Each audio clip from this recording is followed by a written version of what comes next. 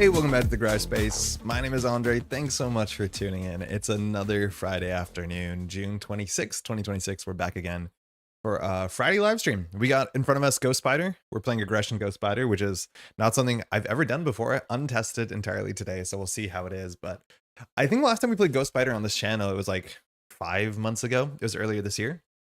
And the biggest, most consistent feedback I got when I was showing off my Ghost Spider leadership deck was like, "Oh, Ghost Spider, that's really cool. Have you tried her in Aggression?"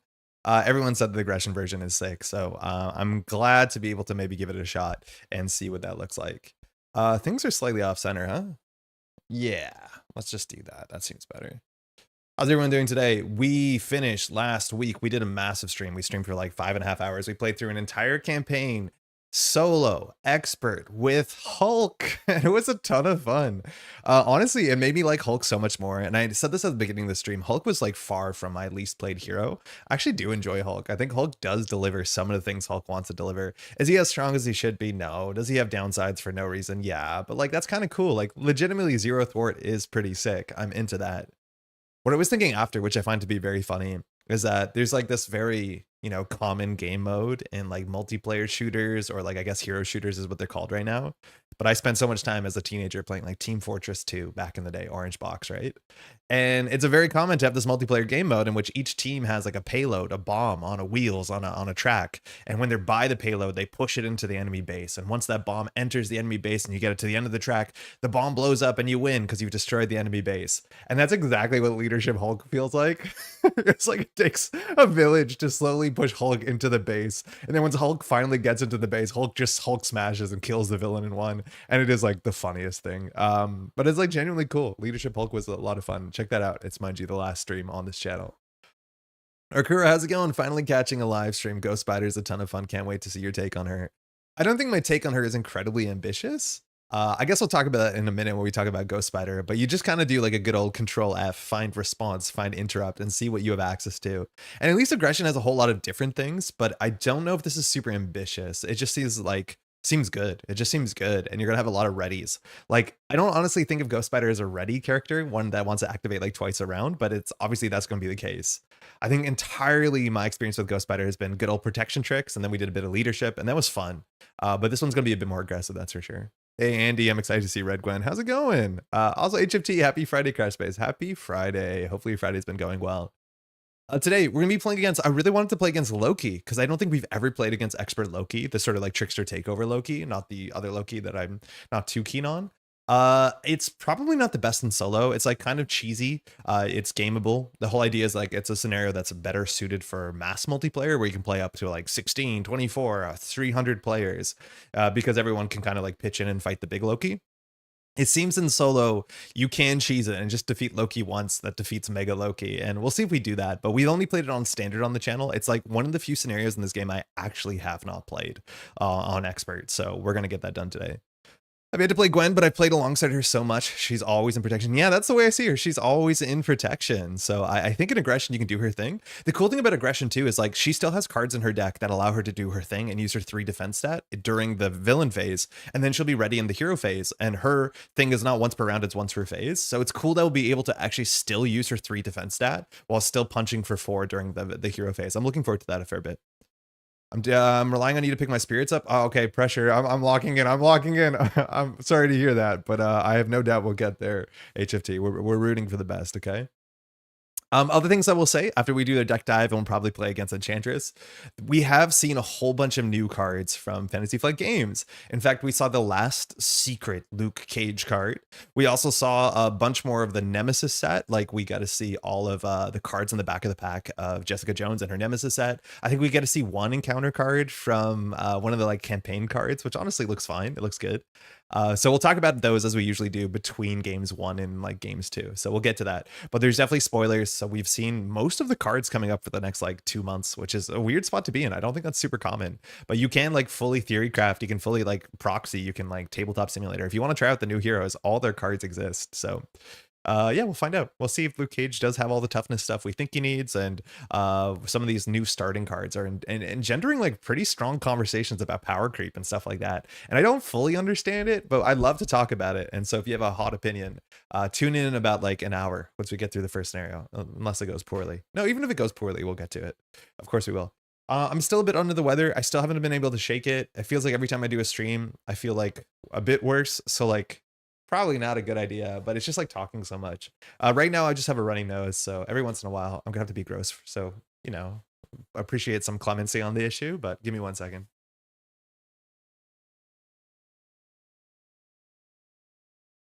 I'm good. Just whining about my recent rough MC games. Oh, okay. That's so much better. What was your rough MC games? I mean, sometimes rough games are fun. I some rough games are the more memorable ones, I think. This was like they came up last week, and like the comment was really nice, and it obviously sometimes this is a hard sentiment to describe, but the person meant it well, and even if they didn't, I would still think it's funny. But like we still lose this game. Like playing expert solo, sometimes some things are out of your control, but like I have played a lot of Marvel Champions. I come from a card game background of playing cards cleanly, but you do still lose. And I think if I didn't lose this game, I wouldn't play this game. I think I want to be able to lose confidently 1 out of every 4, 1 out of every 5 games. It could be worse than that, honestly. And probably it should be worse than that. Like maybe we should be jumping up to heroic and losing 1 in every 2 games. Maybe it'll be fun. Message above? I don't know. That I don't see the message above. I don't see it. I don't know, HOT. Sorry. It doesn't say anything about your games, so apologies if I'm missing something. Regardless, let's do deck dive. This is Ghost Spider. We've played her before. She's a web warrior, and that's a really impactful trait because you can play all the web warrior synergy cards. I started building this deck to kind of move away from web warrior because web warrior synergy cards usually overwhelm what your deck does. If you haven't played any of those cards, they're ones that give you good allies, that give you card draw and recursion and all this sort of like wild stuff. We're playing some of them, but this deck only has like 3 or 4 web warrior cards. So there's actually a big chance the web warrior cards we've added to the deck are not great for the deck, and they're a bit too expensive for the curve of the deck. Notably, Ghost Spider doesn't have a raw resource generator, and for web warriors there are no resource generators you can play super easily, so you have to like import helicarrier or play like team building exercise. So we're not, but luckily our cost curve in the deck is largely pretty low. We have a lot of these 2-cost cards. That's like the most expensive card, but I did add a bunch of 3-cost allies, so that might be a mistake. This actually might be a bit too rich for the deck, but we'll find out. Regardless, 1 thwart, 2 attack, 3 defense. Now, we're not going to complain about 1 thwart because we just had 0 thwart for a long time. So 1 thwart's going to feel great. But thwarting will be an issue. Luckily, we're in aggression, and aggression is pretty good at ending the game by just sending it face. So if you can't thwart, do damage. I'm not saying this is a rush deck, but we'll see how much of an issue that is. We have a couple cards that we put in our deck in aggression to give us some thwarting. Specifically, our ally choices in aggression have to be allies with good enough thwart just for that reason, right? We have 2 attack, which is good, and we have 3 defense, which is quite good. And specifically our stats, our attack stat or defense stat being high is really good when it comes to her dizzying reflexes response. It says after you resolve an interrupt or responsibility on an event, you can ready Ghost Spider. And again, that's not once per phase. Sorry, that's not once per round. That's once per phase, which is fantastic. That's really, really good. The better your stats are, the better it is to ready yourself. Because generally when you're readying yourself, you're using your basic activation. So if she had 1 attack, that'd be way worse. That's obviously the case. Also, any character that can ready themselves, you get double benefit from increasing those stats. So we will be increasing our attack stat. But the idea is that we like attack for 4, play some sort of interrupt, ready ourselves, attack for 4. Like that will make Hulk blush, which is like pretty cool. Now, the 3 defense stat is not useless because as long as we can play an interrupt or response, and there's even a defense interrupt or a defense response in aggression, we can defend for 3 against the villain, which will probably leak some amount of damage, and then we just get a free ready. Because again, it's not once per round, it's once per phase. So the best case scenario is that you get to do this in the villain phase and in the hero phase. And I think we can largely do that. Generally, when it comes to protection, you're doing it almost all the time in the hero phase, or sorry, in the villain phase. This one's definitely more weighted towards the hero phase, but you can do both, and we probably will. And that's mostly off of her cards. Hold on, did I just hit a button that was bad? No, I don't think so. Give me 1 second. But Ghost Kick, why did that get big? Why did that do that? That's weird. That's not good. I didn't do that. Why did that suddenly get big? When I wrote the word Ghost Kick, it zooms in. Why do when I write the word Ghost Kick does the card zoom in? Every time I write Ghost Kick, the card continues to zoom in. That's new. Okay, hold on. No idea what that is. I made some changes earlier today, but I didn't test them. But that obviously is not meant to be happening. So I think we have to zoom this out a whole bunch. Why is that happening? Zoom out. Give me 1 second. So we need to zoom out a bunch. I'm worried this is where it should be. That's where it should be. Okay, that's genuinely terrifying. So we'll have to figure out how that's going to haunt us throughout the next like 5 hours or whatever. But Ghost Kick says after Spider-Man uses the basic power, Ghost Spider uses the basic power, deals 6 damage to an enemy. That's really good. That's a 3 for 6. That's like on curve. That's really nice. Now the issue is if you find a minion that has less than 6 damage, like you waste some of the damage, that's for sure. But this is a 3 for 6, which is generally like good. That's just quite good. You don't often see a 2 for 6 in this game. Now the thing is after you use a basic power, so like you have to be not exhausted. But the cool thing with this is you can defend. That's a basic power. And then you just play this in the villain phase, do 6 damage to the villain and ready yourself. It's good. It's good. Now it is 3 cards. Excuse me, which is expensive. Like, and then you'll only start the next round with 2 cards in your hand, but there's ways to help that. But Ghost Kick is just like such a powerful card. Like a 2 for 6 is just good. That means we can make this largely a 2 for 8 on any turn. We just attack, then we play Ghost Kick. It does 6 more damage when we ready. We do 10 damage, right? Like we do 2, 6, 2. It's good. It's just straightforwardly good. And that's why like this is a really nice card in protection because it adds a consistent like little burst. But in aggression, obviously, we're like flying into it way more. Spent a couple hours the other day getting repeatedly smacked around by Expert Magneto while playing Perfect Defense Nightcrawler. I mean, Magneto does do that, but like Perfect Defense Nightcrawler is fun too. So hopefully it was a good enough time. Okay, I'm really worried here that every time I write in a card, it's going to get bigger. Yeah, that's not good. ASIC card zoom in. Toggle filter. Okay, give me 1 second. I just need to dive into the code because this is clearly not sustainable. It looks like anytime I write in a card code, it is making the card get bigger. That's obviously not good. So we're going to have to fix this live and see where this is. So what was the command that came up? Async card zoom in. Okay, why would that happen? Async card zoom. Fix does it. But it only zoomed in 1. Oh my god, I just pasted it in. Okay, super easy fix. Okay, that's fixed. Okay, that was really bad. Okay, so I was copy pasting something in and I copy pasted it somewhere where I was meant to delete, but I pasted it in there just for the sake of having it because I needed the sort of like format. So that won't happen anymore. That was the easiest outcome. Okay, that's good. Basic card zoom out. That would have happened on literally every card pull, so good for us. Super fun, and I'm not giving up on it yet. I just think it's doable despite still having Nimrod and Bastion in the deck. Oh my god. Okay, yeah, that's bad. Having both of them in the deck is really, really hard because you just kind of have to get lucky. The cool thing is at least one of them is a Sentinel, so if you don't deal with it, they can just get discarded for 5 damage using like the weird interaction with Magneto. But yeah, that's not going to be easy. I often do want to make sure that we're just camping out in the 4th scenario, trying to knock cards out of the deck if we can. All right, Phantom Flip. This is a 2 for 5. Same idea. After Ghost Spider uses a basic power, remove 5 threat. And then the idea, of course, is we can attack for 2, play Phantom Flip to remove 5 threat, and then attack for 2. That's like a really good turn. That's a genuinely good turn. And of course, you can play this in the villain phase. This is a 3 for 5 on Thwart, which is still barely like under curve. That is quite good. Her cards are like aggressively tuned. I think the downside is that she has to like do a basic activation to fire them, but it's not a real downside if you ask me. We have Web Binding.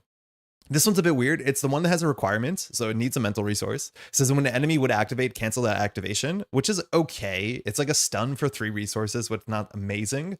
The problem about this is it's an interrupt, but you want to play this largely when you're exhausted. So that doesn't actually show up a lot because the idea is that if you block and the villain attacks, like you can play this when the villain attacks a 2nd time and then ready yourself if you get lucky. But what this card really wants you to do is use it to block minions or destroy minions, because the idea is that you block the villain, you're exhausted, then a minion attacks, you play Web Binding, and then you're ready and the minion takes 4 damage. So if the minion's defeated, you don't have to actually take damage from them because the attack doesn't go through. I mean, it's fine. It's okay. It can happen. We're aggression, so we can knock out minions relatively consistently. Generally, cards like this that are only good going into the next phase are not amazing in most decks because you have to hold on to them or hope you draw into them, and it's not very consistent game plan. But luckily, very specifically, Ghost Spider has a way to make sure she can hold on to situational cards, and this is a pretty good situational card to hold on to for that. Similarly, it's Pirouette and Punch, and this one's also tricky because it's a card that you want to like rely on, but you can't rely on it consistently. Because it says when a card is revealed from the counter deck, deal damage to the villain equal to one more than the number of boost icons on the card. Then you can cancel the card's when revealed effects. Technically, this one is playable even if the card doesn't have any when revealed text, which is nice. So if you just reveal a minion, you can technically play Pirouette and Punch just to like panic ready yourself. But ideally, you're holding this for a treachery because paying 2 just to do like 2 damage to the villain and ready yourself is like niche. It's not the end of the world, but it's kind of niche. It's sometimes necessary because if you play too many aggression cards that require you to do a basic attack to play an interrupt, like you really need to be ready going into the hero phase. But this card is another card that's a bit conditional. But luckily, we have George Stacy, which is really quite good. I like George so much, and I always think when I read George, there's going to be one or more conditions on how you can use him, but he's so easy to play. Now, admittedly, our obligation will discard George Stacy, and then everything falls apart, but otherwise, if you don't want to worry about that. It's a 1-cost persona, and it says events attached to George Stacy may be played as they were in your hand. And as an action, and it's not an alter ego action, just an action, you can exhaust George to attach an event from your hand face down here. That's just so good because as we said, we have so many cards that are conditional. We want every phase to have a card that can ready us. And so any extra cards we can put here, and that means we'll functionally have up to like a 8 hand size. It's really quite good. And notably playing the card off of George doesn't exhaust George. So you can actually just make a turn where you put all the damage on George, set up, and then just do 18 damage in a single turn. Like it's really, really, really good. Now, I have less good stuff to say about parental guidance, and usually because alter ego events are not my favorite, but this just says find George Stacy or attach an event from your hand or discard pile down to George Stacy, which, like, that's not awful text. The issue is, like, Ghost Spider doesn't have a lot of ways to jump down to alter ego, and she doesn't have a lot of incentives to jump down to alter ego. So, yeah, this card is just, like, not perfect. It has to be only an alter ego, which is a bit mid. Oh boy, God Allies, this will be fun. Nate, I have not played against Expert God Allies, so we'll see how it is. Going through her cards, I'm seeing a ton of subtle interactions. It's fascinating. Thank you. She's much more interesting than Miles. Yes. Oh my God, is she more interesting than Miles? Miles is like a stun and confuse bot. Like that's kind of all he does. Like a bit of damage, a bit of stun, or a bit of confuse. He at least has some supports that are a bit more interesting, but not really. But Miles is like very much could be the first deck you learn. Like he reminds me a lot of Spider-Man, where it's like this is straightforward. The moving parts are like not very like they're not super subtle, but they're very, very strong, especially in solo play where stun and confuse goes pretty hard. She has way more interaction points when it's like tucking your extra hand, trying to understand the timing window, using her ability to once per phase, making sure you can start the next phase ready. Like she is so cool. And the fact that she actually has a very interesting builds in different aspects. Like she might not even be the best in protection. She might be a better aggression deck. We'll find out. Her one downside is she doesn't have like a good economy. The only card she has for her economy is the last card in her kit, or not actually the last card, excuse me, is Web Bracelet, and she has 2 of these. It says after you resolve an interrupt or responsibility on an event, so basically when you fire a text, you can only exhaust 1 of these to draw 1 event. Now that's interesting, and certain decks use these better than others because we want to find 1 Web Bracelet as soon as possible. Because then anytime we play the 2-cost event, we draw a card and it makes it a 1-cost event. That's a really big deal. Let alone drawing cards is one of the most exciting things to do in any card game. It's always really good as well. This deck will probably actually want to play 2 of these if we can get to the second one, because it's not unlikely that we'll fire 1 during the villain phase and 1 during the hero phase. Because we have enough little tricks to do during the villain phase, which we'll usually be playing our actual Ghost Spider cards, and then we'll probably be playing an aggression card during the aggression phase, and almost all the aggression interrupts and responses are 0 cost, so it's really, really easy to basically trade a card into a card with Web Bracelet, which is just good, clean fun. So this is one of the few decks in protection you don't often need 2 of these down, but in aggression I think firing 2 of these is not too big of a pipe dream. It's probably reasonable. Now, Ticket to the Multiverse is maybe one of the coolest cards in the game. Not actually, but like abstractly, because it is a non-resource that has 2 wilds on it. Like it has 2 resources. Generally in this game, people talk about the effective resource cost of cards, and you could, it's like good to do that because it does allow you to shortcut some math and be like, oh, this is a 4 effective resource card and I have 5 cards in hand. So you understand how easy it is without having to add a bunch of math. But if all cards are worth 1 resource, you could argue your way out of doing that. I still would, though, for a bunch of different subtle good reasons. But this is one of the few cards that has its cost is technically higher than what it looks like because pitching the card gives you 2 resources. So playing Ticket to the Multiverse actually technically costs you 4 more than 3, or kind of like 5 more than 3, because there's not a lot of cards like this in the game that they're playing them stops you from actually getting the resources on it. I think Hulkling did this too. So it's an interesting little thing. It's a little wrinkle on this card. Now, what does this do? It's an upgrade. So you can choose to remove this from the game in either side of your hero or alter ego to discard your hand, shuffle your discard pile back into your deck, drop to your hand size, and ready each Ghost Spider card you control. So it's a really good panic button. There's some turns where you want to do this, guaranteed. There's some turns where this is the only thing you can do, but it's not a bad card. The only issue about this card is that it is inherently very expensive to set up, and you don't really like need to fire it in the first couple turns of the game. So it's the sort of thing that will probably come down mid the second cycle, and then you'll jump from second cycle back up to the top of the second cycle. Usually that's what happens, but it's not my priority in my first cycle. We haven't mentioned our alter ego, and our alter ego uniquely interacts with just this card. It's not alter ego text that's really worth jumping down to fire. Well, we do have 3 recovery. It says choose to either shuffle the Ticket of the Multiverse from your discard pile into your deck or ready George Stacy. So if you ready George Stacy, you can attach 2 cards on him. I mean, like that's whatever. But shuffling this back into your deck is really good on turn 1. That's the best time to draw this, is you get a double and then you just immediately shuffle it back in your deck and you get another double. It's a weird card. It's good. It's definitely a good card and it's a powerful card. But that's it. It's like it fires once. It's a bit expensive. Is your identity readied by TTTMV? I don't know what that stands for, so probably. Hey, Tommy, thanks for all the great content. Catching the stream from Ireland while making dinner. Enjoy your dinner. Your weekend's just starting. Tommy, thanks for the kind words. Aggression Ghost is so fun. I've heard it from so many people that Aggression Ghost is so fun, and I haven't tested this deck, but I'm pretty sure those people are right. Ticket to the Multiverse is a cool card. It's a really cool card. I kind of wish there was more cards that had variable like resource costs, not just 1-to-1, because it makes the math way more interesting. Yeah. Ticket to the Multiverse. Does it fire your ability? No, it doesn't. Because, is your identity ready? Yes. Yeah, your identity is ready. Excuse me. I thought you meant it's not an event with a response or an interrupt, but it does ready you. It says discard your hand, shuffle your discard pile of your deck, drop your hand size, ready each Ghost Spider card you control. So you are a Ghost Spider card, and it readies your upgrades and other stuff like that. So it's nice. It means you can actually draw 4 cards from a bracelet in theory, which is cool. But it does ready you. You are a Ghost Spider card. All right, now aggression. We're playing some of the aggression cards, and this is an interesting card to talk about because we're going to be talking about it a bit more today because we actually saw a very similar to card like this coming out in the near future. This is combat training. It's from the core set. It gives you +1 attack. And I'll be honest, I don't often love these cards. The one that I see the most play is usually defense, and it's because defense has way bigger upsides for perfect defending than you do from easily getting +1 thwart or +1 attack. It's also cheaper. But +1 attack for us goes a bit harder, just like on any character that can ready themselves, because technically we're one of the ready characters, because we can attack for 3, ready ourselves, and attack for 3. So this is way better, way faster. It's not a priority I'll mulligan into, but we do appreciate this as much as like damage is a bit weird when it comes to aggression solo.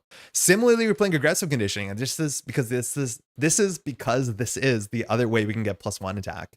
Giving yourself +3 hit points going up to 13 is probably fine. This card is a bit expensive, I'll be honest, and our cost curve is like a bit higher than I want it to be, as much as we have a bunch of 0 cost cards. But the same idea here, eventually we'll be on 4 attack, and 4 attack just means readying ourselves is that much better. So we can attack for 4, ready, attack for 4, really quite good.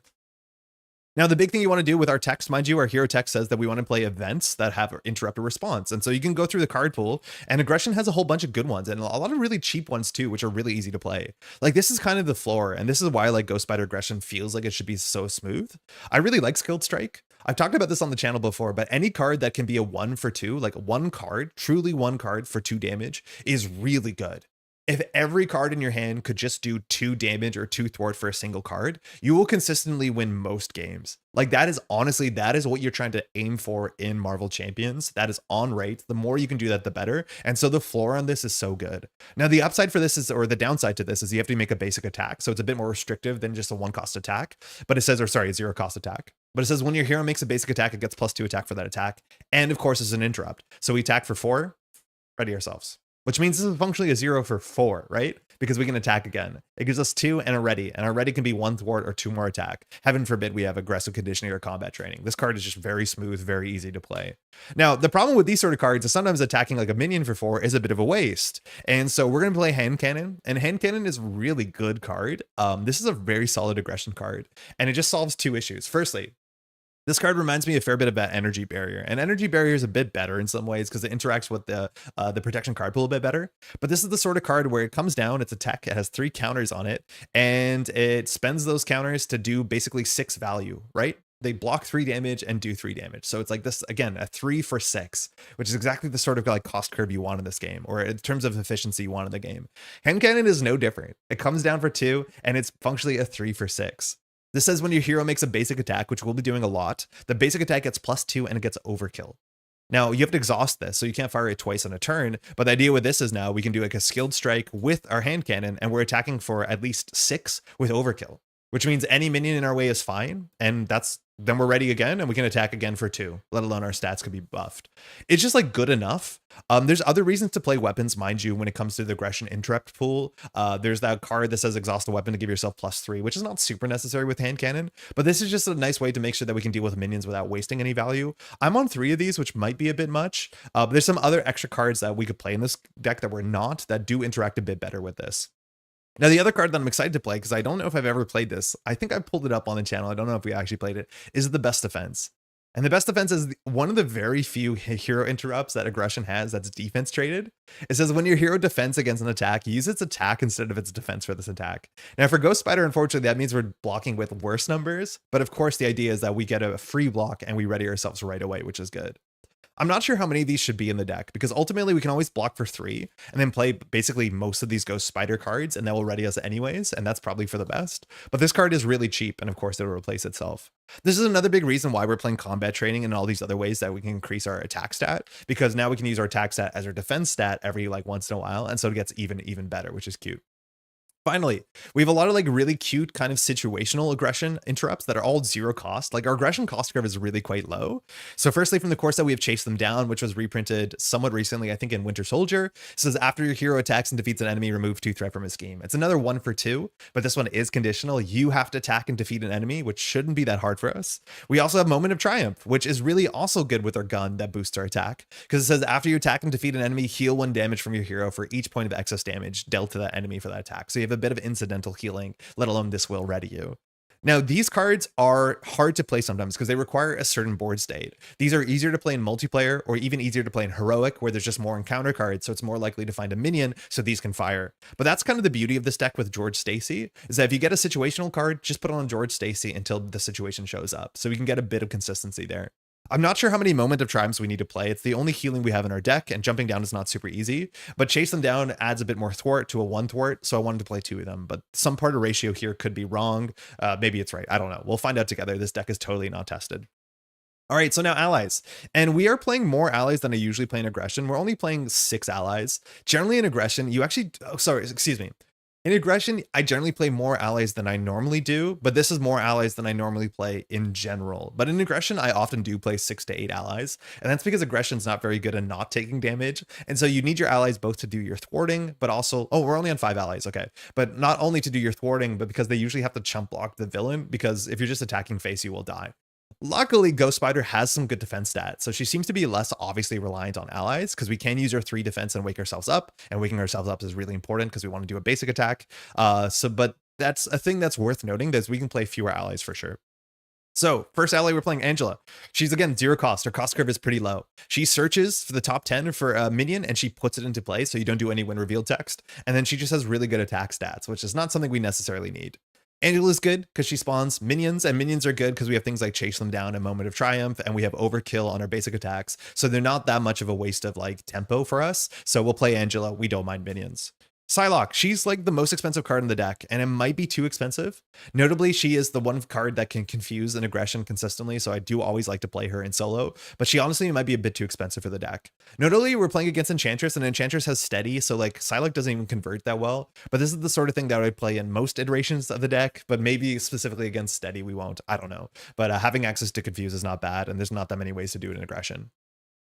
Now we're playing some Web Warrior stuff, and we're not a huge Web Warrior deck. I thought maybe 3 Web Warriors and Web of Life and Destiny might be enough, and then this becomes a soft like resource generator. Technically, SPDR can fire Web of Life and Destiny way more than it looks, because SPDR keeps coming back. But this will be a 0 cost card because we're a Web Warrior that just says when a Web Warrior leaves, draw a card. There's also that Web Warrior support card that you can attach, or it's an upgrade, I think, that says you get +1 attack anytime a Web Warrior leaves play. I mean, we don't have enough of Web Warriors to support that, but that does make sense with Ghost Spider, because boosting her stats are doubly good because she readies. Now, Madame Web, I really wanted to play Madame Web because she is relatively cheap, and she does thwarting, which is good, and she gives us information. All that sort of stuff is really good in aggression, so we can get rid of the side schemes, or we can get rid of anything that requires us to thwart. We can find minions, and she thwarts relatively well, and she's a Web Warrior. SPDR is one of the best Web Warrior payoffs, because SPDR can keep bouncing and coming back, and when she leaves, we draw a card, and she basically attacks for 1, thwarts for 2, which is perfect. Finally, we're playing Hobie. Hobie? Hobie just does some damage, but has the same sort of like stat distribution of like Brother Voodoo or Jocasta. So we'll probably thwart for 4 and then just blow up and do some more damage. Does the deck need more damage? I'm not 100% sure. We'll find out together. But I thought it's a fun one to play, and it's a bit aggressive, which is good. That's all our allies. We don't have too many of them. The cost curve, mind you, on these is a bit higher than I want. Generally, our deck is relatively cheap. Like nothing costs much more than 2. So these are the most expensive part of our deck by far. Face the Past. Anytime that your hero wants to ready or kill minions, I'd always consider Face the Past. Our nemesis is Peter Parker's Lizard, who is not that bad. 5 health means we have to generally play at least 1 interrupt to deal with it, but we can, so we will. But Lizard's not that bad, and Face the Past draws 3. This honestly might be slightly clumsy, because when we play this, we cannot attack the villain anymore, and there's a lot of times that we'll defeat Lizard and then ready ourselves using our interrupt text, and when that happens, we can't really attack the villain, and so it's a bit awkward, but it's always nice for an explosive start to draw 3 cards. Then everything else is just resources, and like just straight resources. Like we have enough cards to play the Power of Aggression. I think in terms of aggression cards that cost 2 or more, we have like 7. 1, 2, 3, 4, 5, 6. Okay, we have 6, which is just about enough to have a single Power of Aggression. If we had 7 to 8, I could play 2 Power of Aggressions, and then we have Energy, Genes, and Strength. We have no other resource generators, and there's like none obvious we can play besides Helicarrier. I mean, I don't like the Helicarrier that much, but you could consider playing it. The issue with the Helicarrier is that it's an action to play the next card, which means all the things that you're doing, like Ghost Kick and all that good stuff, you can't use them because you have to play these usually, not always, but you often play these during the villain phase, which means you can't take an action to make them cheaper. So it's still not a bad card. It's just like not perfect. We would way rather have access to the Quinn Carrier, which we'd have to cheat in doing some, play a side scheme or something. And this is better because we have some cards with requirements. Cards I want to shout out: Warning. I have played Warning classically in some Ghost Spider decks because it says when a hero would take any amount of damage, reduce that amount by 1. So you can defend for 3, assume you're going to take at least 1 damage from the villain who's attacking a bit harder, and then play Warning, which will block at least 1 more damage and ready you. Is that good? I mean, it's not amazing, but it honestly might just be a bit better than Best Defense. The thing is, the Best Defense gets better when you increase your attack stat. It just does. Like, that's good. And you're not in the awkward situation where you block for 3 and the villain draws a 0 boost and Warning doesn't do anything, because you can't play Warning if you're not going to take damage, because you need to interrupt taking damage. But Warning is a reasonably cool neutral card that you can play in any Ghost Spider deck. And when it came to leadership that had like no defense traded events, we did play this. I wonder if the new card from Luke Cage's defense interrupt, it probably isn't, but who knows. The other card we can play is Directed Force, which is not bad either. This is super similar to Skilled Strike. It says when your hero would make an attack with a keyword of any of those 3 keywords, that it does 2 additional damage, which is basically the same text as Skilled Strike. And our attacks will consistently have overkill because we consistently have that pistol that gives our attacks overkill. So I'm not 100% sure. I think testing will tell us whether we need more of these like very good 1-for-2s that ready us. And if we do, we can play up to 3 more Directed Forces. But these cards were not in the deck. They're the other cards I considered. Which I do always like to show here, and this deck is not tested, so we might have even been wrong making those decisions. No Peter Parker. Yeah, Peter Parker is like fine. I'm just so tired of playing a lot of the Web Warrior characters where they like overwhelm your kit. And I think Peter Parker would be good in this kit. Like Peter Parker is good in most kits on the basis that like reading us is good because our stats will be good. Like we just do like reading ourselves. But ultimately, like we don't have research generators to like get those 3 icons. It means we'd also probably want to play the like Ticket to the or Across the Spider-Verse to get Peter Parker back. It's like probably right. It probably is better even than the last aggression resource card, but we're going to try without it and see how we feel. But yeah, Peter Parker is obviously very, very good. I just get annoyed every time I play a Web Warrior deck. The Web Warrior synergy package overwhelms what your deck is trying to do. And then you just focus on playing as many allies as you can. I love Directed Force and I never see others play it. It's a card that I don't think is good enough. Right? Like the way that I see it is we talked about cards being a 1-for-2, being very good. This is a 1-for-2, but it is conditional. And unfortunately, like the characters that want to play this consistently, I don't think actually want to play it. Like Hawkeye can play this with all his arrows because all his arrows have ranged, except like I do not want to play a 1-for-2 in Hawkeye because Hawkeye has other issues where having a 1-for-2 does not solve it. Gwen can do it okay. You can do it a bit in Domino with Domino's pistols. I believe they have range, but again, playing a 1-for-2 that doesn't have a wild on it doesn't seem amazing in Domino. So like I really think for that card to be good, you actually need to use the interrupt tech on it. It's like really, really quite nice for us. It's a card I wish I liked, but I honestly wish it was a 1-for-3 because I feel like the condition that it's attached to is somewhat expensive. At least aggression can do it consistently. Agree, but I think he's so good that he curbs creativity in deck building. Yes, I agree. I think he's so good he curbs creativity because like generally just doing Peter is better than anything else. No, what was the most recent printing of Chase Them Down? Really? I was convinced they didn't chase them down in Winter Soldier. Seems like such a Winter Soldier card, but maybe that's because it's literally Winter Soldier's text and I'm getting confused. That would also make a lot of sense. My nose is just like straight running. Excuse me. How's everyone doing today? It's a Friday. I trust you're all doing well. Today, our plan is to play against Enchantress and then play against Loki. And then we'll probably have time. We'll talk about, mind you, the new cards we saw from the new set from the stream on, I want to say Thursday, probably. But I really want to play a scenario where we can put the Inheritors into the deck, which I wanted to play against the Inheritors for a while. They're an encounter set. Hold on, I can pull it up. The Inheritors or the Inheritors? This is an encounter set that it has a lot of like mid-range of minions, which is actually pretty good for us. They also get worse when you have the Web Warrior trait on you, which will make a lot of sense for us. So if this deck is reasonable and good at punching out minions, I think we'll want to try and play against the Inheritors because I don't think I've played that set yet. There's some really cool characters. I have a bunch of these books. I don't think you see them too well behind me, but I do have like the Spider-Verse Spider-Man Almanac, which is like the Inheritor storyline. I'm like mostly through it, but I have some like comic book omnibuses behind me. Hey, Cyborg. So glad to be catching 2 live streams in a row. Let's see Ghost Spider in action. Let's see it. Glad you're excited. I am too. I have never played this deck, let alone Aggression Ghost Spider, but like everything does look good. Like the numbers look good. Things look good. The game plan looks good. All right, so we're going to be playing against Enchantress. The setup is already done, which is good. Main scheme. How did I do this? Yeah. So we're playing totally stock standard. So we have Enchantress. She has a couple minions. They get worse as the game goes on. And there's also Ulik. Is there only 4 minions? I feel like there might be more. We're also playing with Trickster Magic, which is actually something that helps us. They spawn some pretty big minions, but when you defeat the minions, they become allies for your side of the table, at least for one knockout, and they usually have interesting attacks. So it will help us, and we're pretty good at knocking out minions, so this shouldn't be the worst. We're playing on standard 3, so our nemesis will be showing up sooner than later, let alone also we have Pursued by the Past. And our setup says set the future despair side scheme aside. We have that. Attach a random hypnotic gaze. So the fronts of these are all the same, but if you're not familiar, when you flip them over, they all give you forced actions, which is really exciting to see that forced actions are coming back in the next box. It's a really fun thing. And we have to set all the other ones aside. So we're going to randomly have one of these. We will just roll a die. 1 will be on left, 5 is on right, and we can't flip these over. 5. Okay, so what this is when it gets counters, once it has 5 counters, we flip it over and we become enthralled, I believe is the term. So we'll find out what that is and what's going to force it out of us. I don't know which ones are good or bad for us. It's been a while since I played Enchantress, but Enchantress is easily one of my favorite scenarios, at least in recent memory, on the basis that she's a scenario that gets harder as time goes on, which is usually the opposite of Marvel Champion scenario, which is like a bit backwards in my head, because generally the hardest part is turn 1 because we have nothing, and then as the game goes on, it should actually scale up into us, and this one does. All right, we have Prime Real Estate. 6 threat is not a lot. It's very easy for Enchantress just to scheme with a 3 boost, and we lose this, even if we jump down, so we can't. It gets 1 a turn. And it says when a charm counter will be placed on an enchantment card in your play area, if your identity is already enthralled, you put a threat here. So we'll add more threat over time after we get enthralled. The villain is Enchantress. She is steady and toughness, so her Psylocke is not going to do too much. I guess we'll keep that there. When revealed, in standard mode, you do something. We don't have to worry about that. And force response after Enchantress attacks you, place a charm counter on an enchantment card in your play area. Now, a bunch of her encounter cards will also place enchantments, but basically every time she attacks us, it doesn't matter if we have take damage or not, we get slowly charmed. And once we hit 5, the things really starts to kick off. You're tossing Frost Giants instead of Trickster Magic. I think Trickster Magic makes her too easy. Enchantress is still a favorite scenario. I haven't played enough Enchantress to know if it's too easy, but I like kind of want to fight them. But we'll see if that's the case or not. Like my win rate against Enchantress is not brilliant as is. And we'll see without thwarting whether we can keep up with her.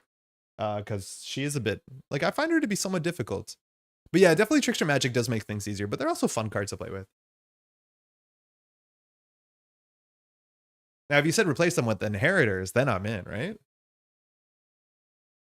I find myself putting down to earth modular in every scenario recently. Love the extra flavor, add some game narrative.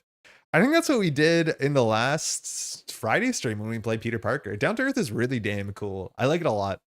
I would be a bit reticent or a bit like, yeah, apprehensive to play it in a hero has no way to jump down to alter ego that easily. But yeah, especially because against steady, but down to earth is really cool. Okay, just for the sake of the camera, I've already shuffled this. This deck is like way bigger than I thought it'd be. There's like 32 Enchantress cards. And then we have standard 3 expert, our obligation, and Trickster Magic in this. So it's like a weirdly big deck for this point in Marvel Champions. Generally, the decks got smaller as the designs got later. This is like, feels like a Rise of Red Skull deck. All right, that's it. I think we're off. You know our alter ego. We have a beautiful 5 hand size. That's unimaginable. We don't really have text that we play around. If we get the ticket to the multiverse, we're pretty happy because it's a double and we can shuffle it back in, but that's mostly it. We do want to set up with our web bracelets as soon as we can, but there's not much else that we care about. Finding one hand cannon will be good, but we're not a really big setup deck, which is cool. We just try to play a good on-tempo turn every turn. And she has a toughness, so like attacking her for 2 and then redding and attacking her for 2 is like totally acceptable. So let's see what we get. The best defense. Okay, so it's one of our few defense cards. This stream title is spelled defense with a C. That's the Canadian way to do it, the UK way to do it. Defense with an S, honestly, is like one of the few non-Canadian spellings that looks better to me. But like color without a U looks really weird. This one looks fine. Chase them down. Okay, unfortunately, we drew a bunch of our conditionals. We won't keep them. Obviously, this says nothing. Unless, actually, this is maybe worth keeping if we draw into our, well, no, it's not that good because they're not 2-threat, but you could, in theory, draw into, what's it called? Your nemesis with Pursue the Past. Skilled Strike. It's worth keeping. This is, again, 1 card for 4 damage on this turn. Like, it's really quite good. Nailed it. Now the problem with this is we need to find a double, but with our alter ego we can shuffle this back, so this is perfect. And we do get a 5th card. We actually get a 6th card. Wait, did I say 5-card hero? We're a 6-card alter ego. Like, what a treat.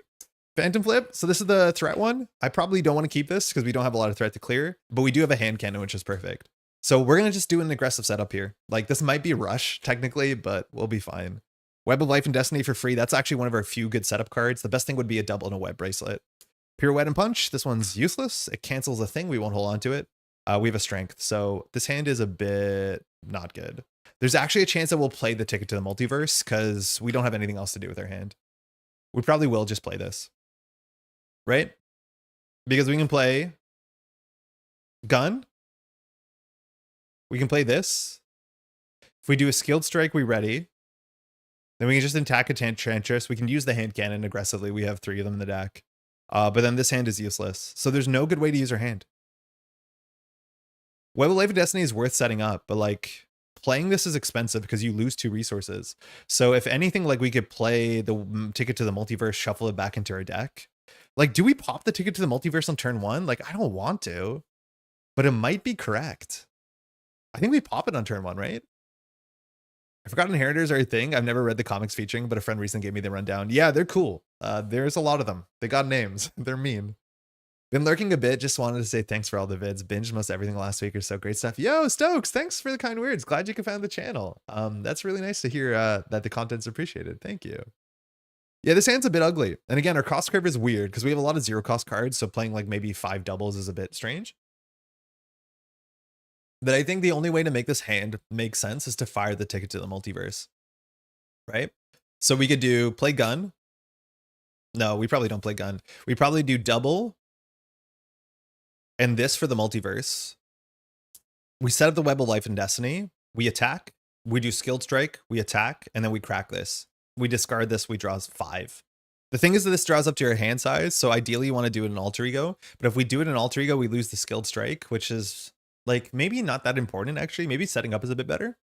But this you can do in alter ego or hero mode. And obviously in alter ego our hand size is a bit bigger. But I think this is a better setup. It's like you basically get a free mulligan. Like I don't think there's a time where this is the most important. It's just like this hand is a bit sleepy and we waste like 2 cards, which feels bad. So I don't think we want to. So I think we'll just play this. We'll play the Web of Life and Destiny, which we are not a Web of Warrior in alter ego. So actually we have to hold until we're in hero mode. And we're probably just going to crack the multiverse. The other options, we just play hand cannon pass, which like is fine too, but we want to set up the Web of Life. So we probably are priced into this. We'll jump up to hero mode. We will attack for 2.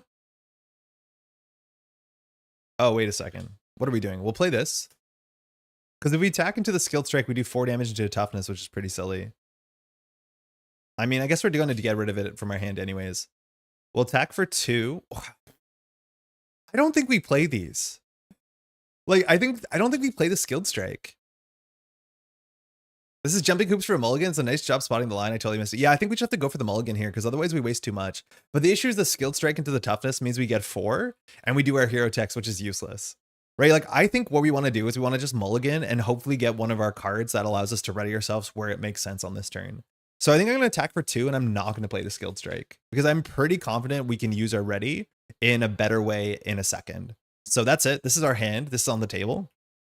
Now we're just going to fire ticket the multiverse. So we're going to remove it from the game. We're going to discard your hand. We're going to shuffle your discard pile back into your deck. We're going to ready ourselves. And notably, we haven't fired our once per phase response. So ideally, we're firing that again. And we just draw 5 more cards. So like, not beautiful. I'll be honest, that like kind of sucked a bit. There was a more conservative line, but I mean, we'll take it. I don't think I need to pile shuffle this. And then we just draw to 5 and we're ready and we can still fire this. So ideally we fire this. Best case scenario is we find another skilled strike and a bracelet. Don't whiff. I mean, it'd be pretty bad to whiff here, but like we have the Web of Life and Destiny. That's a good setup, right? Look at our setup. Hey, Matt, how's it going? Draw 5. All right, Madame Web. So we can always play her. She's fine. We have 3 Web Warrior cards now. We have the combat training, which is one of our better setup cards. So that's good. We'll have a conversation about that. Scaled strike. So we have a cheap ready. So that's good. Pirouette and punch is useless, but usually it is. And we have a phantom flip, which again is not a good one here because it's the remove 5 threat, which is not super useful. I think we have 3 of these and 3 of the can we kick it one, which is good. So, I mean, this is doable. I think all we do here is we play combat training skilled strike and we just do a bunch of damage. If we want to play Madame Web, it's 3 cards and we can do skilled strike, but I think we have to play our combat training. So spend 2 on combat training. Again, Madame Web is a fair bit cheaper because we have Web of Life and Destiny, so that's worth keeping in mind, but we did land this. And now we can do like 8 damage this turn, which is good. So we'll attack for 3. The villain takes 3, but we'll play skilled strike as an interrupt. So this gives us 2 more damage. So, excuse me, the villain takes 2 more, and we can use our hero text to ready ourselves. And then we'll attack for 3 again. We're going to ignore threat largely, but again, we just did 8 damage this turn, and we were not going to hold on to Madame Web. I totally forget as a hero we're allowed to hold on to cards now. I'm like so Hulk-pilled, but I don't think holding on to Madame Web is that good. We really want to find a defense event that allows us to interrupt. And that's a good turn. Yeah, that was not the worst mulligan, but like you could imagine better, but we sometimes take what we can get. I would love to do that in Alter Ego because then we would draw another card, but yeah, we have to be able to play this for free. Yeah, everything's coming up. Stacy, Phantom Flip. Okay, so this means we can defend and remove 2 threat, which is like, okay. We didn't find one of our bracelers. Angela's cheap damage. She'll grab a minion. That's okay. Power of Aggression. I really hope we draw a gun because there's not enough maybe for this. Chase them down. So we can get a minion with Angela and that's a free ready, which is good. We can get a 3 health thing and we have a web binding, which that's the when an enemy would activate. So we drew none of our good tempo ones. So we have to really think of what this turn is going to be here. Luckily, all our cards are super cheap. So if we like defend for 3, we can just take the first attack probably. But if we defend for 3, we're priced into playing one of these. I think I'd rather attack for 3, Phantom Flip, attack for 3. Angela could grab something. We could defeat the thing with Angela, chase them down. That gives us a ready. So if we're going to play these, this gives us a ready, which means we can spend these 3 cards for a Phantom Flip or a Web Binding. So, I mean, I guess we do. I think that's all we do. Worst case scenario is we draw into a minion, but you want to just plan your hand out. And I think she's very good at planning your hand out. It gets a lot better when you get the bracelet. The new event storing cards will be a nice smoother for Gwen. I don't know if I know what that is, Matt. What is that? What event storing cards? Like George, or is there a new card coming up? All right. Not that. Don't look at that. This goes to 2. That's it. Once it hits 6, and now the villain's going to activate against us. Enchantress is going to attack for 2 and a card. So it says after Enchantress attacks, you place 1 charm counter. I'm just going to do that now so I don't forget. I don't think any of the boosts count for charm counters, but we'll remember once this is 5, something bad happens. So we're allowed to defend for 3 and just play like a really kind of not really great Phantom Flip. But it says we'll basically defend for 3. We take 1, 2. 3, 4, 5 damage. Okay, so that's one of the big minions, so that's good. We block for 3, so we only take 2. And then we'll play Phantom Flip, which Phantom Flip says, after Ghost Spider uses a basic power, remove 5 threats. So we'll remove 2 threat from this, which isn't amazing, but there's no other good ways to use our hand. And then our hero text says we can ready ourselves, which is great, because that's once per phase. So that's kind of the thing you're trying to do. 1 encounter card, Zax. Okay, so we have a minion. That's going to be annoying. So this is Zax from, no, not you. That's the one that we get eventually. But there's a bunch of these big guys in here. So Trickster Magic Zax says, retaliate 1 in victory. When revealed, discard the top 4 cards of your deck. For each printed energy resource discarded this way, take 1 indirect damage. So this sucks because we are short 1 damage to defeat Zax. We are literally short 1. So, oh, that's piercing. So not great. So discard the top 4. Non-energy, it's Hobie. Non-energy is a genius. Non-energy is the best defense. That is truly an energy. So take 1 indirect damage for each resource discarded this way. So we have to take 2 because we discarded our resource. Okay, bummer. So when defeated, the player grabs Zax and puts into play. The issue is we don't have enough damage, and the only thing that we have here is chase them down. So what we can do is we can still fire chase them down, but because we played the Phantom Flip, obviously the chase them down is only worth a ready, so this is a bit clumsy. If we play Angela, we can attack for 2 and attack for 3, which is not great. We might just jump down and let this go through. Like, it probably goes through because it goes to 1, 2, 3, 4, 5, 6. So unless it's a 1 boost or a 0 boost, it goes through. I don't know how good the boosts are here. New cards, I looked them up for reference, but limited while in YYZ in transit. Yeah, okay. I'll see them. We'll definitely look at them. I'm not sure which one that is for sure. Can you web binding would prevent the enchantment counter? Oh, you're right. Wait. Well, you can, but it's awkward. So if we just played web binding, it would say while enemy would activate, cancel that activation. So we wouldn't have taken any damage. We wouldn't have got a boost card, and we wouldn't have put a counter. Our hand had a mental for it. Yeah, that was straight better. The only downside was it didn't take 2 threat, but we were counting on it chasing them down anyways. So what we did was wrong. I think you're right. What we did was wrong. I thought web binding was the other one. I thought it was a pirouette and punch, but web binding to cancel the activation would have been better. We'd have 2 more health. We'd have 1 less counter. I like that a lot better. You can play chase down anyways because there's no threat to target. Exactly. And then there'd be 2 threats to target, which would have been great. At least this line allows us to jump down if we want to, which might be right. But I think we're kind of like priced into playing Angela here. So we'll play Angela. After Angela enters play, search the top 10 cards for a minion. We're hoping there's a small one because if we have to pull a big one here, it's really bad. So 4, 5, we found a big one, 6, 7. I mean, this looks bad. 8. Okay, that's a small-ish one. 9, 10. I think we're going to go for the Enthralled Brute because at least we can defeat her. But now it's even harder to jump down. So we have to put into play. It's an Enthralled Brute. It has guard. It has 4 health. And its text only matters when we're enthralled, which is not happening right now. So maybe it's good to get this out of the deck. So 4 health. This is a bit ambitious. We can knock it out, and then we can ready ourselves with chase them down. But maybe we'll have to jump down. 6 damage is perfect for Zax. Like, in theory, we can get lucky and draw one of our web kicks, our like, can I kick it kicks? And if we do, we knock out Zax on the spot, which would be great. And we have a 3 in whatever this deck is chance of finding it. There's 3 in the deck. So I think that's probably fine. I think we'll just hope that we draw into it. All right, so Angela's going to attack for 2. We're going to attack for 3. We defeat Enthralled Brute. You know what? I actually think we legally can't play this. I don't think we can play this because there's no threat. So we definitely did mess up. Because, yeah, we cleared all the threat, which means this is unplayable because you can't play a thwart card if there's no threat. So we just wasted 3 damage to Enchantress or Zax. So yeah, I really messed up that first turn bad. We definitely wanted to leave the threat here. So we should have just canceled the activation. That would have been a lot better. We'll just discard this. My bad. Kind of a mess. We're going to get attacked for a fair bit, but we should be okay. We just need to find a ghost kick, and we did. So that's going to be fine. A double would be perfect, but this knocks out Zax immediately. So 1, 2, face the past. I mean, we could do it. Hand cannon, pirouette, and phantom flip. Okay, good. Yeah, this turn will come back. This is a good tempo turn for us. Okay, so this goes to 1. The villain, she's attacking for 2 in a card. We will defend because we're allowed to, which is great. I'll just remember to put this up as much as it happens after. So 1, 2, 3, 4 off of Absorbing Man. So he's gone. So we take 1 damage, but then we can do 1, 2 for Ghost Kick, which is perfect. So this says after Ghost Spider uses a basic power, deal 6 damage to an enemy. So we kill Zax and we don't take the retaliate. And of course, our text says we can ready ourselves, which that was like the perfect draw there. 6 health enemies we can just totally deal with. So when Zax is knocked out, the player who defeated Zax puts a set aside Zax ally into play, and they become ours. Zax no longer activates for obvious reasons. So this is our Zax, 4 health. After Zax enters play, search the top 5 cards of your deck for a card with a printed energy resource and add it to your hand. So maybe we'll get something here. I think our web bracelets have a wild, but I could be wrong, and just attacks for a bit, thwarts for a bit. He's like the least underwhelming. Most underwhelming, least whelming. So not an energy, not an energy. Oh, has a physical, not an energy, not an energy, is an energy. Is it? Wait, do you think we can play Moment of Triumph? It doesn't matter in hindsight, but like, is the window still there? Because we attacked and defeated an enemy. I thought you were playing to flip. Knocking out Zax the Ghost Kick is totally awesome. Yeah, we had 3 in the deck. If we had seen more of them, but it was not unlikely for us to find a Ghost Kick there. Otherwise, we would have considered jumping down, but we knew that all the Ghost Kicks were still in the deck.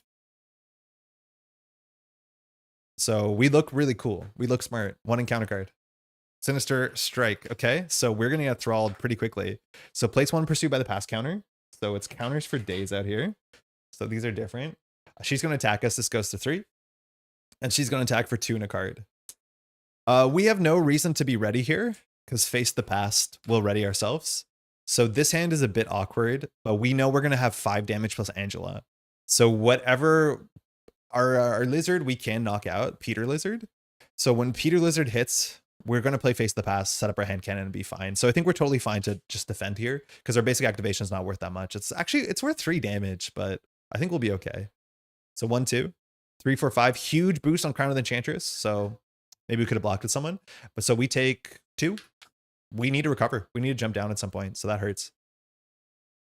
You're still in the response window, so technically you can play Moment, but I think legally you can't because you didn't deal excess damage. Yeah, we didn't heal. So I don't think we can. This is now on 3 because she's attacked 3 times. It's back to us. So we'll just start with Face the Past.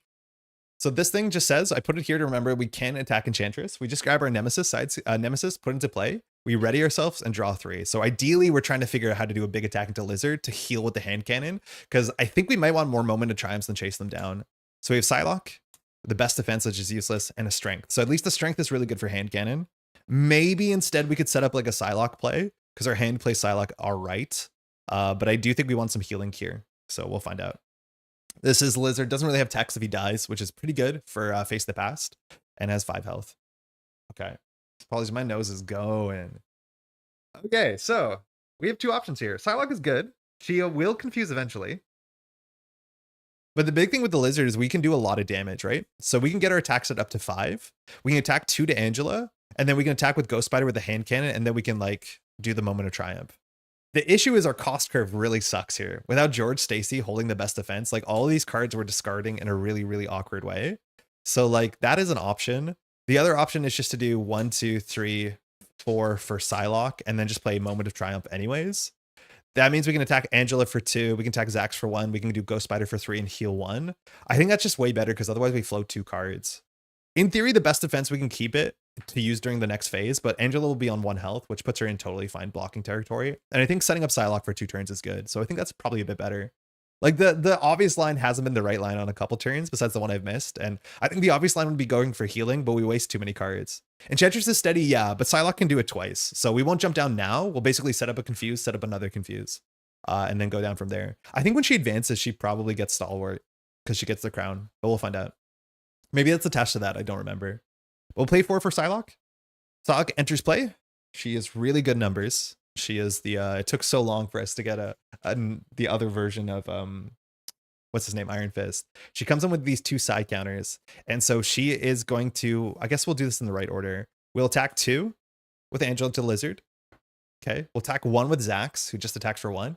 And then we'll just attack for 3 to the Lizard, knocking out the Lizard, which is not amazing. But at least there we can play Moment of Triumph. So we could have healed more. We don't want to use Psylocke on this. We could to do 1 more healing, but it's probably not worth it. So after you attack and defeat an enemy, heal 1 damage for every excess damage. We did 1 excess damage, and that's an interrupt, so we can ready ourselves. So that was heal 1 and ready. Now we'll use Psylocke to attack. So Psylocke's going to attack. She'll use a counter. So she does 2 damage, and she does half a confuse. Unfortunately, we can't attack Enchantress, so we'll just thwart 1 off prime real estate. And that's it. This is removed from the game. We have a lot of cards removed from the game so far, and we'll pass. So not too bad. We're 1 away from getting thralled. A bunch of encounter cards just say you get thralled anyway, so it could just straight happen. But we do want to get another confuse and jump down, so we'll be okay. We'll draw 5. We have a lot of good cards still left in our deck, and Parental Guidance is not bad if you're jumping down. Aggressive Conditioning, that's good. We do need some more health, and so we probably play that. I think we have no more doubles in the list, though. 2nd or 3rd hand cannon, I forget. Best Defense, which we could use here. And a Web Binding, which way maybe we just play Web Binding. Like we are very good at telling what our hand is. This has happened so many times. Both our web bracelets are like 1 raw economy cards in the bottom like 10 cards. But if we had one by now, we have fired our ability text like at least once per round. Okay, so problem with Web Binding is we don't have the mental in our hand, so we actually can't play it. The thing we could do is the Best Defense. We could defend for 3, which is the same as defending for 3 using our normal defense, but this will allow us to defend for 3 and then we can ready. That takes a card out of our hand. If we don't do that, we just block with Angela, which is totally acceptable. We probably won't draw a minion here. We can jump down, we can do Aggressive Conditioning, and then just waste a resource. That's not great. Watched the Hulk versus Batroc struggle earlier today. I actually had a lot of fun playing Justice Gambi versus Batroc. Thwarting with Breaking and Entering and Creole Charmer for Alter Ego is very thematic. Any character that has Confuse, let alone can like do a lot of good things in Alter Ego, is very good against Batroc. Like Gambit, what's her face? Black Widow, Silk even. Like, I think there's a lot of good ways you can build into it.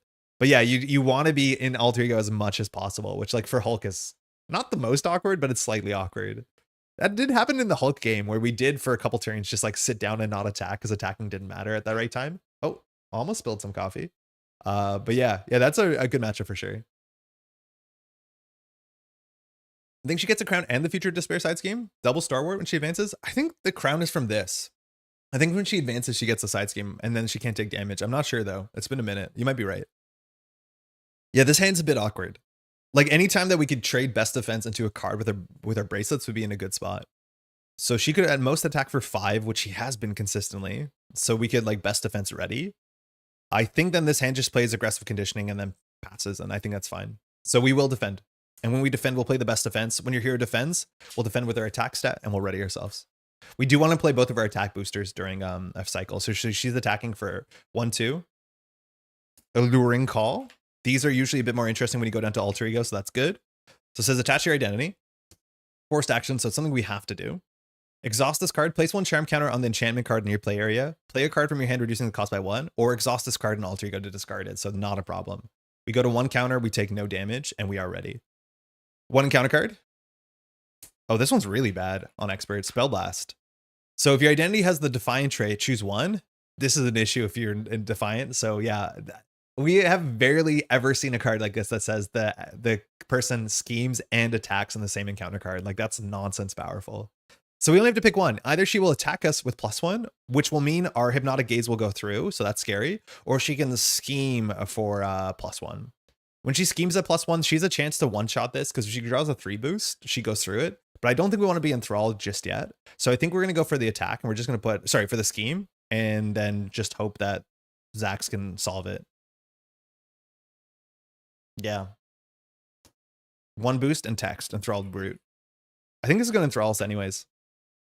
Choose to either place 1 charm counter in the enchantment area or exhaust your identity. Okay.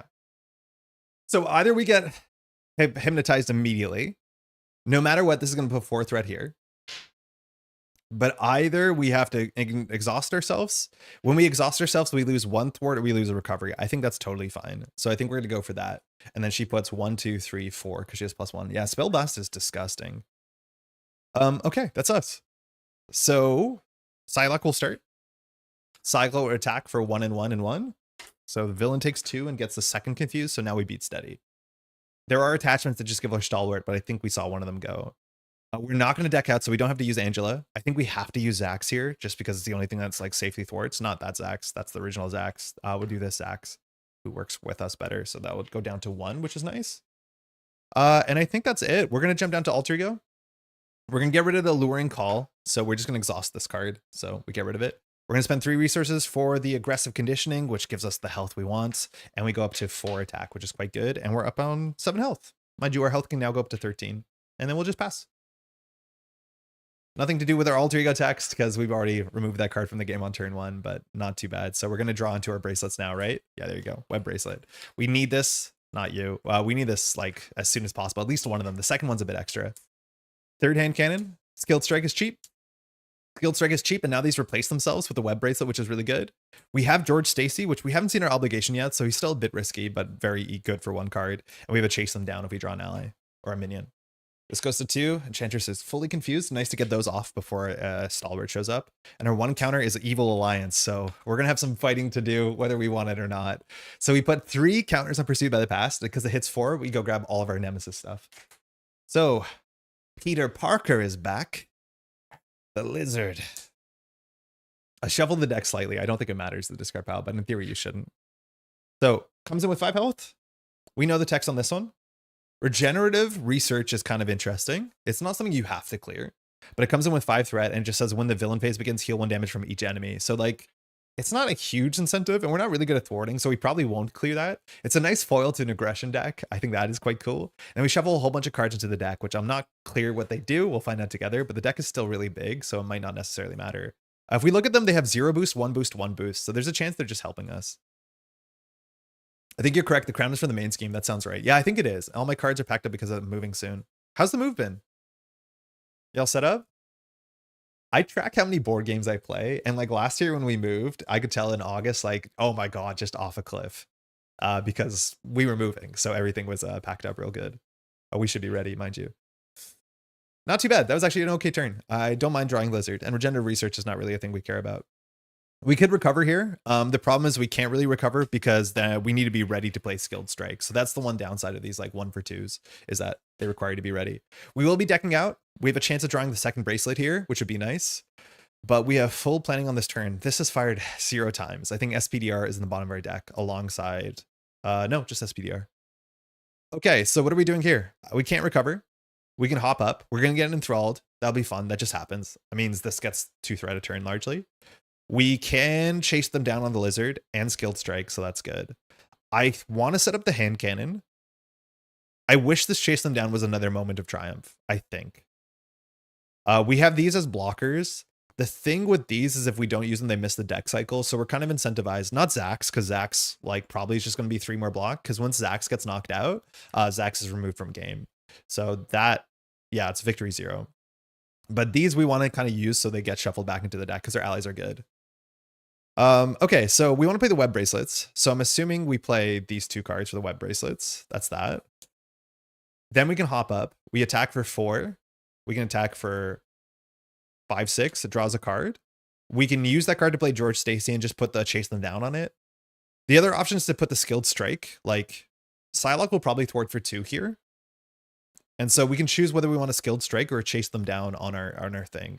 I think I'd rather have a chase them down on George Stacy, because it is just a much more interesting card for more sports states. So let's start there. We'll spend these 2. I think this is right on Web Bracelet. So this basically says when we fire a text, we can draw a card and exhaust it. Only 1, as much as we have 2 of them. We will flip up. We have 4 attack, which feels really good. We're going to attack for 4 into the Lizard. We're going to do Skilled Strike. So we're going to do 6 damage into Lizard, and we're going to ready ourselves because our once per turn thing. Web Bracelet now fires, so we can draw a card. We draw Ghost Kick. I mean, that's a lot of our damage. That's a bit too much for Enchantress. It'd be really nice. We could have actually planned around Ghost Kicking the Lizard because we knew that was coming up, but then we waste the Skilled Strike in our hand anyways. Okay. That's good. We're still ready, so we could totally knock out Enchantress. I just don't know if that's a good idea because I forget what happens when we knock out Enchantress. Let me just see what Enchantress 3 says. But when we knock her out, we get this. She's steady, she's tough. We put the Future Despairing to play, and that's it. So she does not hit harder, she schemes harder. So we have 4 attack here, which would be kind of perfect. We also could chase them down off of the thing that we defeated or Enchantress and just play George Stacy. And that might be reasonable as well. The other option is we can play George Stacy and put the Ghost Kick on it, but like Ghost Kicking Enchantress next phase doesn't really make sense. But it's always nice to have a card that you can play. Like, honestly, out of these 2 cards, so George Stacy just holds cards and allows you to play them as if they're in your hand. But having a Ghost Kick on our event, on our George Stacy, is better than the chase them down on George Stacy. Because the big thing about Ghost Kick, it allows us to defend for 3 and then make sure we have a ready, which is always really, really quite good. Yeah, that's like very, very valuable. Also, if we knock her out, this doesn't do anything, which is good. So I think we will. We'll attack her 4 into Enchantress, knocking Enchantress out. So villain takes 4, and we advance. So 3rd Enchantress, she's steady. Still, she's tough. When revealed, we put this card into play, which has been set aside. Comes in with 4 additional threat on it. So this one says that I think she can't take damage. It's called the Future of Despair. Otherwise, her text is totally the same. So when revealed, place 1 charm counter on each enchantment. I forgot about that text. That's not good. So we are just going to get charmed. I forgot about that. So we put 1 charm counter on Hypnotic Gaze, and now we have to deal with whatever this is. All right, Hypnotic Gaze. If there are 5 or more charm counters, remove each charm counter from here and flip this card. Trance of Greed. This one's hard for us.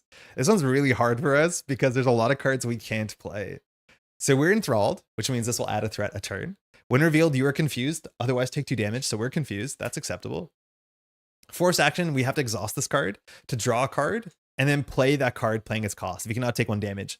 The issue is a lot of our cards are hero responses, which are terrible with Trance of Greed. Like this is probably one of the worst ones because we have a lot of cards we just legally can't play at action speed. So we're going to do it. We're going to draw a card and play the card. We can't play Ghost Kick. so we have to take a damage. Like, this is just going to keep happening. Technically, it's like a clarity of purpose, but we have to take 1 damage here. The best case scenario is we drew another web bracelets, which there was 2 in the deck, or an SPDR, but unfortunately, we actually lost a 1 and 3, because yeah, we could tell these 3 cards were all playable besides the Ghost Kick. So that was just unfortunate. Hey, Claymore, how's it going? All right, that sucks. At least we have another card here. So I think we'll use Psylocke to thwart, because the thwarting is going to be a bit more important here. She gets knocked out. Angela probably will be a blocker here, I think. Notably, Enchantress cannot take damage. That has a priority on tough, so we can't remove tough. So we have to 6 thwart on that. We could use Zax to thwart on that. I mean, that's acceptable. But I think we're just going to play George Stacy. Oh, yeah. So we're going to waste a card. We are going to waste a card here. Like, if we knew we were going to find Trance Agreed, we could have done Chase Them Down first and just played it. But yeah, we can't. So we're going to discard this and we're going to put a Ghost Kick on George Stacy. So the Ghost Kick we can play as if it were in her hand, which is really quite good because it just knocks out something for 6. The question is whether you want to do something with Angela. Zax probably thwarts us for 3, but we're in no rush. The worst case is we draw Master Plan, but if we draw Master Plan, it's still bad regardless, so we'll just pass. Yeah, this thing is really, really bad for us. You were misremembering the new contingency planning? Okay, so that makes more sense because I'm not sure I know what that is then. A lot of friends and family support, so I'll be totally solid. I have a well-oiled plan of attack all set. I mean, best of luck. Moving is really stressful. It looks like you're in a good spot. All right, Web Bracelet and SPDR. Bummer. We could have got one of those down really nicely. Yeah, Trance Agreed's really bad for us. It will slowly kill us. And then we got to shuffle this up. SPDR will be good. She can take out the tough. She can thwart for 2, bouncing a card. SPDR is a lot better with a deck with a lot of doubles. We have okay amount of doubles. Even a resource generator makes SPDR a single, which is really quite good. But we have no like real resource generators. So she, like, the whole Web Warrior part of this deck might be a bit much. The problem is I really wanted to play the new Aggression Web Warrior ally that says whenever a Web Warrior enters play, do 1 damage. But you have to play a lot of Web Warriors, and Aggression has no other Web Warrior allies. It has like Spider Girl, but when at the time that she was printed, Spider Girl, like, Web Warrior did not exist. So she is unfortunately just an Avenger, which is like super unfortunate because you'd love a 2-cost Web Warrior ally in Aggression. All right, we need 3 more cards. 1, that's good. 2, that's good. 3, that's good. That's a good hand. We probably don't want to Ghost Kick here, so I think we're just going to block with Angela because we don't have an easy ready.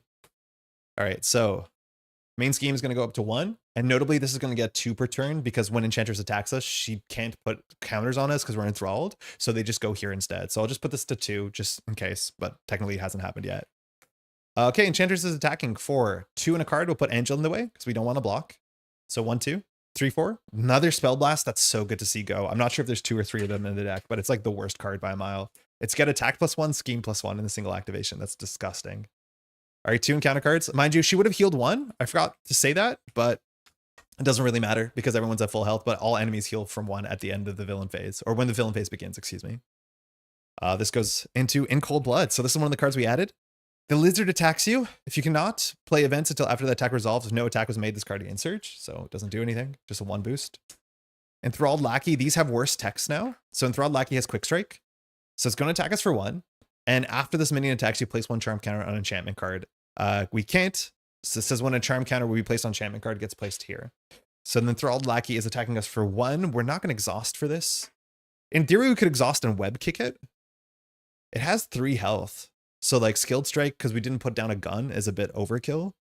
But like Ghost Kicking means we I mean, we're gonna fire a Web Bracelet anyways. I don't know. I think we just take 1 here. Yeah, I think we just take 1. Because we could fire George Stacy into Ghost Kick, but I think our hand is actually kind of expensive. Because this hand probably, like, we do the Skilled Strike for sure. I mean, clearing this is so important. Actually, this hand is kind of weird. We have to figure this one out. We're going to get another card no matter what, so Trance Agreed does kind of help. But we need to thwart this down because she can't take damage, and we're not good at thwarting 6 in 1 turn. So the best case scenario is we draw into the one that clears 2, which we are confused, so it's a bit ugly, but yeah, that's probably fine. Experimental Injection. So we drew all of these. So attach to the minion with the most remaining hit points. Okay, so the Lackey is injected. Attach minion gives a creature trait of +4 hit points. Rawr. Okay, so it's the big lackey. It has 7 health. Okay, that does change things. I kind of wish we web kicked it. I guess we can web kick it now at least. That's really funny. That's really funny. So that's a better web kick this turn. Ghost kick, which is good. I mean, it's big. It's 7. Yeah, that is pretty big. Okay. I think we're gonna start with Trance of Greed and see what happens. I think we should always just open up our hand before we commit to anything. So exhaust this card, we'll draw a card. We have to play hand can legally. I mean, I'm okay into that. So we legally have to play this. We'll pitch Greed. Good. Okay, so we have a hand cannon. So now at least our attacks have overkill, which is worth something. This thing has 3 bullets in it. I usually use red dice because it's an aggression card, but it's a bit confusing. So we can attack for 6 with overkill, which is not enough just yet. Okay. We want to play the skilled strike to draw. So we can attack for 4, 5, 6, 7, 8. We can actually knock out the enthralled lackey, which is sick. Because now we're attacking for 6, 7, 8. That's perfect. Yeah, so we'll attack for 4. We'll use the hand cannon. So we're attacking for 5, 6. Skilled strike goes in. It gives us to 7, 8. So we do 7 damage to enthralled lackey and 1 damage to Enchantress. The problem is Enchantress can't take damage. And can't take damage text goes before status to counters. So she cannot take damage, which means she cannot lose the toughness. Because toughness says when you would take damage, remove this instead. So it doesn't do anything. Regardless, we're ready. And Web Bracelet can draw a card. This is a bit scary here because we need to find... Yeah, we need to find a lot of things. Another skilled strike. Okay. So with this hand, we could play SPDR or Madame Web. I'm interested in playing Madame Web here. If we play SPDR, we get to keep a card to put on George Stacy, but Madame Web says that after she enters play, we can look at the top X cards of the deck, which means we could consider jumping down, sort of. We can't really do anything here, so we'll just thwart for 1 to get rid of our Confuse, because we can't do damage. But I think we probably just play Madame Web. Like, I don't think we need to play the second Web Bracelet, because then our hand bricks pretty bad. Our resource curve is a bit weird. Zax will definitely thwart for 3, so I think we'll just do that. But I guess we should at least wait till Madame Web sees something. So I think we'll play Madame Web. She can clear Future Despair next turn. So after Madame Web enters play, look at the top X cards of the deck, where X is the number of Web Warrior cards you control. So we control Madame Web, we control Ghost Spider, and we do control Web of Life Destiny. So we look at 3. You may discard 1, and otherwise put them back in an order. What is Nano Sentinel Tech doing in here? Huh? I guess that was from the last time we played Standard 3. That's really funny. So our cards are In Cold Blood, which is a 1 boost. So we know she's attacking for 3. We have a Dark Designs, which we don't want to draw because we're not very good at that. So we'll probably discard that. And then the one card that we can draw here is Puppet Master, which is a really cool card. It says in expert mode against Hinder 1, allies cannot thwart the scheme or defend against the villain's attacks, which is really good text. Now we also know what's going to happen if we jump down to Alter Ego. In Cold Blood, mind you, just has Surge if we draw as an encounter card. So like that's not particularly good. But all these also only have 1 or no boosts. So that's also interesting because we can make Dark Designs the boost. So we're saying, and unfortunately, it's going to be a bit tricky here, but we could jump down to Alter Ego. If we jump down to Alter Ego, this goes to 1, and she schemes for 3. So we actually can make it so that she doesn't advance. That's how powerful Madame Web is we know that we can jump down and be safe. So like we could put Dark Designs on the top, so she just schemes for 3, as much as we'd have to waste some scheme on this. That's a bit sketch, but like doable. Then we could just draw Puppet Master, but then that's more scheming for us. Yeah, that's bad. The other option is we use Dark Designs and just like say this is going to go to 5, and then we just let this go through, and it basically doesn't do much. But yeah, I do not want to draw the side scheme because we're very bad at clearing it. Also, jumping down to hero mode's a bit awkward because we draw all these spider cards, but there's like a bunch of spider cards we have that remove 5 threats. So I think that's probably what we do. I think we do this as the boost, this as the encounter card, and then In Cold Blood will be the next boost because it's only a 1 boost. So I think we'll do this. We're not going to draw any encounter cards because we're not decking out. So I think that's totally acceptable. And then that's that. Okay, that means we need to clear this at least a bit. So Madame Web will thwart this for 2. Because it's going to go to 2, 3, 4, 5 of 6. So we know it's not going to go through. And then Zax is just going to clear this for 3. The other option is we can keep Zax around because Zax one-shots the next thing. And actually maybe one-shotting the next thing is better on Puppet Master. Oh, no, but it says specifically allies can't work on it. Yeah, we'll just do this. Zax is in the victory display. Okay, not too bad. We'll pass. Again, we have so much damage we could be sending. Like every turn we have 4, 5, 6, 12. We have 16 damage, right? Because on any given turn, we can attack for 4, we can make it to 6, we can play Ghost Kick, which does 12, and then we can attack for 4 more. Like, we have 16 damage. The issue is this damn scheme. But again, we have so much damage lined up, and we'll pass, and well, no, we'll jump down, and then we'll draw to 6. We did get rid of our Confuse, which I think is right, because we probably have to play our Confuse event, our Thwart event. Okay, it's Hobie. That's good. He thwarts for 2. Pirouette and Punch. That is not the one I'm thinking of. This one is not going to be useful at all. Web Binding is not useful at all. Chase them down, maybe, but we know we're not drawing into allies, so no. That's not good. 6th card is Phantom Flip. That's the one we want. This removes 5 threat. So this will be perfect at clearing the thing that we're going to draw. All right, this goes to 2. Doesn't have text. Enchantress is going to scheme for 3 in a card. We know it to be 3, so this goes to 5. We put 1 counter on Pursued by the Past, which is totally fine. We draw an counter card. We know it to be Puppet Master. Mind you, they would have healed at the beginning of the villain phase, but there's no healing to be done. So I like how in expert mode that gets hindered. There's just like so much thoughtful text on these cards. And this comes in with 3 threat. Allies cannot thwart the scheme or defend against villain attacks. So that's fine. Cool. So back to us. We have some awkward things going on here. We're only at 5 health. We need to figure out if every hand has lethal because we're kind of getting close to having lethal. What we need to do here is thwart for 1 and then play Phantom Flip. That's probably what we have to do.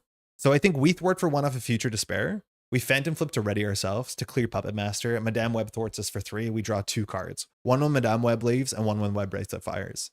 We probably will play Hobie again because Hobie allows us to block, but I think that's the start here, which means we can't recover. So we're going to need our allies to do some good stuff. Luckily, we did see 2 with the spell bursts. We know she's going to attack for 3 next round, which is acceptable. So we'll flip up. We'll thwart for 1 off of this. And then we'll do 1, 2 for Phantom Flip. So Phantom Flip says, after Ghost Spider uses basic power, remove 5 threat from his scheme. So we'll clear this one, which only we can clear. And then we ready ourselves because we played an interrupt. I guess we could have done Trance Agreed first, but maybe not. We'll Web Bracelet to draw another card here. I guess maybe it's best to do this first because you could draw doubles. Okay, that's good. So we're in the clear to clear this, and I think Madame Web always clears it. The problem is like who clears this, and maybe we let it go through, but I think we can play Spider, Hobie, and Hobie can thwart 2 off of this. We need to make sure this goes down to at least 3 because we're adding 2 a turn. So Madame Web will thwart this for 2, clearing it. Now she can take damage. Great success. This does go back to the discard pile. And when Madame Web leaves play with Web of Life and Destiny, we keep drawing cards. So we draw a 6th card, which Psylocke would have been sick off of Trance Agreed. Okay, speaking of Trance Agreed, we got to get lucky. Again, a lot of our cards are not playable. So we're going to have to play whatever this is if we can. It's a hand cannon. I mean, okay. That's a 2nd hand cannon. She's just making us reach for guns, which honestly is going to be her undoing. But we have to play this. So it's going to cost us some cards. So we'll math it out a bit. Again, we can thwart for 1, but we have to play this. So we're not playing these 2 cards, which is fine. Oh, that means we can't play Hobie? Oh, that's how bad.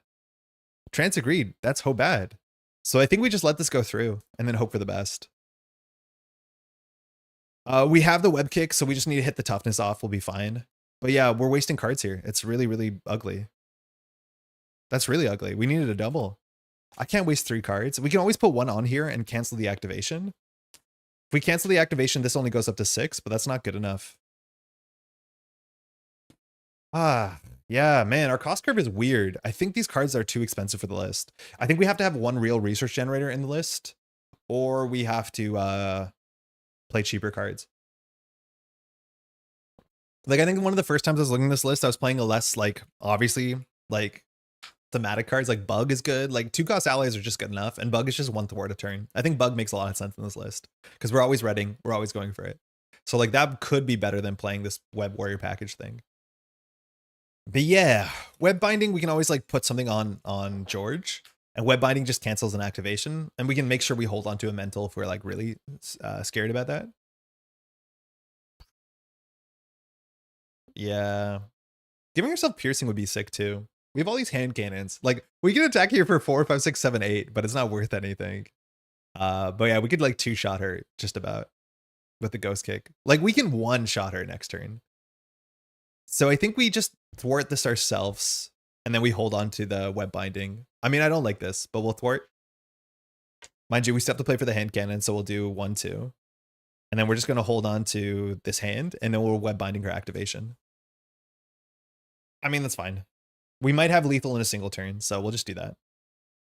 The problem is the toughness. Like, the toughness coming off is pretty ugly for us, but this means it will stay at 5 at least. We think it will, so we'll pass. We'll hold on to these 2 cards. Oh, technically we don't have to. We can always do this, and then we'll hold on to this 1 card just to make sure we have a mental in hand. I guess this is a better mental, but this can cancel when revealed as well, which has some value. So this says cancel the when revealed, which actually will cancel in cold blood, and also mean it won't get surge, and also means it'll hit the toughness. Sick. Actually, this is good. We'll draw 4 more cards. Ghost Kick, we have so much damage. Web Binding, okay, so we have another mental. That's probably the one we'll play because there's no point having 2. I would love a double. We have a double. And then we have another hand cannon. We can't play the 3rd one. They're restricted. Just realize they reprinted Spider-Girl in Civil War. Would have been the perfect time to make her Web Warrior. From my understanding, there has been no functional erratas in this game where they have like reprinted a card and changed the text. That's just not something FFG does. So yeah, it is what it is. They actually joked about that a fair bit on the stream that they did this week. They're like, okay, so we're adding martial artist, which is a trait that should be on so many different characters, but it's not. And we're not going to retcon them. Maybe if they show up in the future, we'll add them if like they reprint. I don't know. Like, we've seen a lot of characters that should be martial artists, but they're not. But they just said, like, we're not the police. You can add martial artists. You can add web warrior if you want to. Like, we don't care. And, like, that's obviously what they should say, which I'm very happy about that. All right, this goes to 5. Enchantress would attack us, which when she attacks us, we put a thing there, which we don't want to happen. So we're going to cancel this. So we're going to play web binding using... We're going to play this web binding, paying this web binding just to use George, and we won't need the hand cannon. So we paid for the mental. Web binding says, when an enemy would activate, cancel that activation. If the minion was do 4 damage to minion. So that doesn't matter, but we cancel the attack, which means we don't advance, which is good. We're now going to reveal this. Oh, firstly, we can draw with web bracelet because we did play the thing. We have so much damage. I just don't think we have the resources. But in cold blood is here. I think we might have lethal. We might be slightly short of lethal, but we might have lethal here. So it says the lizard attacks you. If you cannot play events until after the attack resolves. Oh, we can't cancel this because we can't play events. Wait. How does this work? Because, okay, this says the lizard attacks you. You cannot play events until after this attack. But Pirouette and Punch says when a card is revealed, it interrupts the card. So we actually can cancel this card with Pirouette and Punch. Technically, you can cancel it because it's an interrupt. Because technically, if this card resolves, you cannot play Pirouette and Punch. But because it's an interrupt, it says when a card is revealed from the counter deck, deal damage to the villain equal to 1 more than that. So I think you can't cancel this. As much as this card is meant to be designed so you can't ghost kick the lizard. But I think we're allowed to cancel this because the interrupt happens before the when revealed text goes off because it interrupts it, right? So if that's the case, Pirouette and Punch says, we'll cancel the card so we don't do anyone's when revealed and we do 2 damage that knocks the toughness off, which is kind of important. We don't have a ready because we're ready and we've already drawn with our web bracelet. So this leaves us with this. So it's back to us. The question is how much damage we have. And I think we might be just a bit short. We can attack for 4, 5, 6, 7, 8, 16, 17, 18, 19. No, we have lethal. We one-shot her. We just one-shot her. We don't have to worry about this. In fact, we don't want to draw this because if it draws a playable card, we can't do this. So we're going to attack for 4. And we're going to use 2 hand cannons. So we go up to 5, 6. We're going to use another cannon. We go to 7, 8. So the villain takes 8 damage. We're going to play the triple ghost kick, which is 6. So we'll play the ghost kick on George. So it says after Spider uses a basic power, deal 6 damage. And of course, that readies us because that's our hero text. And then we can attack exactly for 4 more. Oh, is it perfect? She has 18. So we did 4, 5, 6, 7, 8, 14. Yeah, it's perfect. It's literally damage perfect. We attack again. She gets knocked out. Not too bad. Not too bad. The regenerative research fired literally 0 times meaningfully, which is kind of cool. But yeah, we can definitely do that. And like Ghost Kick is such an absurdly powerful card. And that's why increasing your base stats are like really good in this sort of deck, because we attack for anytime that we play an event, it basically says we attack for 4 more, which like aggression did seem quite strong compared to protection. This card is like so good in protection because it does give you a cheap 6 damage, which protection needs. But in aggression, it's like really, really straightforward. Yeah. Just like clearly shot through her. Transagreed would have made have played the best defense, which like if we did not have enough resources, we fire Transagreed and assume that it's just going to give us a card that we can use as a resource. which like I'm not gonna say was correct that turn because we had the resources, but we could have always like had this, and then worst case we tuck it on George Stacy after we end. But Transagreed is like a bit awkward, but wasn't that bad. Man, these forest cards are really good when they give you upside with downside, and certain decks care about them a bit better. Yeah, not too bad at all. Our thwarting was weak. We needed our allies for that, but our resource curve is a bit strange, and I think we're gonna have to figure out what to do about that because you do experience it. Hey Donovan, I'm doing well. We just finished our first game today, so you're just tuning in at the right time because we're gonna do some recaps of the cards we saw over the last like spoiler video that FFG did, the live stream, which was pretty great.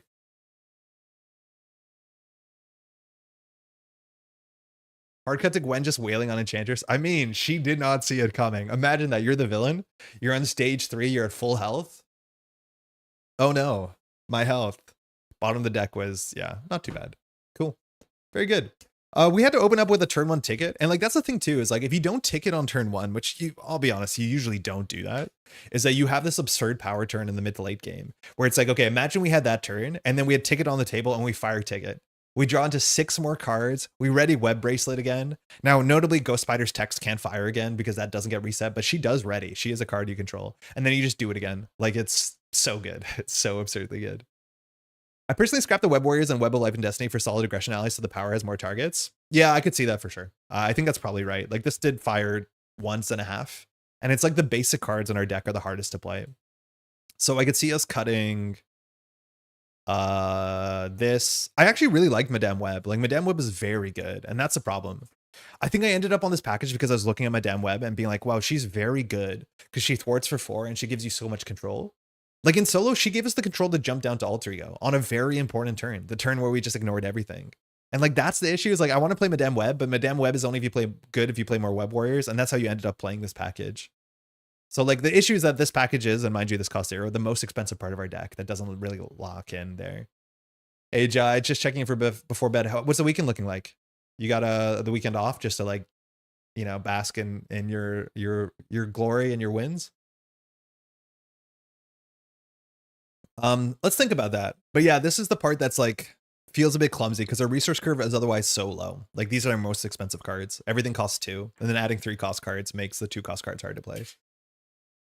Enchantress is a good ass scenario. Like, damn, is it a good scenario?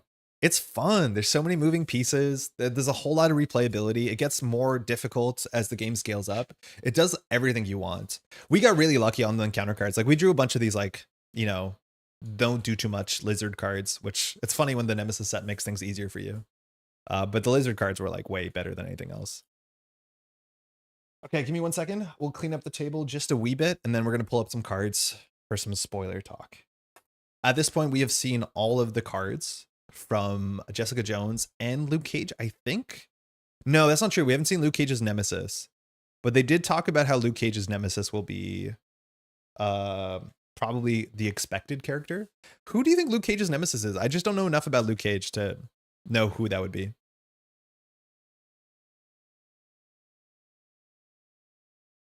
We're gonna need all of these. I also forget.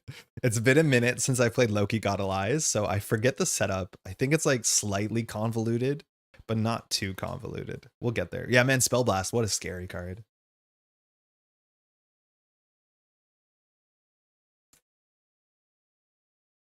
Was thinking Test of Defense might be good for Gwen. Is the discard and deal 5 mandatory? Can you sit on it once it's fully up?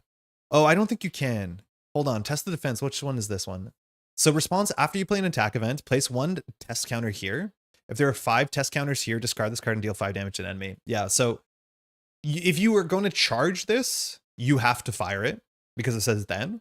But you can always leave this on 4 and then not choose to do the response, right? Like that's the cool thing about this card. It's on 4, you can be like, it's not a force response, so you can play an attack event. But as soon as you put the 5th counter on it, it has to blow up.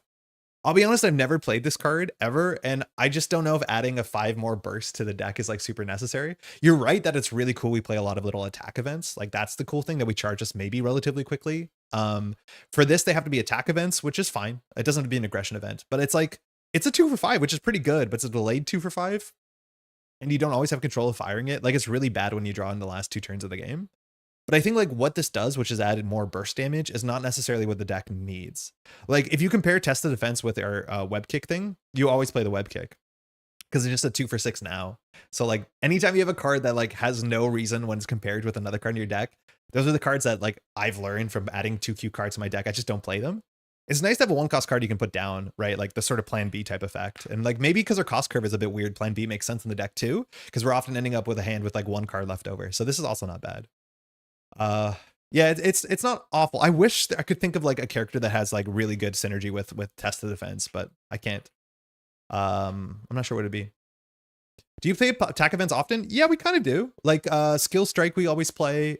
We always play our kicks, but like we probably didn't even play 5 attack events that game. We probably played 4 or maybe just 5. So yeah, it's hard, but it's nice when we can play 0-cost attack events.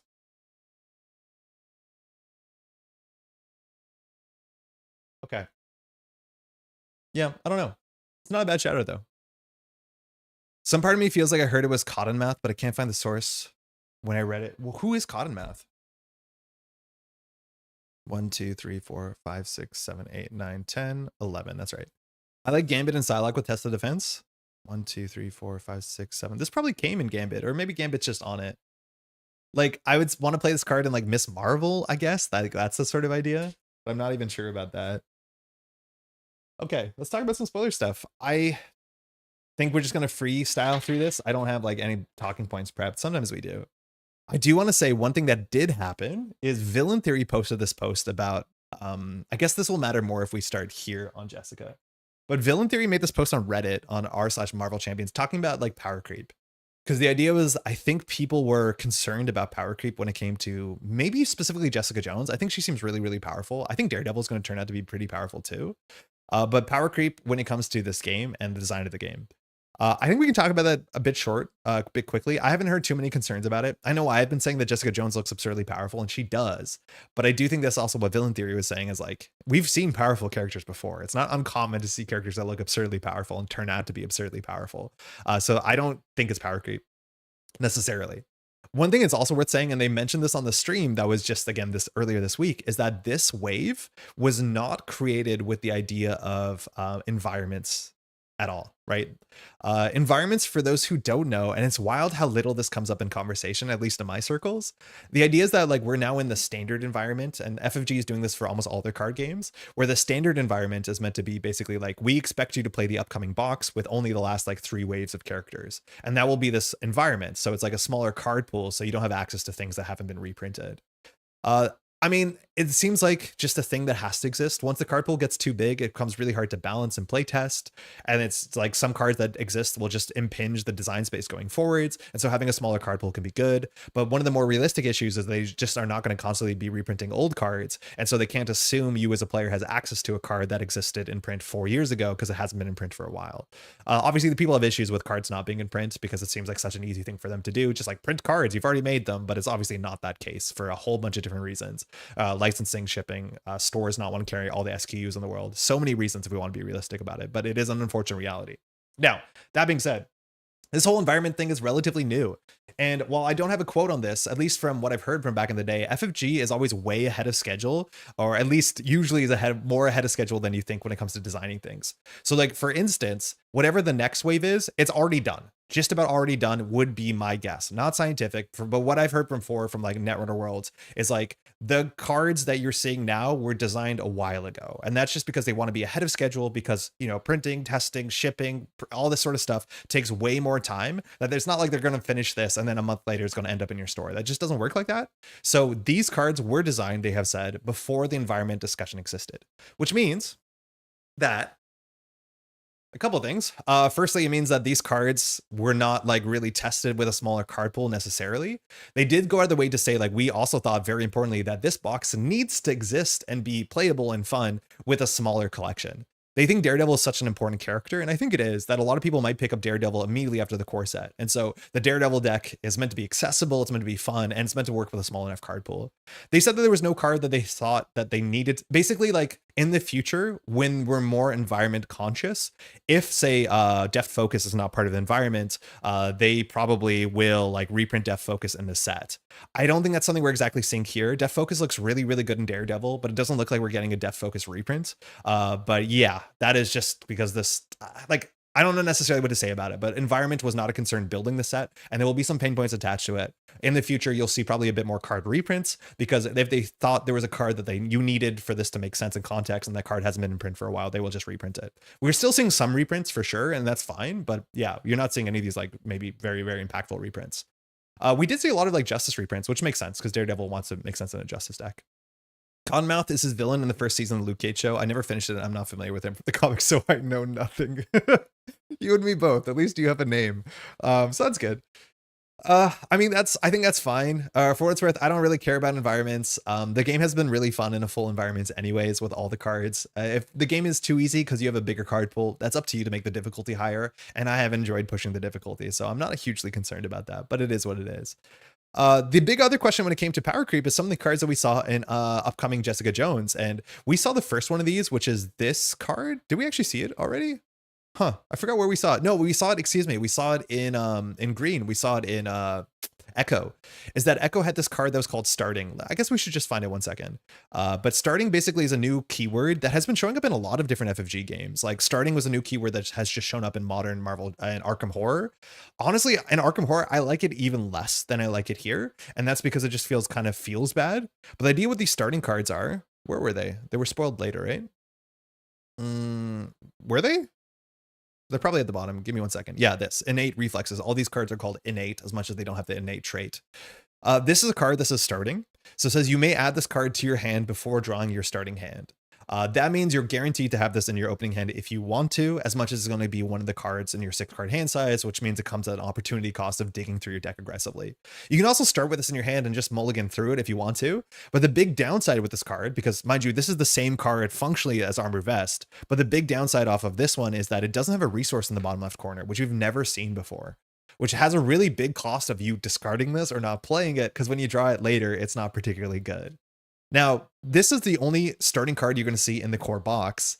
They were talking about this, and I really liked this conversation. They were like, in theory, if the next, Justice hero, Daredevil, could have had the starting innate Justice card, but they decided not to do that. And instead, when you pick up Jessica Jones, she'll have the other aspect starting cards in the back of her pack. And so you are not going to be forced to play starting in all the precons. And I actually think that's pretty cool because I think starting is going to get a bit boring. It just makes your mulligan a bit less exciting.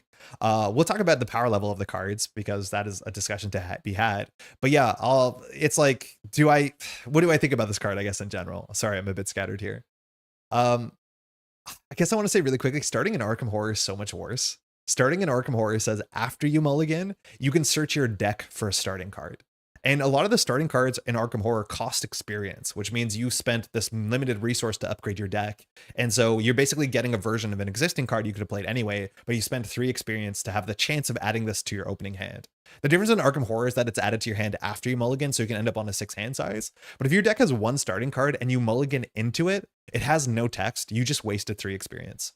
It hasn't happened yet, but mostly because I haven't been playing the starting cards in Arkham Horror because I don't want to do that. Like, understanding that if you mulligan and you draw into a card that will just give you -1 hand size functionally and waste 3 experience, it just feels so bad. So I'm so glad that starting in Arkham Horror, or sorry, in Marvel Champions, at least will always fire. It'll be a bit more consistent. Technically, it could whiff to things like Ultron, I think, because starting probably happens after villain setup. So this could end up as a drone, which, like, that's fine. It's not the end of the world. But yeah, just keep that in mind. This is way better than the way I've seen it in Marvel Champions, or sorry, in Arkham Horror, which feels so, feels bad when it fails. Okay, so the big question was, is this power creep? We're getting these cards, which are cards that have existed before, but now they're starting in your opening hand. So are they like strictly better, right? That's the idea. And I would say, like, I'm not 100% sure that's the case. I guess we want to look at these cards. So we saw one of each of all the aspects, and they do exactly what you think. So innate aggression is 2 cost, mind you. Combat, what's it called? Combat training that we're playing today. It is 2 cost. So this is just on scale, and it gives you +1 attack. The difference is that this is starting, has no resources.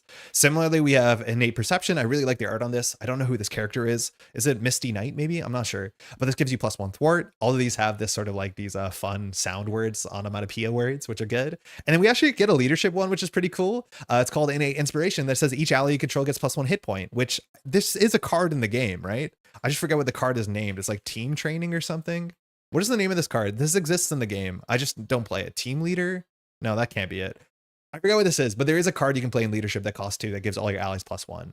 Mission training, it has some generic name like that. I don't often play it. The question is like, are these better than the innate versions? And I'll be honest, it is team training. Okay, hold on. Yeah, cool. And I think this was reprinted. I think there's an X-Men art of this. Yeah, there is. I don't play this card a lot, and it's largely because allies usually have enough health and then they block. I am so excited to hear that like Tony was talking about his favorite way to play the game, which was low allies protection, which like just fits so nicely with me. And he is very against the idea of like blocking with allies. And we see a lot of good reasons in the Luke Cage deck to not block with your allies when they're on 1 health. And I'm down for that for sure. Okay, so apologies, this is way more scattered than it usually is, but all I'm saying is I don't think these cards are that good. I'm not concerned about this for power creep at all. I don't think this is the case. Basically, there's 2 things. Firstly, how good is combat training? And the answer is combat training for me, the way I play, and notably I play expert solo only, which in terms of like a lot of intents and purposes is an entirely different game than the way a lot of other people play. It's hard to compare. And I'm not saying that in like a haughty, I'm looking down on you way, but more so like just solo play is fundamentally different than multiplayer play. I'm not saying one's easier or harder, but the idea is like spending 3 cards from my opening hand to give me +1 attack is not relevant in most aggression decks. The only decks where this stat is actually worth playing, if you ask me, are the decks that can ready themselves consistently, like the Quicksilvers, even the Ghost Spiders to some extent. But like, I don't need combat training on turn 1. And so losing a card from my opening hand every single time to get this, to set up with this, it's like, this is not my priority setup card. And so I think the amount of decks that would actually want to play this are small, at least the way I play this game. I think in multiplayer where you don't have to do everything on turn 1 and you're not responsible, this is probably a pretty reasonable and greedy play where you can be like, I'm the aggression person, so I'm going to set up on turn 1 and I'm always going to have this. That probably makes a lot more sense. But when it comes to solo play, there are so few heroes where like getting this in my opening hand is actually worth it. Because usually, and I think team training is a really good example of this, this is not a card you need on turn 1. This is the card you want to find in your first deck cycle because getting your attack stat up probably matters if you're playing it, but it's not a card you need on turn 1 because the value on turn 1 is pretty minimal. So like when it comes to having this in your deck as like a thing that you can always draw into, I don't really care about. And there's probably a lot of decks where I would play combat training, but I would not necessarily play innate aggression. Now, the other part about that too, though, and this is maybe the more important part, is that now every single faction, every single aspect has a way to boost their basic importance stat by 3. Because you can play innate training and innate aggression and combat training and aggressive conditioning. And I think that's going to be the most interesting thing is now that every character has a way to increase their attack stat by 3 by playing 3 different upgrades. Is that expensive? Yes. Is that slow? Yes. Is that worth doing? I would say probably only in characters that can ready themselves because they double the value of this. Like in Quicksilver, yeah, there's a big incentive to play all 3 of them, as much as I also think that's overkill and maybe not necessary. But that's the way I think about these. Is like, there's very few characters where I think you need these things on turn 1. I'm not really concerned about that. Where like, it's so much more important in this game. Like the opportunity cost of having, it's like, imagine a character where playing innate perception is more important than mulliganing into an upgrade or a resource generator that actually matters. And I can't think of that. So I honestly think this thing has a well-balanced downside, which is if you want to be able to get your thwart stat up to 3, like 3+, you do have to commit to having this in your deck. You don't have to pull it, but if you don't pull it later, it's a bit of a worse card. I think that's still going to be interesting, but I could imagine decks where I play this and I choose not to fire its starting text. And then I just have this as a card I want to draw later that I'm more priced into playing because it does not pitch for a resource. I think that's fascinating. I love your interface, but I haven't been able to set up 2 counters in OBS using a script. Oh, Pixel, thank you. We put a lot of effort into this.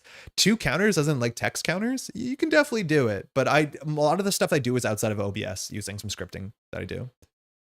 That's because I was trying to think what the leadership starting card would be. I'm happy with the allies get +1. Yeah, I think it's really cool that there is a leadership version. Like, it would be very weird if it isn't. I never considered team training to be the equivalent to any of the other cards that you can start with +1 stat, but it's nice that leadership doesn't just like sit out and do nothing. I think that's cute that there's a way of doing it. The short of the long is like, I think these cards are okay. They're interesting. I'm much more concerned about the fact that you can give +3 to any of these base stats, as expensive it is. But at least for the way that I play the game, I'm not concerned about these cards. At the end of the day, like combat training is a card I put in, like in terms of the aggression decks I play, I put it in maybe like 1 out of every 4 decks. So having another combat training is like definitely interesting, but I'm not like sky is falling about it. I think some people are concerned about this, but like, I don't know. That's the way I see it. I don't actually think it's that good of a card, but it is interesting what it opens. And I like the idea of cards that have upsides but have downsides, and the downside is no resource icon. It looks cool without the resource icon in the corner. Anyways, glad that we have all of them. I think it's a really cool decision to also not put them one of in each deck in this aspect, in this wave, because then you're kind of like every mulligan is a bit more boring if you want it to be.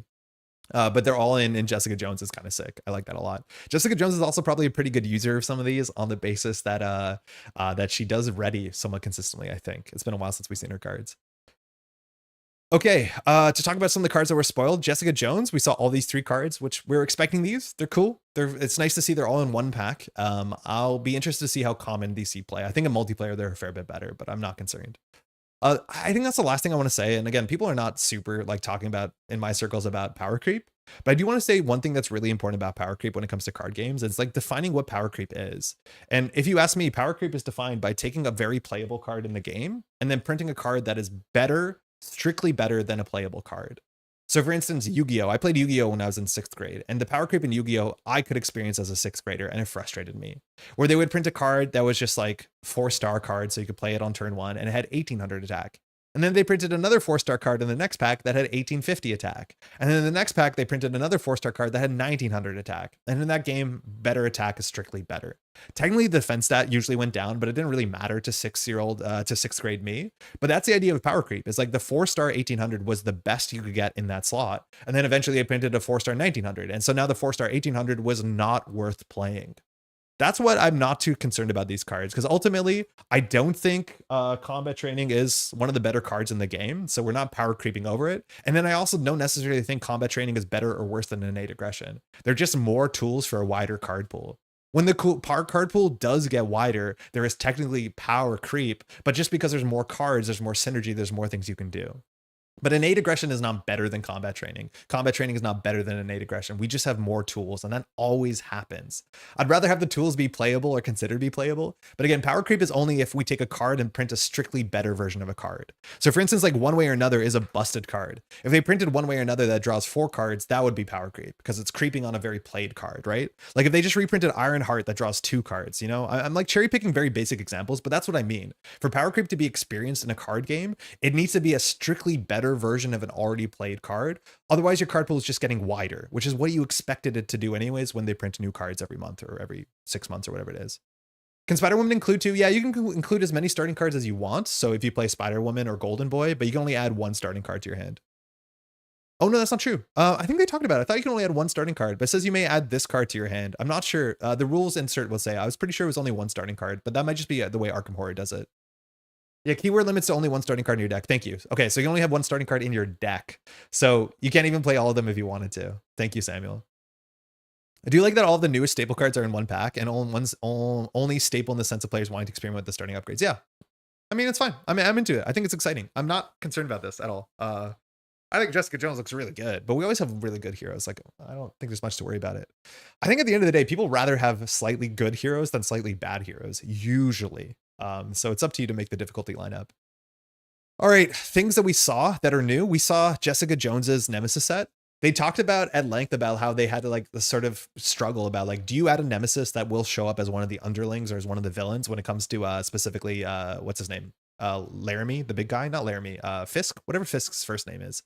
And they said, yeah, whatever, we're still going to do it.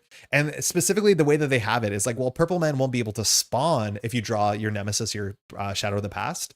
These cards that will be shuffled into the deck will still talk about or interact with the villain, which is really, really cool. So Suggestion is still going to be a pretty interesting card when it comes to our friend here, Purple Man. And that's cool, especially when it comes to, what's his name? Kingpin. Because if you play Echo, her Nemesis is Kingpin, but all her Nemesis cards will interact with the Kingpin villain. And that's going to be like very cool and very flavorful. So I'm glad they did that. Wilson Fisk, thank you. Yeah, Patrick is laughing. Laramie Fisk is a Netrunner character from back in the day. Wrong channel. Power creep is less frustrating in co-op games than competitive ones, even if it does happen, I find. Oh yeah, for sure. In competitive games, power creep is way more of an issue because then the cards, you always have to keep up with the person across the table. So you're forced to basically jettison your old cards. In a cooperative game like this, you can play the worst cards in the game for fun. It doesn't matter. There's incentives to do that. So I'm not as concerned. Wish I joined a bit earlier. Power creep's always an interesting conversation. Yeah, Pat, I don't know if you've seen these because I think this will be interesting. They are printing basically extra versions of the upgrades that give you +1 stat. However, they don't have boost. They don't have resource icons, but you have to start with them in your hand or can choose to start with them in your hand. And I think this is fine. I don't mind this at all. I think it's cool. Yeah, take that, Warlock. Yeah. Anyways, the one thing I always say about Purple Man is He is, I believe, a Serbian character. I'm from a Yugoslavian background. My parents, they immigrated from Yugoslavia back when that existed. So the fact that Yugoslavian characters usually show up as villains, ow. The other guy, the villain with the accent, yeah, that's a bad guy. Anyways, Purple Man's probably a horrible person. I wish the depiction of Slavs was a bit better in Western media. 6 health. This art is pretty kind of goofy. Like it has a nice art style that we've seen in a couple of these cards, but then these cards have a different art style that's a bit more frightening, and I think he's a lot more frightening in these two. I don't know that much about the character. I know he has the suggestion is the thing he can do, so he can control people's minds, which is sick that we just played Enchantress because the force action is coming back. So he just has 6 health, and his scheme is equal to the highest scheme in play. His attack is equal to the highest attack in play, but actually not the highest scheme in play, the highest scheme or thwart in play. So he actually can use the thwart of Professor X or something like that, as much as that probably won't show up. I think that's fine. That's cool. He's not elite, which is weird. I'm not sure why that's the case. I don't know if that's a mistake or not, but generally Nemesis sets very consistently are elite. Like the Lizard we just played is elite. So I don't know if that's a mistake or not, but there's a whole bunch of cards that can just knock out elite characters. Oh no, actually Lizard isn't elite. So maybe that's fine. I'm not sure how many Nemesis are elite or not. Like it's probably bad to go to the core set. What's a name a Nemesis for $1? Name a Nemesis. What's a Nemesis? What's the guy with the cables coming out of him that Wolverine has? That's weird. Wearing purple too. Yeah, he has a purple like tie. He has a purple pocket square. It's good. I just found out the villains in the new Supergirl called the Sclarians. Loki. Yeah, okay. Loki, Enchantress. Those are all Nemesises. Nemesi. Okay, they're not elite. That's fine. Okay, it looks like they're not consistently elite. I thought they will. Yeah, I was gonna look at Vulture, but Vulture's from the core set, so it's probably not a good standard. But Omega Red is elite. So like it's not consistent who is elite or not, but that's fine. It's not a big deal. I don't think it actually matters. This is good because you can actually grab this, I think, if somebody's playing probably 6 health if you want to grab it with Heracles, which is good. Anyways, that's good. That's fine. It's interesting. It doesn't really interact with the rest of his kit, but it's just good. It's kind of like Mystique like. I'm into it. This is cool. Indomitable Will. Art's really quite good here. This reminds me of the Spin Doctor character.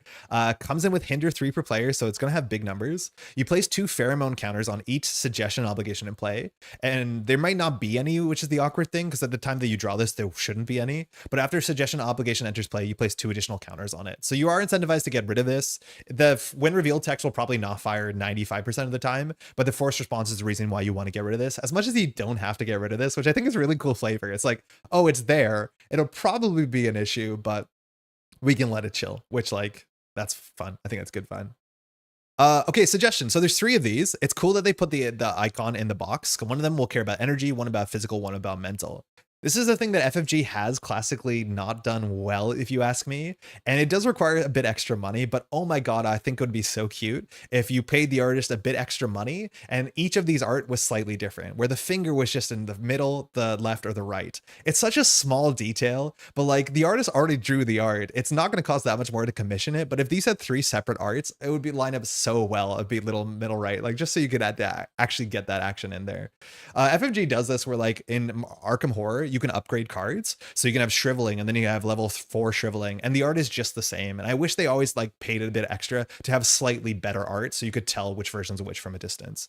But those little details, like, I don't know how much more it costs to commission that because the art is mostly drawn. It's just the last detail, but like that stuff is so fun. I don't know. Anyways, these will come in with 3 pheromone counters, 5 if you leave the thing in play. And they all have a forced action. Forced action so sick, showed up for the first time here in Enchantress. So you have to exhaust this card before your turn ends and remove a counter to either play a card that has a printed energy resource or add 2 threat to the main scheme.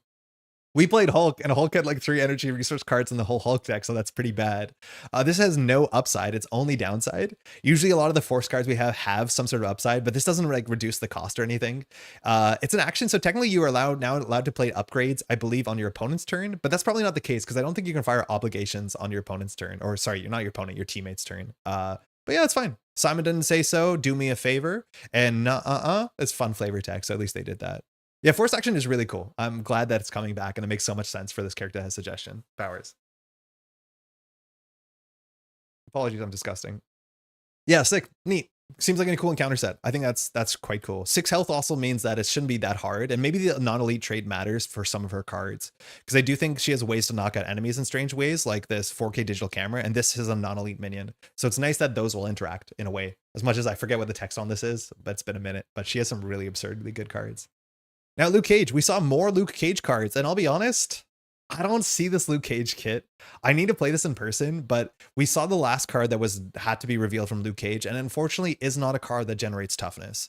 So we have already seen every single card in the Luke Cage kit that generates toughness, and of course Luke Cage wants infinite toughnesses. He can play infinite toughnesses. A bunch of his cards scale off of toughnesses, but it does not look like he has any more toughness generation than we were hoping he would have. That is going to make things a bit awkward. It also means that leadership event he has in his deck sounds totally useless, which is really strange to me. But yeah, his kit is like not shaking out the way that the Colossus way that I thought he would. We'll talk about that in a second, I guess, but we can look at the upgrade. The upgrade has some cool synergy points to this that I guess I did not really respect, but it also has synergy points that are making more sense when you play non-solo. So for me, it's a bit less exciting. So he has two of these cruising for bruisings. They're zero cost condition upgrades. You have to attach that to a minion. A minion can only have one. Hey, Metapher, how's it going? Attacks against the attached minion deal 2 additional damage and gain overkill. That's like really good tax because this becomes a 1 for 2, which is not bad. And it doesn't matter who's doing the attack. There's a really big incentive in this wave. I think most of the characters have upgrades that can attach to minions or side schemes, which is pretty good because Daredevil, I think, cares about that tax to some extent. Or you can play a bunch of the synergy cards that care about attaching upgrades, so that's good. And then after you play this card, you can engage, or you can choose to engage the attached minion. That means Quick Strike will fire again because that's attached engagement, but you can move things around. And that can matter specifically also because you do have an AoE card. So gathering the minions in the right place for Sweet Christmas makes sense, as much as you're doing 7 damage to a single minion, which might be overkill. But this says deal 5 to each minion engaged with you, so you can pull it over, which is fine. I mean, it's not a bad card. It's a 1 card for 2 damage. The engagement part won't matter when I play solo, but it's not terrible. And overkill like means that you're attacking this for 4 with your basic, which means the overkill also might be reasonable. I can't tell. Release the Wolverine leader this week, applying the feedback to Thor to update him. Happy Friday, sharing stream before heading to meetup. Enjoy your meetup, Metapher. I haven't had the chance to dive into your design stuff, but hopefully I'll have time in the near future. It'd be very cool to get the feedback from Thor and then like have that feedback in mind when working on Wolverine. Hopefully that was appreciated. You can perform forced actions at any time during the player phase. It doesn't have to be your turn. Oh, that's good to know. So you actually can install like a helicarrier on your teammate's turn and then let them use the helicarrier, which is sick. Anyways, this definitely doesn't interact with toughness at all. It does feel like a bit of a strange card because we don't have a really strong basic attack, but it's not bad. And giving overkill to any attack means like, I like cards like this that are better, that like really are more powerful in certain aspects. So now the idea is that you can play a big attack and aggression and not waste it when hitting a minion. And that's kind of cool. But that means that this kit, mind you, there's a Power of Leadership reprint, which makes a bit of sense. I'm not into this art. I don't know who Green Spider-Man is with a nunchuck. I have no idea who that is if you do know, but like, I don't love the art on this. She looks real strange in the background. This is from some comic book though, so, or some sort of depiction, but yeah, she doesn't look right. Yeah, this means in terms of getting toughness in Luke Cage, it's like only a handful of cards. If I'm not mistaken, we have 2 copies of Harlem's Hero, which is the 1 cost get a toughness ready yourself and or multiple characters. That's a pretty good card for sure. Also now, if you're doing basic attacks, Cruising for a Bruising looks a bit better. So it means you can actually defeat an 8 health minion if you have 1 ready, which is quite cute and very relatively cheap. Other toughnesses you can get, of course, you have the bursting process, which now seems the most important way to consistently give you toughness. Luke Cage's kit shows no way to jump down to alter ego, which is a downside. I honestly think Luke Cage is looking pretty good with some confuses playing Justice, because bursting process means you can get 2 toughness per turn cycle, sometimes even 3 if you have none, because you can jump down bursting, next turn start down bursting, jump up. In theory, like Ready for a Fight also looks good, and Protection has a bunch of ways to like, you know, get toughnesses naturally, which will be pretty good. But the problem with Ready for a Fight is if you're jumping up immediately, which you don't have to for Ready for a Fight, you can keep it for when you draw in advance. You're going to lose one of the toughnesses on bursting on the following turn cycle. But like, I think you need a bursting every other turn.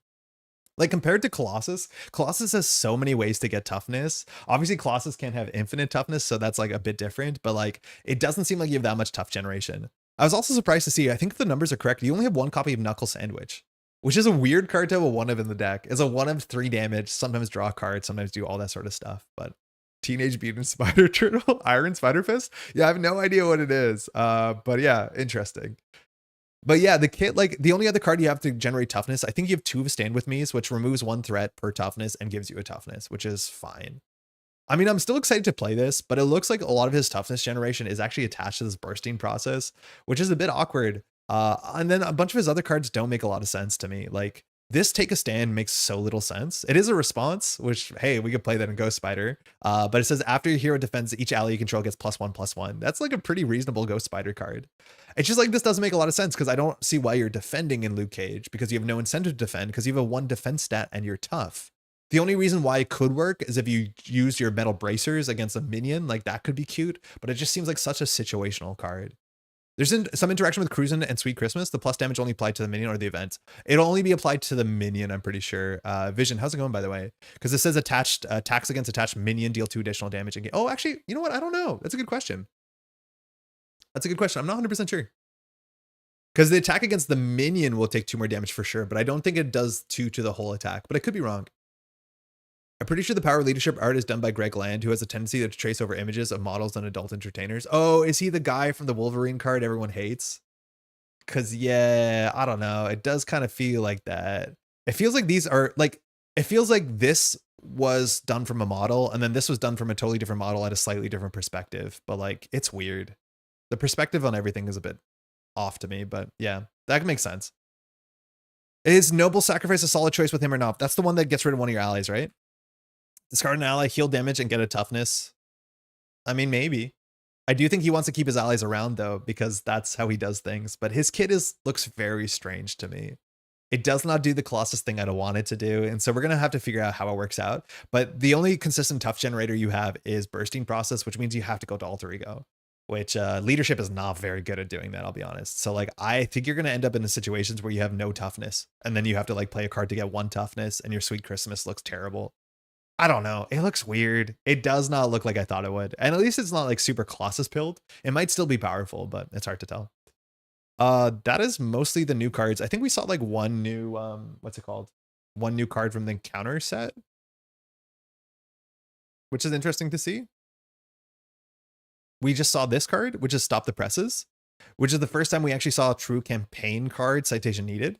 But this is a card that is dealt to you if you fail the attack on the Daily Bugle.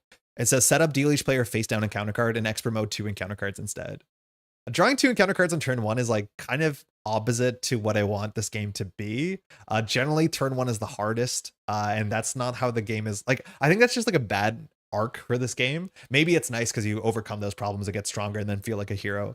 But like we saw this also in Sinister Motives a fair bit, where like you started generally with a hazard on turn 1 and you could not clear it super easily. But then once you cleared the hazard, the game got so much easier. And obviously you don't want to fail. They talked a bit about the structure, which is interesting. You can fail scenarios for the first time and still have a campaign, which is nice.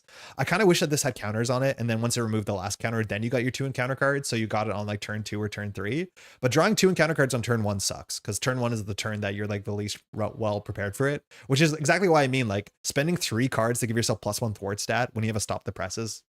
Like, oh, well, you can't do that. That's way too bad. Yeah, Luke Cage sacrificing his own allies to gain toughness. It's like the total opposite of where we want this to go. This is sick though, and there is a good side to this. So if you pass it, there's probably like on turn 1 draw a card or remove 2 threat or something on the other side of this card, but they didn't show it. So I'm very excited to see this campaign card though, because this does make this campaign feel a bit more like a roguelite with some replayability and branching paths, and I'm down for that. So it's cool to have like a failure state that's bad that you want to avoid, but the whole campaign is not just over and you're not forced to redo it. Replaying Galaxy's Most Wanted campaign tonight, needed to make sure I packed answers for Ship Command and all the surge and nasty boost effects. What are you doing for that? Ship Command is the bad one that stays on the table, right? The obligation. I can't find it for some reason. Not sure why. I'm just trying to look at it mechanically because so far I'm lost on the theme. The theme is he's the mayor and then he's using his toughness so his allies don't have to be knocked out. Like that's the... What the heck? Oh, I clicked on a link. Why is that playing? Did we summon him? How did I get to Instagram? Yeah, I clicked on a link, I think. But yeah, the idea is that he's meant to be the tough guy protecting everybody. Ship Command with standard 2 is rough. I love it. Uh-oh. Yeah, I don't know. I'm still really excited for this. Like, this seems really cool. The leadership cards are very interesting. It's going to be really cool to see like the defender traded cards that are going to come out in aggression, because martial artist is a trait. They also confirmed, and we did see this already to some extent, but they confirmed that martial artist is a trait that will inherently care about doing exact damage and blocking for the exact number, which I have no doubt is going to matter with Electra, and I have no doubt she's going to have villainous on her, so there's going to be some mystery to how much damage she's going to do.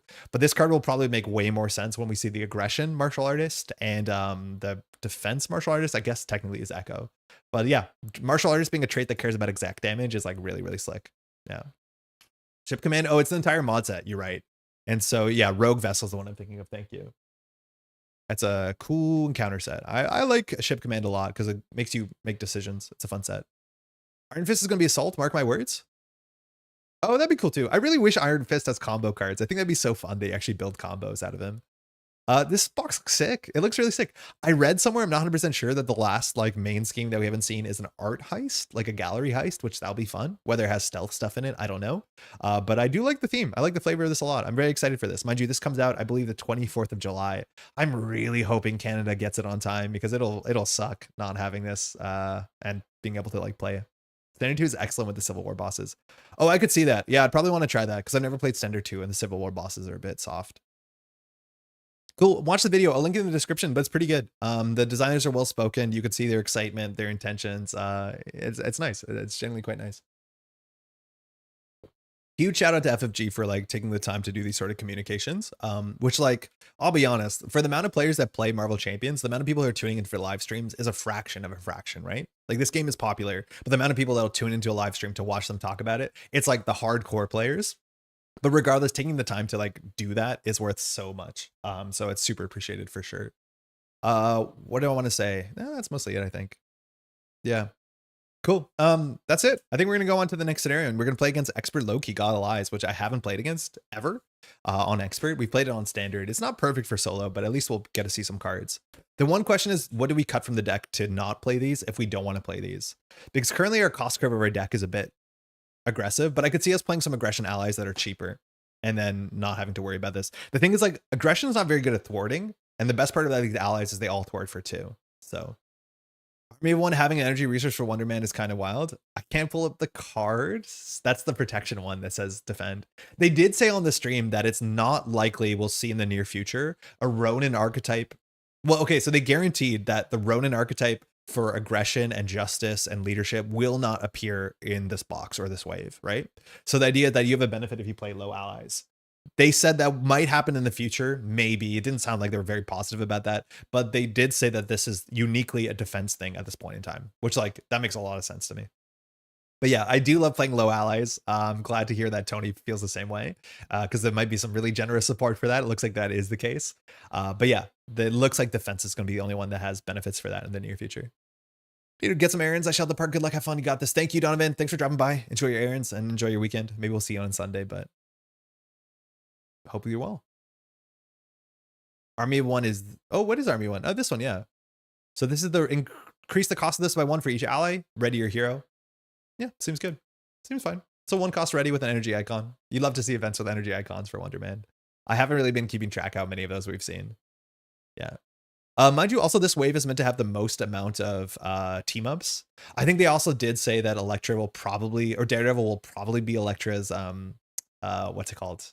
Ally, like unique ally, which, like, that makes sense. Usually it's both ways, but there are more team ups per card in this wave and box than we normally see. I mean, for me, hopefully the team ups are a bit better. They get some consistency tools to make the team ups more playable, but in solo the team ups are like way less fun than they are in multiplayer for sure. That's okay. All right, let's set this up. This one has a weird setup that is going to take me a second to read. I think we could just try one more game with these and see if they're a bit awkward. They do feel a bit awkward, I'll be honest, but not the worst. We'll do a good shuffle here. So this is Loki, God of Lies. Now, I'm not sure if we have this in the thing. God of Lies? Not found. Okay, so I don't know if we have this, but there's some really cool encounter cards in here. So let me see if we have this. Loki. Is it just God of Lies? Oh, it's just God of Lies. Okay. So this should be this. So God of Lies has some treacheries. It has some really big minions, like 10 health per player minion. However, when you knock it out, it gives you benefit. And we're going to play with Trickster magic, so there's a lot of big minions here. We're okay with big minions. We can attack for a lot, but some characters will struggle against it for sure. I'm from Chile, and always took us 2 weeks or a month to get a new expansion. Yeah, do you get it in English or do they actually translate it into, I'm assuming Spanish, right? Here in Canada or like the UK last year, like we just were 3 months out for some stuff. It was like really hard to be a content creator when a new box comes out and you're like, oh, let's go play Rise of Red Skull. Like you just feel so silly. Smash the Problem for thwarting instead of Spider Allies. Smash the Problem is a rough card. So it says exhaust your hero, remove threat from a scheme equal to your hero's attack. This is a really difficult card to play, just in general, right? Because this seems good. It says like, oh, you're thwarting 1 for 4, but it means we're not attacking. So we're losing. We're basically saying that this card is only as good as the difference between these two numbers. The bigger problem with us is like we're playing Skilled Strike and we're playing a bunch of cards like our hand cannon that require us to do our basic attack. So replacing our basic attack with our thwart is like going to cost us way more than it even sounds. But at the end of the day, any of these cards that just say move your stats around are like only as good as the difference between the two. So you're right, at some point we'll get to 4 attack, but then not doing a 4 attack and instead thwarting for just 3 more than our base thwart, it's like not that good. It's really hard for this card to be really good. I'm not sure which deck can pull this off, but this card is just feels like a bit fundamentally flawed. This card could cost 0 and it would still be like kind of a question mark. But it is one of the few thwarting cards in aggression. I just think allies like usually solve that a bit better because yeah, aggression events don't thwart well besides chase them down. I think it'd be weird to have both Echo and Electra have Daredevil at their signature ally. I mean, you don't want the love triangle. I think there's a narrative there. I'm not actually sure if Echo and Daredevil are into each other like that, but okay. So how the heck do you set this up? It's been a minute. So Loki God of Lies, I think, is the villain that we actually have to defeat. So there's a bunch of different Lokis. This starts on side 1, and it's not a villain we can attack, but it does have 20 health. So I think we can do this. Villain, okay, and we'll just do villain set 20 health. So that'll be the Loki that we have to deal with. So any real damage to this Loki, we have to hit that to 0. When that hits 0, we win the game. Then there's a bunch of different Lokis. We'll randomly be fighting against one of them because Loki does kind of change. And when you defeat one of these, it basically does a certain amount of damage to the Mega Loki. So these are the ones that we're going to be in combat with. They're all slightly different. The art is similar, but not super different. Intense Focus, I believe, will be in play. And there's a whole bunch of these environments. These environments will get counters on them. We can use these counters for benefits. They're just straight benefits. The big thing about this scenario, which is going to be a bit silly, is that like this scenario is built for mega massive multiplayer. So it has cards that care about how many players there are in each pod, and then there's cards that care about how many pods there are. So the idea is if you can go to a convention, like 16 people can play the same Loki God of Lies. Shout out for people who went to Con of Heroes. How much time did Loki get play? Like, is he actually really cool at big player counts? Regardless, these environments, I'm not going to keep them on the table. We're only going to pull them into play when and if we need them because they don't actually, any of them start with any counters. But if we get counters in Unified Front, we'll bring it into play. So I'll just leave them to the side for now for the sake of the table. This is just a rules text card. I guess we'll put that there. We'll probably have to read it at some point. And then we have 1.5 main schemes, I think. So we'll read through this. First character team up card. Let's go. Yeah. So we need a 3-way team up card and somebody's going to be upset. All right. So Mischief and Mayhem. It is in Spanish. Okay. I mean, yeah, that makes sense. I don't know if it's a localization problem or if it's like a shipping problem. Okay. So Mischief and Mayhem setup. After resolving Worlds Collide A, so I guess we have to do that first. We do all this sort of stuff. So Worlds Collide A is here. So we're playing with God of Lies, Standard 3 and Expert and Trickster Magic. Cool. We create a separate game area for each player group. We're a player group of 1. Each group follows instructions on Mischief and Mayhem. Wait, each of these refer to the other one. We have created an infinite loop. Okay, I guess we resolved Worlds Collide A, so we'll do this. Put a random avatar of Loki villain into play. Set each other avatar of Loki aside out of play, and the Shattered Illusion card. Which Shattered Illusion card is this rules text card, so I guess we'll put it aside out of play. So we're just gonna roll a die, 1 on left, 4 on right. 6, 6, 6, 4. Okay, so we're playing with Loki the Rascal. I don't think I'm gonna keep changing the names here. I'm gonna just call this the Rascal. So health is like 15, I think. I think they all have the same health. So it's Loki the Rascal. It's going to pull an Enchantress's card there for a second. We'll fix it. These 3 go out of play. So we just did that. Mind you, we're doing Mischief and Mayhem. So we put a Loki into play. Put each synergy environment into play. They're aside. I'm only going to pull them in if and when we need them so the board's not really cluttered. In standard mode, send the Intense Focus aside out of play. In expert mode, attach it to Loki on which side? On Intense Focus side. So that's the only side with that title. Okay, so that's our setup for now. When we flip this over, this will be our kind of like soft main scheme, but there'll be another main scheme that if that one completes, we lose the game. So this is Mischief and Mayhem. When this scheme would be completed, remove all threat from here and you place one threat on Worlds Collide instead, which is this one. If this gets, I think it's like 2 threat per player group, we all lose. So we're allowed to let this advance once. If it advances the second time, in short, we lose. That's all it says. Force Interrupt. When an identity would be defeated, change the identity's form to alter ego, set its hit point dial to 1, and place one threat on Worlds Collide. So you're always allowed to die once. But again, that is basically the same as it advancing, as much as not dying is like cool text. And you can actually use that to your advantage, which is kind of cute. Okay, that's it. This only has 8, which is not too bad. If we look at Loki the Rascal, which you always play the A1 side. It's going to be hard for me to get this to be super convenient to pull up, but we'll pull it up all the time. The back of this is a totally different card, yeah. So we're always playing on this side regardless of difficulty. I don't think the difficulty scaling, I'm not sure what it is. So 15 health.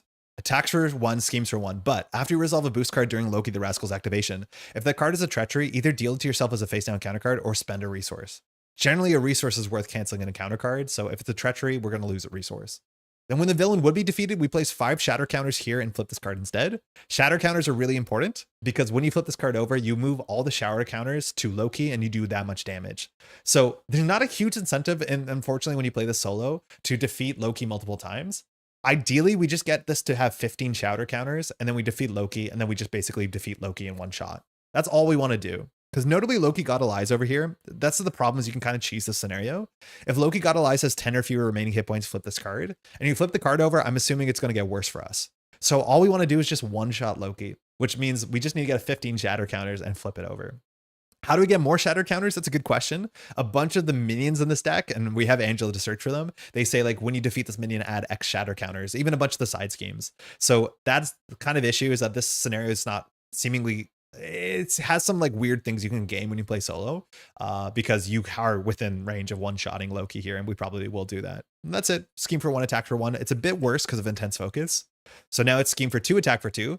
Avatar of Loki villain gets +2 hit points and steady. So actually Loki the Rascal has 17 points. That's cool. That's scaling for our expert difficulty. Has steady, so it's harder to stun or confuse. And when revealed in standard mode, discard the top 2 cards of the encounter deck and the top 5 cards of the player deck. That text is there. It's a similar way that they kind of do this when it comes to the villains in Civil War. Because if you go on standard, this shows up when you advance text. This shows up at some point. I'm not sure why. Probably when Loki God Allies flips, which we won't do. Last thing is the back of Worlds Collide. Sorry, there's a bit of setup here, but I'm not super familiar with it. So this will just have reminder text on it. So it's just here. It tells you what each of these icons mean. And when this gets 2 threat per player group, which there's 1 group, the stage is completed. So that's it. So this is just how we lose the game, is if there's 2 threat on this, which every time this goes through or we die, we get 1 threat on it. That's it. So not too bad of a setup, honestly. The only thing is we'll see how cheesy this is. There's some really big minions in this deck, so we have to be prepared for this, but I have no idea what the counter cards are going to do to us. They had half the event space dedicated to massive multiplayer. Loki games. I didn't participate, but a number of players took part, including Fanchi using Echo's precon. Oh, sick. I'm not wild about it because it's a nightmare to track when he has 1,000 of hit points. Oh yeah, I guess you have to pull out a whiteboard when you do this in multiplayer. I don't know how they accurately handled Door Between Worlds or the Mangog. I don't think I know what those cards are. I guess we'll find out. Okay, that's it. Mind you can't thwart in this one. Yeah, it says cards cannot affect the scheme and God Allies unless they refer to this card by name. So it's not like we can put a 1 threat there and just clear it. Don't forget to put the Force Energy Environment cards. I'm only going to put them into play if they get counters, because otherwise they just take up a bunch of table space for no reason.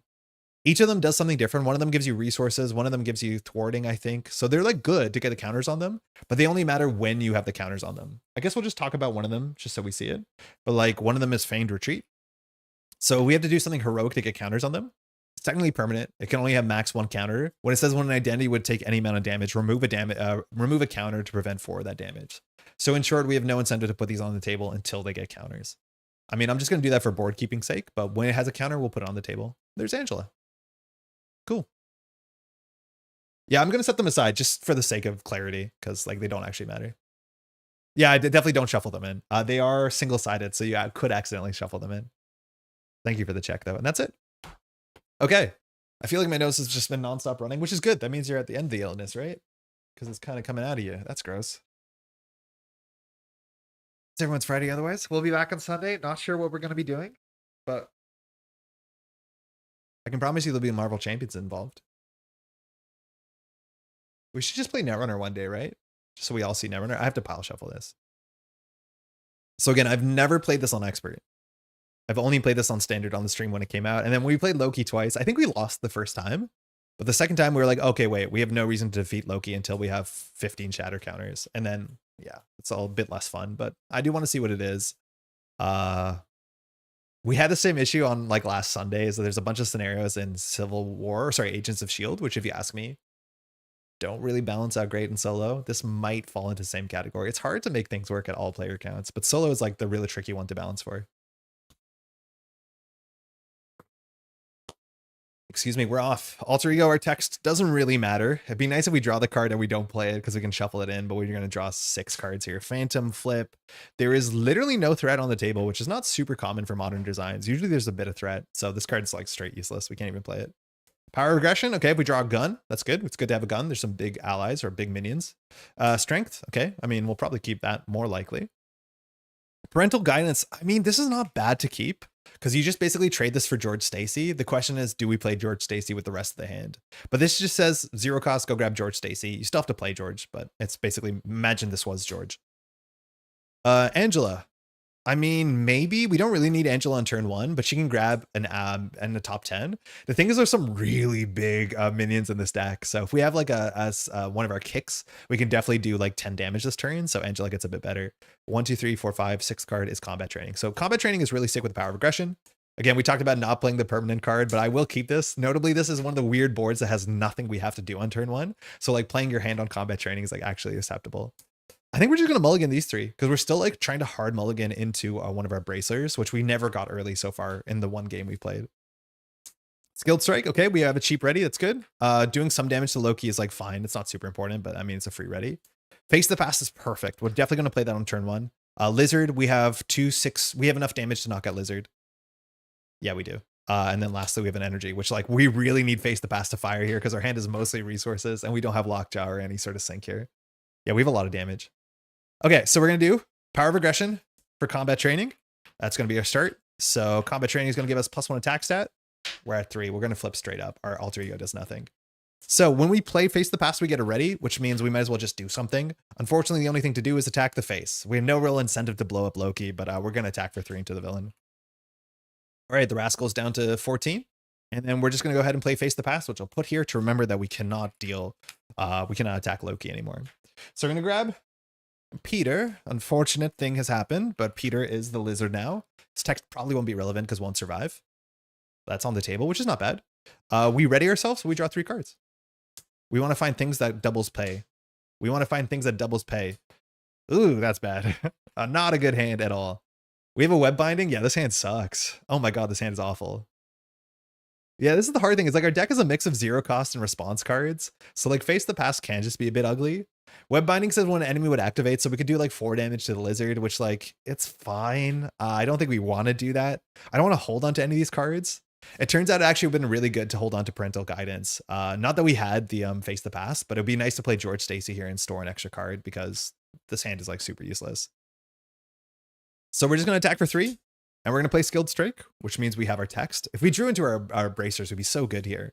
So we're going to attack for 5, knocking at the lizard. And because we played a response or an interrupt, we can ready ourselves. Thanks. And then we're going to pass and throw out 6 cards. Are you kidding me? We're going to pass and throw out 2 resources and 3 cards. I mean, we can hold on to web binding and cancel Loki's activation, but it's not even that good. This is so bad. Did you play Vision with as many androids and tech cards as possible and call the deck Tech Runner? I mean, we could. We definitely could. There's a fair bit of like good androids in the game, especially if you play Protection. I really like Reboot. It's a fun card. This is lousy. This is really, really bad. There's a chance we can hold on to a best defense. The issues we're going to draw into our web kicks. I'm going to sob. I mean, this is heartbreaking. Having a 5-card hand and discarding it. Like, imagine drawing 5 cards and throwing them out. And the issue is like we can't even do anything with Ghost Spider, which is the issue sometimes with Face the Past. It's like we're ready here with 3 more attack and we literally have to pass the turn. We can't attack Loki. There's nothing to scheme. Like, this is so bad. The only thing we could really do here is like either hold on to the best defense, which is fine because we block for 3 for free. I mean, that's like not the worst. We could hold on to a double because we have a lot of 2-cost cards. That could be reasonable. It doesn't matter which one we hold on to. None of our requirements require these. But like web binding is like kind of mid. So I think we're just going to do this. Like it's likely that holding on to the best defense is not worth it. And we're probably just likely to draw into like a web kick or something. But at the end of the day, we don't want to hit Loki for 6, but we just have to pass. Like that was one of the worst opening turns I've had in a long time. So bad. We could have drawn into upgrades. We had so many like good things to do, but no allies, nothing. I'm just gonna keep shuffling the deck a bit. I never played Face to Pass on turn 1. Now I don't think I will. It's usually not that bad. It's just like our deck notably has a lot of cards that are attached to like certain things, right? Like after you defeat, 0-cost event, after you activate. We could have done a web kick too, but yeah, Face to Pass is a bit awkward because you can't do the web kicks. All right, we're gonna draw up to 4 more cards. I'm gonna hold on to the double. Skilled Strike, Skill Strike. Oh god, it's bad. If we draw a minion, it's fine. At least we have a hand cannon, so the double goes somewhere. But we don't have a response here, so Loki the Rascal is just gonna attack us. So bad. Mischief and Mayhem. Notably, this scenario is not set up super easily, so it takes me a bit longer to find the cards. Has 1 threat, no text. Cool. Loki the Rascal. So it's going to attack us for 2 and a card. If the boost is the Treachery, we have to probably spend a resource, which is acceptable. This hand's not that good. But Loki's attacking us for 2. We probably actually will defeat Loki, but we will defeat Loki. Like, it's likely we'll defeat Loki twice. Once to put Godalize Loki at least above 10, and then we'll do it again to defeat Loki. So we have damage in our hand. We're going to send the damage. So we could defend, but there's no way to ready ourselves. So we'll just take it 1-2. It is a Treachery, so 4 damage. And now we have to either reveal the Treachery or give it to us as an encounter card unless we spend a resource. So we're going to spend a resource for sure. I just want to read what this card is. It's called Stories and Lies. So swap the avatar Loki with a villain in play with a random avatar. If it's a knave or miscreant, we get schemed on with +1. Or if it's rascal or wretch, we get attacked with +1. So it does seem, because mind you, these Lokis are the same whatever difficulty. A lot of the difficulties attached to the Treachery. So we'll spend 1 resource here. I think we'll get rid of a Skilled Strike. So actually probably better to get a Moment of Triumph. Because we attack for 5, 6, 7. No, 7 will defeat most minions, I think. 1 encounter card. Not a minion, it's a Lofty Goals. We're not good at these sort of things, but these will be the sort of cards that will give us the counters. So when defeated, place 2 shatter counters on the avatar of Loki. So that's this one. And then when that's defeated, those counters move to Godalize. So it's 5, which is a lot. Acceleration's not too bad, but that's it. This turn also sucks. We'll double to play the hand cannon. We're going to waste a resource here. Oh my god, I don't like this at all. We do have a ready, so we're going to do a lot of damage, but this thing comes in with 3 bullets. It attacks with +2, which like we could just send the damage now. We have so many hand cannons, we don't have to be like really precious about them. So we'll attack for 3. We'll play Skilled Strike. So we'll attack for 5. We'll use the hand cannon, so we're attacking for 7. Loki takes 7. We played on a thing, so we ready ourselves. I guess it was right to kill the other Skilled Strike because it's playable. Now we're wasting a resource, so that's on us. Our thing thwarts for 5 if we draw it. So here we can either attack for 3, which is good damage to Loki and puts Loki on lethal next turn. So we definitely should have kept the Skilled Strike, but if we drew a minion, we'd be happy the other way. We'll attack for 3 more. Loki takes down to 4. We could jump down to Alter Ego, which might not be the worst. This is going to go to 3 because of Lofty Goals, and Loki's going to scheme for 2. So if we draw 3 boosts, we get cooked. And we know that there's multiple cards in the deck that just say Loki activates. There's probably 2 or 3 of those. So I think we'd have to chill and hopefully we draw into an interrupt. Best case scenario would be the one that clears that. Yeah, this does not feel good. Web Bracelets, Web of Life, Psylocke, and now we're going to draw a very expensive hand, and that's the issue. When you draw the cheap hand, now all the expensive cards are together. Like, look at this hand. Oh my god, look at this hand. Oh my god, I want to just concede and play this again, because this is going to happen. When you draw hands like this with all your resources and 0-costers, it's just way more likely you draw into a hand like this, where we can play like 1.5 cards, and we have no way to ready ourselves. This goes to 2. It goes to 3. Loki the Rascal is going to attack us. The big issue here is we can't really afford to block, because if we draw a minion, all our attacks are based to, like, all we can do is do a basic attack. Mind you, Loki is steady, so Psylocke is, like, not amazing, but we did not draw any way to ready ourselves. This is just bad. Genuinely quite bad. Okay, I mean, that's good. Things are good. If we defend for 3, we're stuck. We draw a minion, we're stuck. This attack probably does 4 damage, which, like, if we get attacked again, we have to block, but that's fine. We're going to have to probably spend a resource on this as well. I mean, we could not get Loki here. It's not that good. And like, this is an issue. This is really awkward. I feel like Smash the Problem is looking a bit nice right now. It's honestly not. It's not. Like, imagine paying 2 resources to thwart for 2. Like, that's all it's saying. It's saying pay 2 for 2 thwart. It's so not good. And then if we're exhausted, we can't even play it. Yeah, this is awful. Okay. It's not likely we die to this. I don't think there's any 4 boosts. I think we can't jump down easily. Excuse me. We can't jump down super easily. I think we just take it. 1, 2, 3, 4, 5. Okay, that's Malekith. Luckily, it's not a treachery, so we don't have to reveal it, but that's we're down on 1 health. So Malekith could have defeated that. That'd be good. But I think Loki the Rascal only cares if it's a treachery, right? Jesus, we're hurt. When the villain, after you resolve a boost card, if it is a treachery, no, we're good. 1 encounter card. Love triangle. Hey, we talked about this. This will be perfect for Echo. Attach an ally control, otherwise against Surge. Never mind. Oh, okay, we lose. Oh my god, we're gonna lose. We had the worst possible opening into this. So Sinister Strike. So we have to just hope that we get lucky here. Because we're going to put 1 counter on Pursued by the Past. And Loki's going to attack for 2 in a card. So if it's a 3 boost here, we die. Even if it's a 2 boost, we die. We defend for 3. 1, 2. All right, it's an Evil Alliance. So we're alive. We take no damage. We have to spend a resource here or it gets played. So we're going to get rid of that. You're right. We don't lose if we die. But we are on 1 health anyway. So it doesn't change anything. But the cool thing, yeah, you're right. If we die, we don't lose. That's actually worth keeping in mind. But we would end up down in Alter Ego, which, I mean, we don't ready ourselves, but we do put a threat on. I think we have to let this tactically go through. Issue with this hand is that we can't play Web of Life and Destiny. The best thing we can do is play Aggressive Conditioning and pass. Web Bracers is probably more important. Like we could do Web Bracers and Web of Life, and that's like playing 2 cards, which might be a bit better. But we have to just jump down and let this go through and not carry. This is really good because it's +3 health and we need it, but I think we're just going to jump down and recover. So I'll spend 2 for Web Bracelets. We have another one in the deck, so this is not like necessarily our priority, but like, oh my god, have things been inconsistent? We'll play Web of Life and Destiny in hero mode while it's still free because we can. We'll jump down to Alter Ego and we'll just pass the turn. Our Alter Ego text doesn't matter. We haven't found the thing yet. We'll draw 6 and we're going to assume this goes through. Madame Web is good. Genius is good. George is here. Pirouette and Punch is useless as a hero interrupt. Hand Cannon is not great. And so, jeez, this is so not good. It's just drawing really ugly hands. This goes to 5. Loki is going to do his thing. Now, notably, this Loki, I think it says when it activates, not when it attacks, right? So even if we scheme, yeah, boost card during Loki's activation. So scheming for 2 in a card, mind you, 3 more this pops. So we go 1, 2, 3, 4, and it is a Stories and Lies. So we're going to have to cancel this. But this goes up too far, so it does go through. So when this thing goes through, it's going to be a 1, 2, 3, 4. So it's going to be a 9 of 8. When this thing goes through, when this is completed, remove all threat, which is good. And we place 1 threat on Worlds Collide. So once it hits 2 threat, we lose the game. Now, we revealed Stories and Lies. So we're going to want to cancel this for obvious reasons. So I'm just going to spend a resource. A Pirouette and Punch is straight useless. 1 encounter card. Stop saying 1 encounter card, buddy. Did you draw Treachery in the attack? Yep. Right there we did.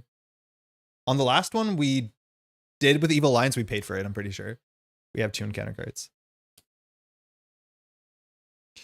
All right, Reisvelger. When revealed, discard the top 3 cards in the counter deck. If a Treachery was discarded this way, take 2 indirect damage. Oh, we lose. We lose the game. Okay, so I guess that we have to hope that there's no Treachery. No Treachery. Treachery. No Treachery. We almost survived. We take 2 indirect damage. We're dead. That's it. We have nobody to assign it to. Man, that was awful. Holy moly, was that just bad. And just like terrible draw into terrible draw. Like we drew 3 awful turns in a row. And like the face to pass sucked. Like it could have been good. But yeah, that's kind of the opportunity cost of like playing these 0 cost cards that require a board state. Is like in solo, if you just draw a bad hand, I think we could have played that better. Like maybe keeping George Stacy was right because our first game did not like betray how clumsy things were. But like George Stacy does so much to help with the clumsy turns, both for like offshoring cards and getting a right card for the right time. But yeah, that was awful. We need Crash Space t-shirts. Wait, why exactly? Oh, the 1 encounter card? Yeah. Okay, I guess we're just running it back. That was so bad. All right, so the setup at least is like relatively simple. We just shuffle these back and we're going to randomly roll for a random Loki, but otherwise the setup should be entirely the same. So we're going to do a Loki roll. 1, 2, 3. So these are all the C1s, so all the ones. So this will be 1. There'll be 2, 3, 4. We'll just do it again. 3. So that's going to be Loki the Miscreant, who attacks a fair bit harder, I think. That's going to be an issue for us. So villain name the Miscreant. I need to set this up in a better way. Should be on 17 health too. So this is the one that we're fighting again now. It has 3 attack because it has a +1. We're up on 10 health again. It says that after you resolve a treachery, place 1 threat on the main scheme and 1 threat on each side scheme. I mean, that's not good for us. Getting attacked for 3 consistently is also pretty rough, but we'll see how this goes.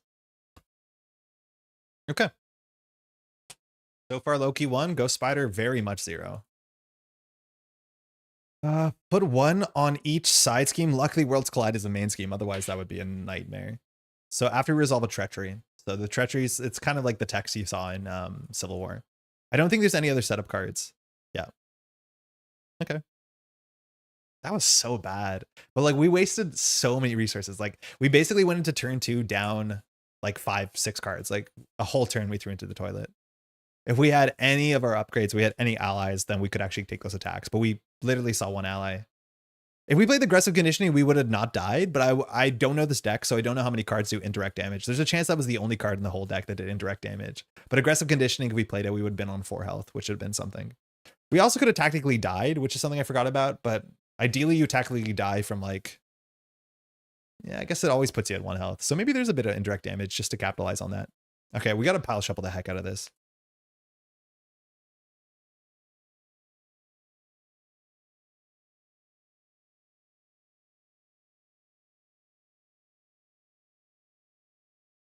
Okay. And we're off. Take 2. Oh my god. I don't think we learned anything. Mind you, villain should be on 17 health.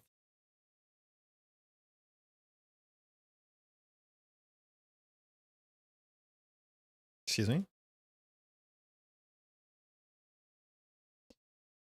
Okay.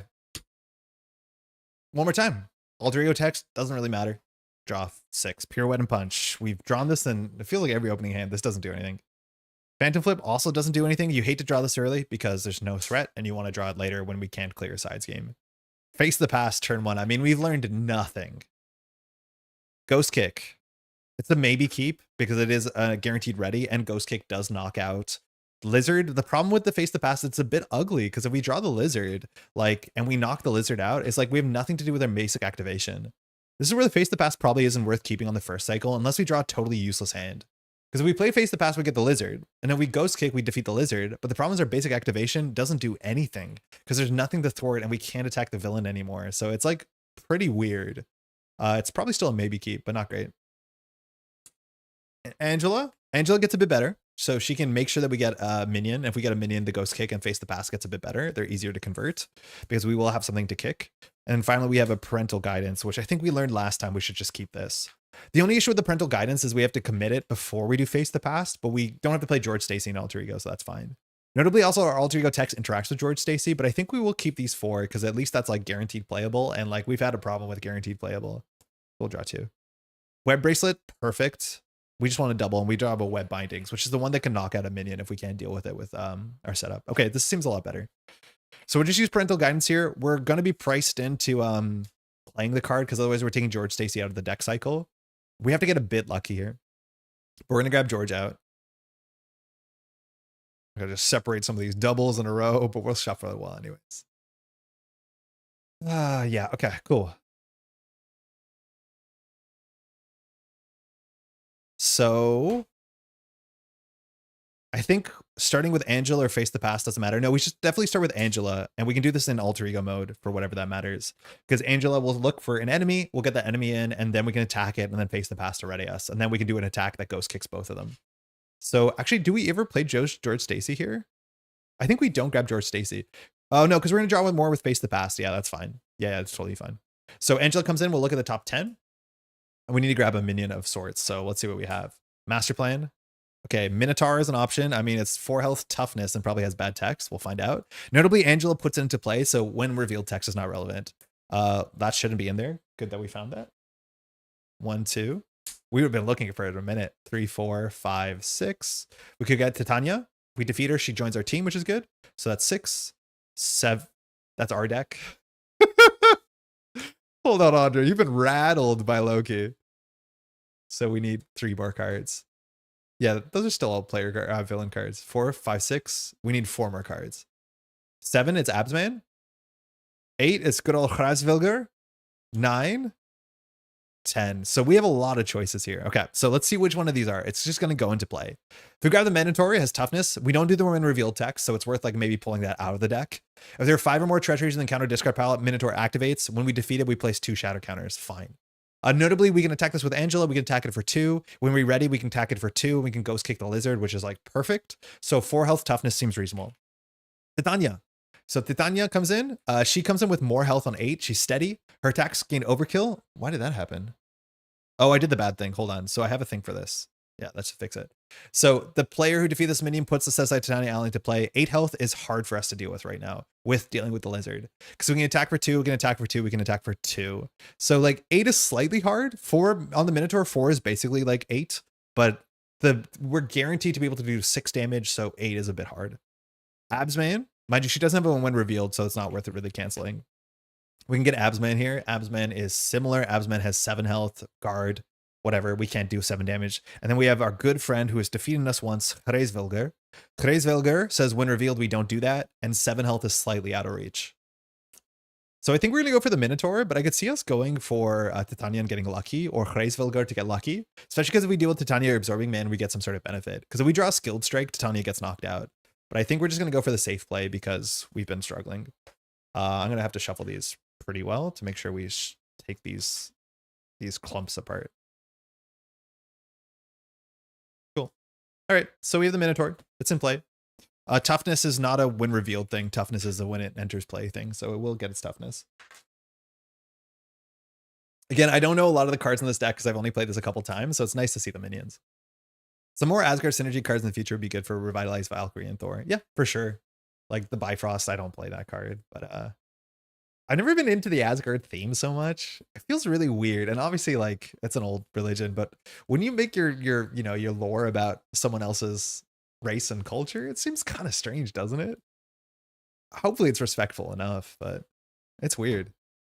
Again, this is maybe ignorance, but I don't know if people like still pray to those gods. But yeah. Okay, so we'll flip up. We definitely want to attack for 2 because we're going to ready ourselves. Angela can definitely attack for 2. She does 2 damage to the Minotaur. All right, then all we want to do here is face the past, which does the thing that we always do. We have to hopefully draw well. So we're going to ready ourselves. We're going to spawn our nemesis, the lizard, who's totally doable. Peter, what have you done? 5 health. We get knocked out by a web kick, which is good. Ghost kick is what it's called. And we draw 3 cards. So we draw the best defense, which is useless. Not a good start. We draw another best defense. And a skilled strike. Okay, bummer. So the skilled strike we did draw into, which at least that's cheap. But the skilled strike means that we could have gone for the 7 or 8 health characters, I'm pretty sure. Yeah. So I guess we're going to just do 2 best defenses for the web binding. Actually, we might not do 2 web defenses. We might keep a best defense because we can play it. The web binding seems like a less useful card, but we could put a best defense on web bracelet. Actually, no, we can't really here. So we have the web bracelet. So when we do our text, we can ready ourselves, or sorry, draw a card, which is good. Because I think we do 2 for Ghost Kick, and then we just play George. I think that clears everything. So we'll attack for 2 into the Minotaur. The Minotaur is defeated. When the Minotaur is defeated, we place 2 shatter counters on Loki. So we're going to use the purple die. We want to get this technically up to 15, but I'll put the purple die, I guess, just here. So we'll track them. They're technically on Loki, but we'll run out of space. Now that we do this, we can pay 2 for Ghost Kick. Ghost Kick says after you activate, deal 6 damage to the lizard. We knock at the lizard, we ready ourselves because we played an interrupt. Web Bracelet now fires, which draws a card. We want to use that card for George Stacy. Hopefully it's not a good card. Luckily it's a Chase Them Down, which we can't really play. We'll play Chase Them Down. You have the window to play with the Red Bracelet, but there's just no threat to play it. And then we'll play George Stacy, who will hold no cards. We can't attack Loki for 2, which is annoying when you play Face the Past on turn 1. So we'll just pass. It gets removed from the game. I want Lady Sif and the Warriors 3 as allies and a hero that has them. Maybe Loki, Hero, or Heimdall or some. I would be surprised if we don't see Angela as a hero at some point in the future. I think Angela has like a fair bit of history and there's a lot of Angela love, I think, in the world. From my understanding, she was like technically was she a Spawn character? She was actually one of the most expensive characters because Marvel had to buy her from the Spawn guy. I forget his name, but he's a pretty well-known cartoonist. But yeah, Angela is actually like also, she shows up on a bunch of art stuff. Ghost Cake. Okay, that's nice. We have a ready. That's good. We can fire this turn into Loki if we need to. We have a strength for the Ghost Cake, which is perfect. We have a Madame Web, and we do need to generate some amount of allies because as soon as we draw a side scheme, we'll be in a bad spot. So that's also a good play. Genius. That's great. We can play both of these. Yeah, she's Todd McFarlane's. Yeah. And I think they had to buy Angela for so much money. We have a Phantom Flip, which if we draw a side scheme, maybe we can play it during the hero phase. Okay, this goes to 1. Loki attacks pretty dang hard. So this is Loki the Miscreant. So Loki's going to be attacking for 3. And after we resolve a treachery, we have to place threat. But it's attacking for 3 because we have the +1. So we will defend for 3 and see what happens here. We'll just do 6 damage back, which, I mean, it allows us to play our hand, I guess. So 1, 2, 3. Boost on Dark Designs. Good to not see that. Mind you, this Loki only schemes for 2. So jumping down might not be the most risky, but we put 1 threat here. Yeah, Angela, hey Motoboy, came from Spawn. Very interesting legal stuff surrounding Angela and other characters, Neil Gaiman and Tom McFarlane. Oh yeah, Neil Gaiman's involved too, right? There is one very good YouTuber that does video essays on like comics and characters. I forget their name off the bat. It might be Matto or something like that, but like very, very good stuff. And I watched all his stuff about Angela. There's a really good documentary about it. Okay, cool. That's that. We take no damage. We will respond here. So we're going to spend a double. I guess we'll spend the physical first and we'll just do a Ghost Kick, which is a bit extra, but that's fine. So we'll do 6 damage to the villain. We'll ready ourselves. And then we can do Web Bracelet to draw a card. Skilled Strike. Nice. That's a really cheap ready. That's a really good turn. We have to get lucky enough, but now we're allowed to do 6 damage this turn, which sure hurts Loki. Again, Loki Miscreant text, we have to remember it says after you resolve a treachery. So that could be now. It's not. It's our friend. Okay, I mean, this is perfect because we can knock out Herausvilgur. So discard the top 3 cards of the encounter deck. If a treachery is revealed, you have to take some indirect damage. We'll take it all to our face. So not a treachery. It's a Draugr Buddy. Not a treachery. It's Malekith. It's a treachery. Okay, so we have to take 2 indirect. We'll take it to our face. Shame Neil Gaiman turned out to be a piece of shit. Loved some of his stuff. Yeah, I didn't follow his story too much, but I understand he totally like is a piece of shit. Yes. Yeah, I don't know. I've read a bit of Sandman, but not too much of it. Okay. All right, not too bad. So we want to defeat this. When defeated, we place 3 counters on Avatar. Choose a group in your pod, then place 1 synergy counter on Domineering Force. So Domineering Force says that we can deal 4 additional damage, which is pretty good when we have a healing card, but when a friendly character attacks, that's really, really good. So we do want to get that into play. Notably, we don't actually have to put counters on this card. We'll just put it on the table because it can only have 1 counter anyway. So if it's on the table, we can use it. So that's pretty good. But there's 4 of these. Yeah. His career imploded. I mean, rightfully so. It's surprising. Like, I don't know when. Like, I don't know exactly what the allegations were or what he did. And like, yeah.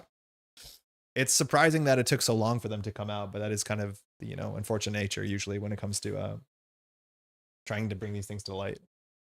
Stories and Lies is such a great encounter card name. It's good. It's really good. It's a shame we lost Malekith and the Draugr too, because those are cards we wanted to deal with. Anyways, it's back to us. We did not resolve a treachery. This is our hand. Our hand is pretty good. So I think we're just going to play Madame Web. We have 2 Web Warriors. We can Skilled Strike for 1, 2, 3, 4, 5, 6, 7, 8. Yeah, we can knock out Herausvilgur, which is good. So we'll start with 1, 2, 3 from Madame Web. This is actually a perfect hand. And it's a really cool thing that you can see the villain phase, whether your hand is good or not. Admittedly, Web Bracelet gives you a bit of like, you know, unknown information. But this was a turn where we could have fired 2 Web Bracelets if we had it. All right, so not the highest value Madame Web. We have 2 Web Warriors, so we can look at the top 2 cards of the deck. So the first will be the boost, the second one will be the encounter card, and we can discard it. We do not want Loki to reveal encounter cards. So 1 boost into Titania is totally acceptable. Mind you, Love Triangle technically has text, but we don't care about it. But like Titania being the encounter card, we're going to have the extra damage from Herausvilgur, so this is perfect. I think this was in the other order, so we're technically doing something. But even if Madame Web just gives us the confidence, that's pretty good. So that's totally acceptable. All right, we won't use Madame Web yet because we want to thwart for 2 with her, and next turn we'll have 2 threat for sure. We will attack for 2 with Angela into the bird. Ghost Spider will attack for 2 into the bird, but we'll play Skilled Strike, which does 4 into the bird. We play a card with an interrupt, an event with an interrupt, so we can ready ourselves with our hero attacks, and we'll attack for 2 into Clary's Vilgar, knocking out the bird that did knock us out just a couple minutes ago. So we place 3 more shatter counters. We're on 5. We want to get this to 15 to win in one shot. And then we're going to go get the Domineering Force environment. And technically we want to put a counter on it, but we won't. It doesn't really matter. This doesn't have victory. Some of them do. Because at the end of the day, if it's on the table, it can only have one counter. But we now have the ability to attack for +4 damage, which we'll deal with our friend in a second. And we'll just pass. Good turn. Shame that we can't use George, but not too bad at all. We dropped to 5. Aggressive conditioning, if we could play it, we can. I think we've seen most of our doubles besides our aggressive conditioning and our ticket. Oh no, there's one more double in the deck. Okay. But yeah, +1 attack goes pretty hard. Phantom Flip for removing 5 threat. Not a great time, but if we keep that into the villain phase or into the hero phase, we might have a side scheme. Oh no, we know we're not because we know the cards we're drawing. Web Binding is the cancel. Not super valuable. Hand Cannon is expensive. And an energy, that's the last one. So we can plan this out. The thing is we don't want to do the Web Binding because we set up the deck in the right order. So we want to just get attacked from this. We know Loki's going to be attacking for 4. If we defend, we have no easy ready. That makes a lot of sense. This goes to 2, mind you. So I think we're just going to let Angela take 4 damage because that is a fair bit of damage still. That means with this hand, like we're probably not going to get the card draw off a Web Bracelet. So maybe we do just like do the Phantom Flip here and defend. Because this saves Angela, which is good. We might need Angela in a second. But if we play the Phantom Flip, we turn 2 cards into 1 card. Those cards can just play aggressive conditioning or maybe something better than that. I'd be hard pressed. I guess the best card draw here would be a Skilled Strike. But yeah, I think doing this is good because we get to keep Angela. We can defend for 3 and we can Phantom Flip to clear this. We keep Madame Web around. I think that's fine. Yeah, I don't mind this. So we'll defend for 3. We technically haven't done anything yet. We know Loki's attacking for 1, 2, 3, 4 on Love Triangle. We've defended for 3, so we'll take 1. Then we're going to play Phantom Flip, which is pretty low value, but we're not going to get better value from this. We just want to fire Web Bracelet every turn. So we'll remove up to 5 threat. We'll ready ourselves and we'll draw a card. Our unknown card was a Ghost Kick, which that's a lot of damage. We'll draw Titania. She has a lot of health. She has 8 health. Big number. She has steady, which won't matter. But we do want to knock her out as soon as she shows up. Again, Domineering Force means we can do a basic attack for 6, which is a lot. So that could just matter. Otherwise, this hand, things we can do. We can do Ghost Kick, which is a lot of damage. We attack for 2 for 6 for 2. That strands a card in our hand, but we could always like put the Web Binding on George. So if we hold another event, that's a nice way to use our extra cards. The other options, we can just play aggressive conditioning, bring ourselves up to 3 attack. We can attack for Angela and us, which will do 8. It'll do more than 8. It'll do 3, 4, 5, 6, 7, 8, 9. That's also fine. And I think, how many of the defense cards have we seen? Because the defense cards are a really big reason to take up your stat. We've seen 2 of them, so not huge in this deck cycle. But there's some really big minions, so getting your attack stat up seems fine. It's a shame we're not using George Stacy yet. We haven't seen the obligation. The other options to play the gun, like we could also play the hand cannon. We could attack for 1, 2, 3, 4, 5, 6, 7, 8 ourselves. We could keep Angela for a block, and then we could put the Ghost Kick on George Stacy, which is just an absurd amount of damage, which is really well suited for also knocking out minions. That's a really cool thing. There's actually a bunch of ways to play this hand. And honestly, I think I like this one the best. Yeah, I like this one the best. We're not really incentivized to do some overkill damage with the hand cannon, but I think we'll pay 2 for the hand cannon. Yeah, it's cool. It's cool how there's different lines here. So now we can attack for +2. We'll exhaust George Stacy to attach this card to it. So we can play it as if it were in a hand, and having access to Ghost Kick just means you have access to an extra 6 damage in a ready whenever you want, which is super valuable. We've talked about how we can draw bad hands, so having George have some consistency is good. We will attack for 1, 2, 3, 4 with the hand cannon. The question is, do we do the Domineering Force now, or do we use Angela? No, we have to use it. So we'll use this. When a friendly character attacks, we get +4. So we do exactly 8 damage to Titania, which knocks her out. Cool. When she gets knocked out, we go grab our ally Titania and put her into play. This goes into victory display. So we get a Titania. Ooh, where is she actually? Oh, that's not good. Oh, she's here. I'm assuming she's going to hit pretty hard. She has 5 health. She thwarts pretty good for our deck. She attacks pretty good as well, but takes a bit more consequential. Titania's attacks gain overkill and piercing, which, like, I mean, that's pretty good. I'm assuming she's going to be a bit of a blocker, or sorry, a bit of a thwarter for us. And that's it. We have nothing to do with these. We do want to keep them for side schemes, and we'll pass. Angela probably blocks an attack here unless we draw a good, cheap, ready. SPDR is here. Power of Aggression. Let's see if we have something good for that. Okay, we drew our last best defense. That's not bad. We only have 2 defense though. We didn't buff our stat, but at least it's a cheap ready. Hand Cannon for the Power of Aggression is good. Fill up our second hand. And we have a Psylocke, which might be better with the Power of Aggression to get it confused, which would be good in the right situation, but Loki does have steady, so interesting hand. This goes to 1. Loki attacks for 3 and a card, so we have to figure this out. We don't have an obvious web bracelet, so I think we're incentivized to do best defense. It blocks slightly worse here. That's the kind of the one bad thing is like we do defend for less. We do ready, which is good, and we draw a card. But I don't think it's going to be a ghost kick turn unless we get really lucky. This leaves us with 4 cards, so we can do 1, 2, 3, 4 for Psylocke. Otherwise, if we do Power of Aggression, we could play SPDR with the card we draw. Notably, these allies do count towards our... No, they don't. Excuse me, Titania doesn't count towards our ally limit. So we can just play SPDR and get her set up as well. The other option is blocking with Angela, but I don't think we want to do the ghost kick here unless we draw a minion. And we've seen so many minions, I don't think it's likely. So we'll play the best defense. So we'll block for 2. Weird. So 3. Boost on this, Dark Arts. I remember this card being quite scary. So the boost says, place 1 threat on the main scheme for each character you control. Jesus, what? What? That's a boost? There's multiple of these in the deck. What the heck? Put 4 threat as a boost on an attack? Are you kidding me? We control 3 characters. These don't count to our ally limit. So we control 1, 2, 3, 4. Christ. Okay. So we're going to attack for 3. We did block 2, so we take 1. Best defense. We played Interrupt. We read Bracelets to draw a card, and we ready ourselves. We drew Hobie. What the heck was that? What was that? They're just playing with that in the deck? Let's not reveal a treachery. We didn't. It's Puppet Master. Okay. So we have to deal with this on our own. Comes in with 3 threat on Expert. It has a hazard. That didn't look right. Hopefully it's right now. Comes in with 3 threat, and we cannot block with our allies, and we can't, we have to thwart this ourselves, which is a bit tricky. Not impossible, but a bit tricky. It's impossible. I've looked at it. It's not possible. We do not have the tools to thwart that thing. So we're going to drawing 2 encounter cards, which is pretty rough. Okay. Okay. Yeah, that's not good. All right. So we've seen 1 Dark Arts. How much worse can it be? We know we're going to get attacked in the face next turn. We can do thwart 2, 4 off this, no problem. Keeping Angela for a block makes no sense with this, but attacking for 2 is not a good use of her, so we will. The question is what we do with the rest of the hand. We unfortunately have no events to squirrel away on George. We could always thwart 1, attack for 6, thwart 1, but that does not get us close enough to Puppet Master. We definitely need our thwart card that thwarts for 5. I think we've only seen 2 of them. Phantom Flip, Phantom Flip. Oh, we've seen all 3 of them, so that's bad. That means we do have to thwart this because then next turn we can clear it if we get it ready during the hero phase. So I think we have to thwart this for 1 because there's no other way for us to do it besides clear the area. Ronin decks countering the Dark Arts is going to feel so thematic. Woof. Yeah. The Ronin decks, yeah.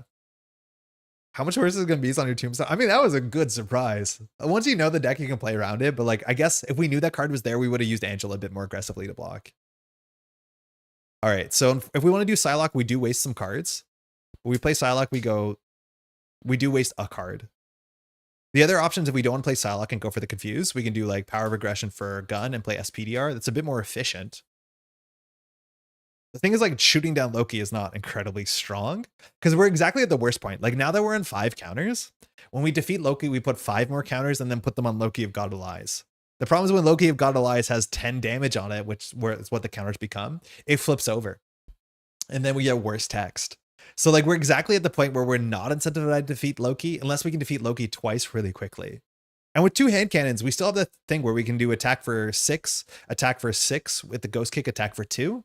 So we can do 14 damage. Loki will have probably about 17 health still. So like we could knock out Loki again, but that will only bring Loki God of Lies to 15. So like if we wanted to clock out Loki early, we needed to clock out Loki before there was 5 counters. As soon as there's 5 counters now, it's bad to defeat Loki more than once. So we probably have to just like stay alive for a bit. What does boost resolve if you block with Angela? Would she have been defeated first or the threat? No, yeah, she would still have gone through, but we would have wanted to block with Angela like a turn prior because we were considering it. But the boost happens before the damage goes through, so Angela would still count it. But I just mean like a turn ago, we were like, do we block with Angela or do we not? We decided not to. I think we're just going to go for Psylocke because we might have to jump down and heal, so we're going to waste a resource. So we'll just do pay 4 for Psylocke. Feels bad. We didn't get our Web Warrior Synergy card in yet, but it's still in there. So we'll play Aggression Psylocke. She will attack for 2 damage and get half a Confuse. There's probably some Stalwart in this kit. It'd be surprising if there wasn't. So hopefully we can cash in that before that shows up. So it does 2 to Loki. Half a Confuse, down to 9. Titania will thwart for 2. Madame Web will thwart for 2. And then we'll pass. We can't block with our allies. We can't ready ourselves.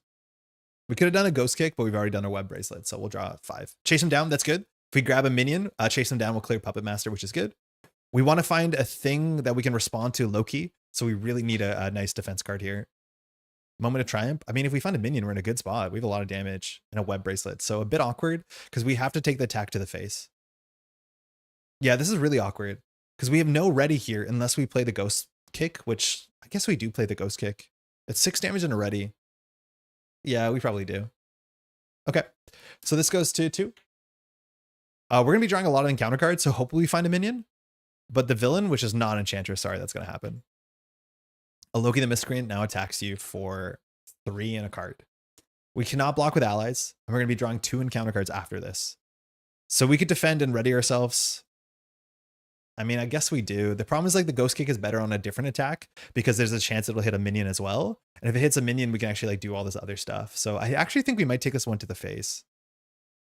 Because it's actually, yeah, if we don't draw a minion, we're going to have to like thwart for 1, Ghost Kick, and thwart for 1 again. So I think we do just take this to the face. 3, 4, and a boost.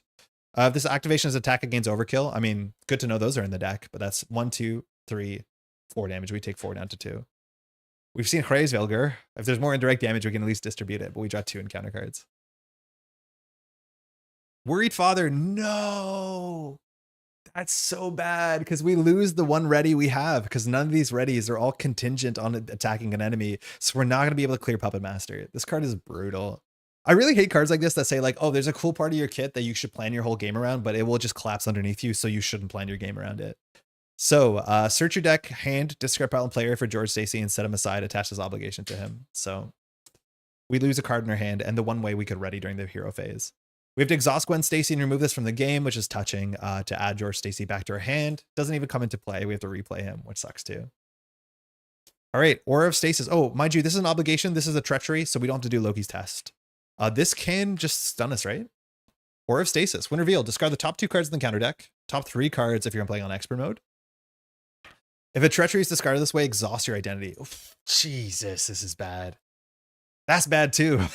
Because we can't ready ourselves. We have all these useless cards one more time. Maybe we should have just web kicked when we have, but the chance of drawing Worried Father there was awful. Okay, so discard the top 3 cards if a treachery was discarded. Treachery, minion, treachery. Okay, so we're exhausted. And this has a crisis.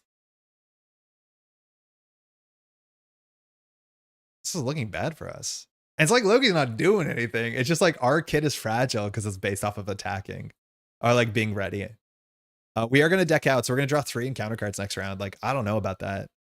We have a crisis, so we can't thwart this. We can thwart this, and we can confuse Loki, so we probably do just jump down. The issue is like, because we drew Aura Stasis after Worried Father, we cannot contact George. We are stuck here. But we definitely could have like attacked for a lot, readied ourselves, jumped down and done everything, and drawn more cards, so feels really, really bad. Yeah, feels really quite bad. All right, Psylocke will do her thing. So at least she can still do her thing. The villain will take 2. We'll use a counter and we'll get a full confuse off. So we're allowed to jump down as much as 3 encounter cards is pretty scary. At least if this goes through, we don't lose the game.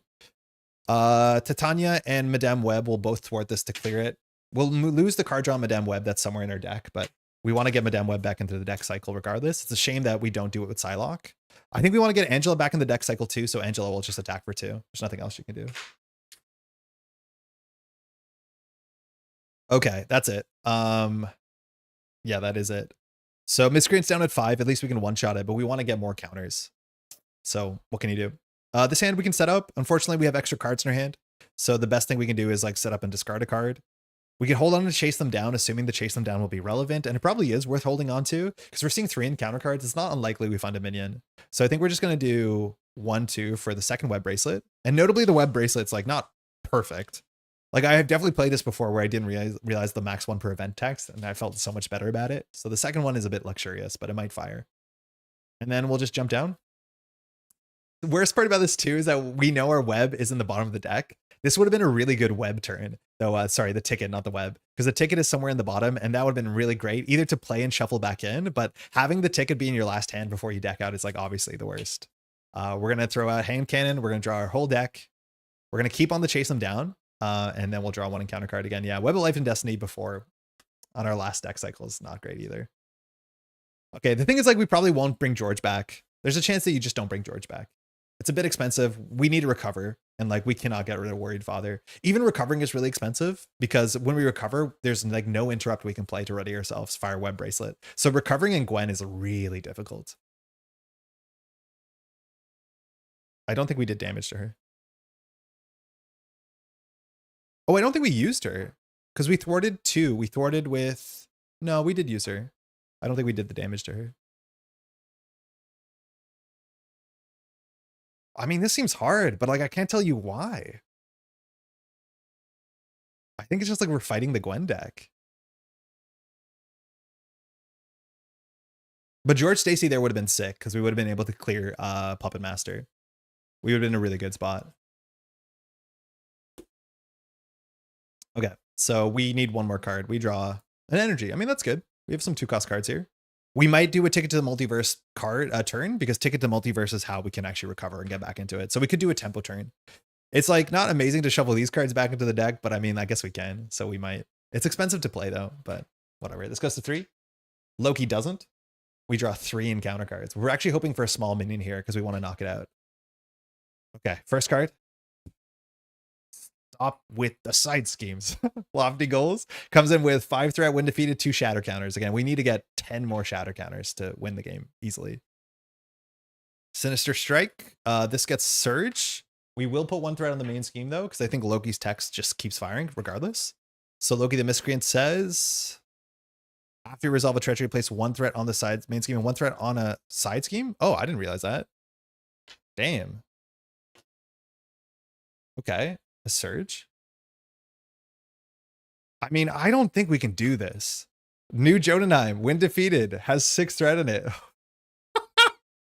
Place 3 shatter counters, choose 1 group in your pod and place an energy on Feigned Retreat. Though like choose a pod is probably way more interesting, but probably pretty hard to deal with a lot of pods to figure out who needs this. This says prevent 4 damage. It's not bad. And we got Zach. So at least we got an enemy. Not the easiest enemy to knock out, but we got an enemy. So we have a really big turn to deal with here. We need to defeat this enemy to knock out Puppet Master. I'm pretty sure. 6 health, Retaliate. Where are the minions? I mean, we did get 1. We got 1. Can't complain. We needed at least 1. But brutal. This is brutal. Like, look at all the side schemes. The thing is, like, I like the design of Puppet Master for sure, because it's very cool, very thematic. But the fact that we can't clear it means we draw more side schemes and we fall further and further behind, right? So we did get in a bad spot. This is going to go to 6 next turn. Actually, it's going to go to 7 with both Lofty Goals and Jotunheim. So it's actually likely with Loki's text that we will advance. So this turn has to be incredibly clean. It has to be perfect. So things that we can do, we might have to multiverse this turn. I think we have to multiverse this turn. Cool thing too is we can activate with Psylocke and then she'll be defeated, but we can actually shuffle her into the deck using Ticket to the Multiverse. So we want to do as much as we can with the hand. So I think we play Web of Life. We can't play it yet, mind you, because we have to be in hero mode. We want to play this. That leaves us with, sorry, that plays this. If we knock out Zax, we can draw a card with Chase Them Down, which we want to play that to clear that.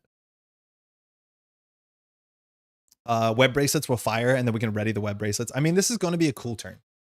The question is, do we exhaust to recover? And I don't think the answer is we can. I don't think we can. I think we're in a really narrow margin, because as soon as we exhaust to recover, we can't get more value out of us. We need to get as much value as we can. Yeah, we need a lot of value here. Okay.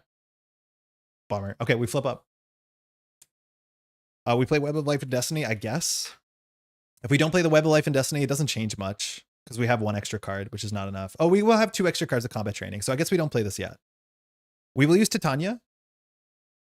So Titania is going to attack for 3 into Zax. She takes 3 damage from it, so she gets knocked out, because she takes 2 physical and 1. I mean, like, that's not amazing. But I think we have to do that, because otherwise we can't knock out Zax. Psylocke will thwart 2. I mean, I think we'll just do our card that thwarts. It thwarts for how much? Is it 5 or 6? It thwarts for 5. I mean, we can't let this go through. So Psylocke gets knocked out. I'm going to shuffle the deck again in a second, so no stress. Then we'll attack for 1-2 with the hand cannon 3-4. So we do, with hand cannon, we do 4 damage. We knock out Zax, so we get a new Zax. Oh, we forgot to do Zax's text. Oh, excuse me. We have to do this text. Zax says, discard the top 4 cards of your deck for each printed resource. Take 1 indirect damage. So we're allowed to take 1 indirect damage on Titania. We actually could have put 2 damage on her. So we would have discarded mental, wild, physical. Okay, that's fine. So that doesn't do anything. Perfect. But after this goes through, we can draw another card.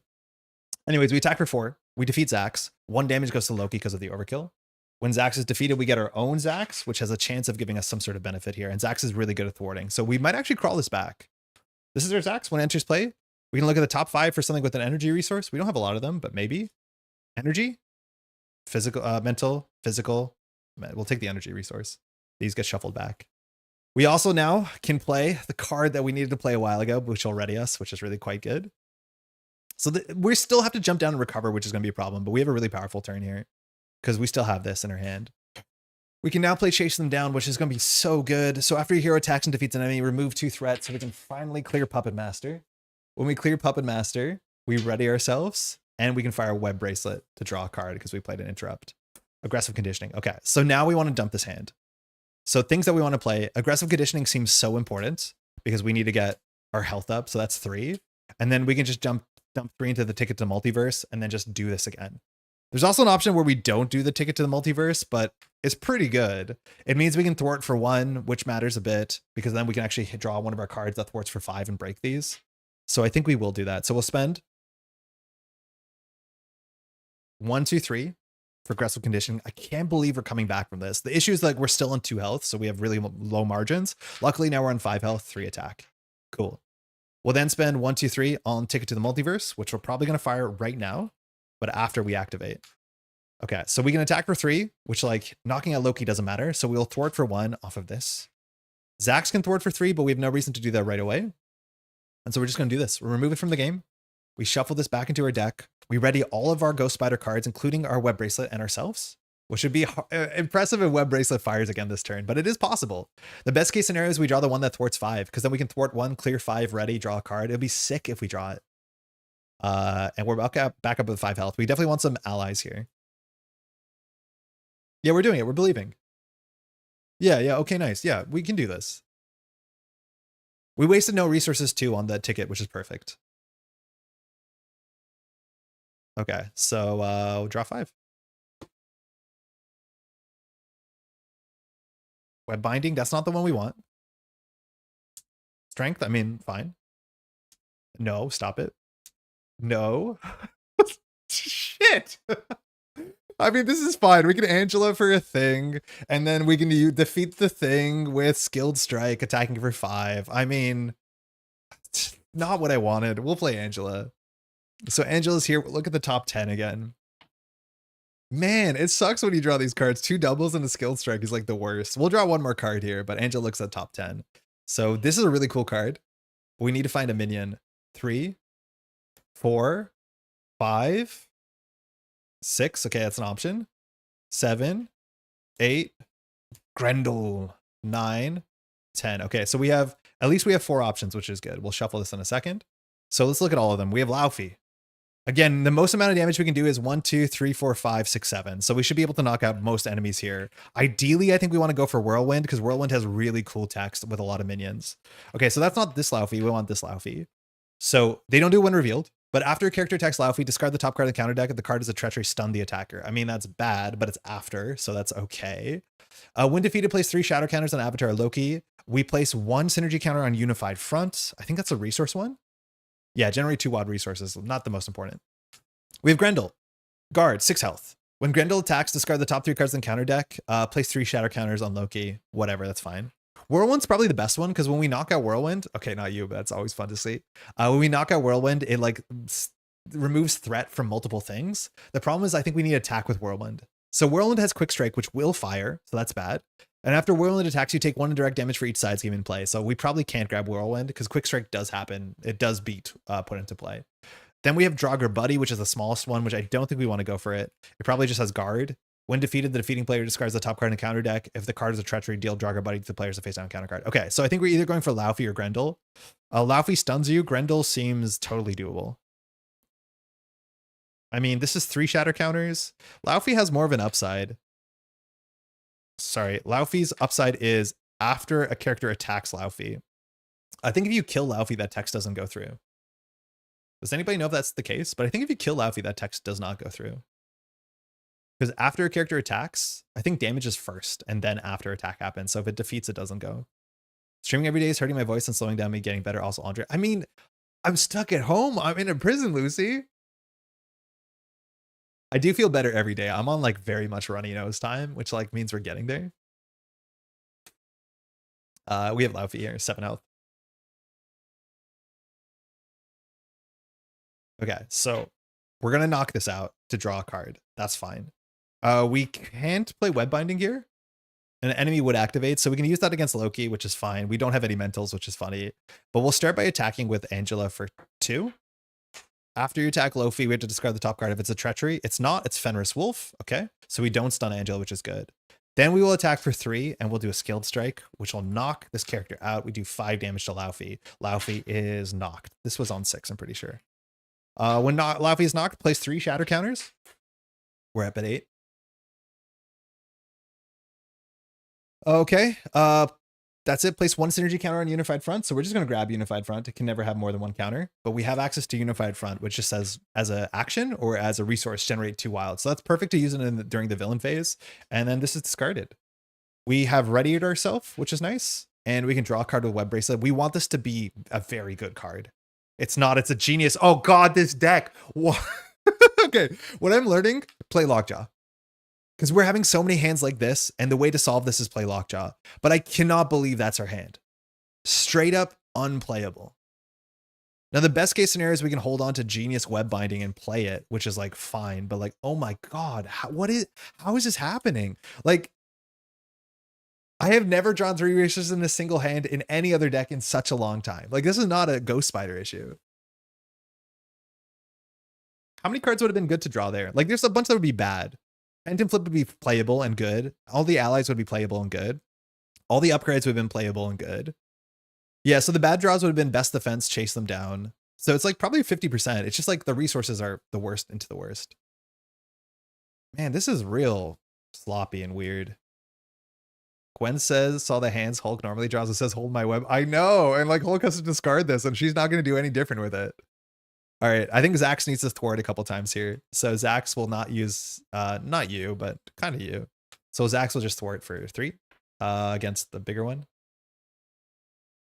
I mean, that's it. I'm going to hold on to Web Binding Genius just so we do something guaranteed. It's not amazing.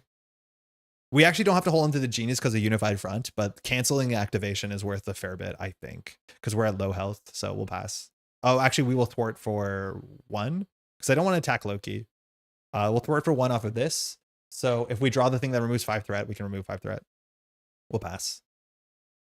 I don't like this at all. This hasn't been good. We'll draw 3 more. Gun, Web of Life, Phantom Flip. Okay, perfect. So we actually do want to get attacked here. So holding on to Web Binding was a bit much. All right, this goes up to 5 of 8. Loki, the Miscreant, attacks us. So it's attacking for 3 in a card. We will defend for 3. Boost. No, not you. So we have to put 3 counters on this so it advances. Man, this card is absurd. Place 1 threat on the main scheme for each character you control. So like anti-Ronin technology. So we have to put 1, 2, 3. So it goes to 8, which means it advances. So when this advances, we just put 1 threat on this. So we can't let it advance again, but it does clear itself. So it's not the end of the world. Okay, that's fine enough, I guess. We'll do Genius into Phantom Flip. So after we defended, or after we use a basic, which we did, we will ready ourselves. We'll remove 5 threats, so we'll clear New Jotunheim. When New Jotunheim is cleared, it says, place 3 shatter counters, so we're getting there. We only need a couple more, so we're at 11. We just need to get 4 more shatter counters, and we'll be good. Then place 1 synergy counter on Feigned Retreat. This is the one that stops us from dying, which is kind of useful. If we died, mind you, we don't lose the game, but now we do. Feigned Retreat just says when you would take damage, deny 4 of that damage, which is good. A Web Bracelet draws a card. Psylocke is expensive, but we have Feigned Retreat, so that's maybe reasonable. And then we draw 1 encounter card. Drawing near. Okay, so this one we have to get rid of by jumping down, which is going to be a bit tricky to do. So after your turn begins, discard the top card of your deck. That's fine. It puts 1 counter here. So Lizard's about to show up, which honestly we don't mind. Okay, man, all these turns have been kind of weird. They've been kind of weird. I don't feel good about any of this. And we knock out Loki. It puts 5 counters here, which puts it at 16. And then we have to do Loki again. So we're going to wait until we get a couple more counters. Defeating this one puts 2 threat counters, which puts us at 13. So that's why Angela is good to find counters. So we just need to find 2 more counters, which will be a side scheme or an enemy. With this hand, Web Binding doesn't do anything. Angela doesn't do anything. So we could have like a really sleepy turn here. With drawing near, we're kind of incentivized to jump down because we can discard an identity specific card and we have one. So we could do double 3/4 for Psylocke, jump down. Psylocke could do half a confuse. I mean, confusing when this is at 0 is like pretty reasonable. But like if we draw in advance, we lose the game. I think we don't mind drawing near because if it draws us the Lizard, we're like relatively happy about it. Healing Loki's a bit annoying, but I think we actually probably don't deal with this. We're like, we could recover this turn and there's not much else we have going on, so I could see that being fine. Zax will just thwart this for 3 and gets knocked out. Victory display. I'd love to be able to thwart that, but we can't. Oh no, we can with Psylocke. So we'll spend Unified Front. So we'll generate 2 wilds. We'll then spend 3/4 on Psylocke. This is saying that we're going to go jump down, which I think we're allowed to jump down. It's a bit risky, but we're allowed to jump down. I actually want to keep this on 3. The big reason why keeping on 3 is good is that with Dark Designs in the deck, if we jump down, Loki won't scheme. Loki will spawn the minion. We've seen no Dark Designs before. That's better than scheming. We've seen 1 Dark Designs. That being said, if we jump down and deal with drawing near, it doesn't really change much. It just means the Lizard doesn't show up, but we're like pretty good at dealing with the Lizard. We have a 5 attack, so I don't actually think we do. So if that's the case, I think we keep drawing near. Instead of Web Binding, we'll just like Web Life of Destiny. Psylocke is here. We could go for the stun or the confuse, or sorry, the slow confuse, but instead she's just going to thwart for 2 to clear the scheme. And I don't think we jump down. Lofty Goals is here. So it says when defeated, place 2 more shatter counters. So we're at 13. We just need 2 shatter counters to get out of this. Okay, again, we have Feigned Retreat here, so we're actually way more healthy than it looks like. Feigned Retreat says when you would take damage, an identity, not a character, prevent 4 of that damage, so that's fine. We haven't done anything ourselves. We could attack for 3, which is fine into Loki, put it on 1 health. We also could jump down and get George Stacy back in our hand, but that doesn't really matter because we can't play it. So this is exhausted, mind you. So I think we will, like, I don't think it's risky to jump down. I don't think it's worth it to jump down here. I don't think it's worth it. Like if we jump down, we basically get rid of drawing near and call it a day. Yeah, that's fine, actually. Let's take a risk here. So we'll not do this. We will jump down. Here, we'll discard this to get rid of drawing near. Okay, that's done. We can still prevent 4 damage in Feigned Retreat. Not that we'll likely get attacked. And we're just going to recover for 3 and we'll pass. We won't get George. Okay, so we have to just hope that we don't get advanced through. Loki only schemes for 2, so it shouldn't be that bad. 6 cards, Ghost Kick. Okay, so we should have lethal. We just need to figure out a way to get more counters. Parental, Madame Web, Best Defense, and Skilled Strike. So we have a lot of cheap readies here.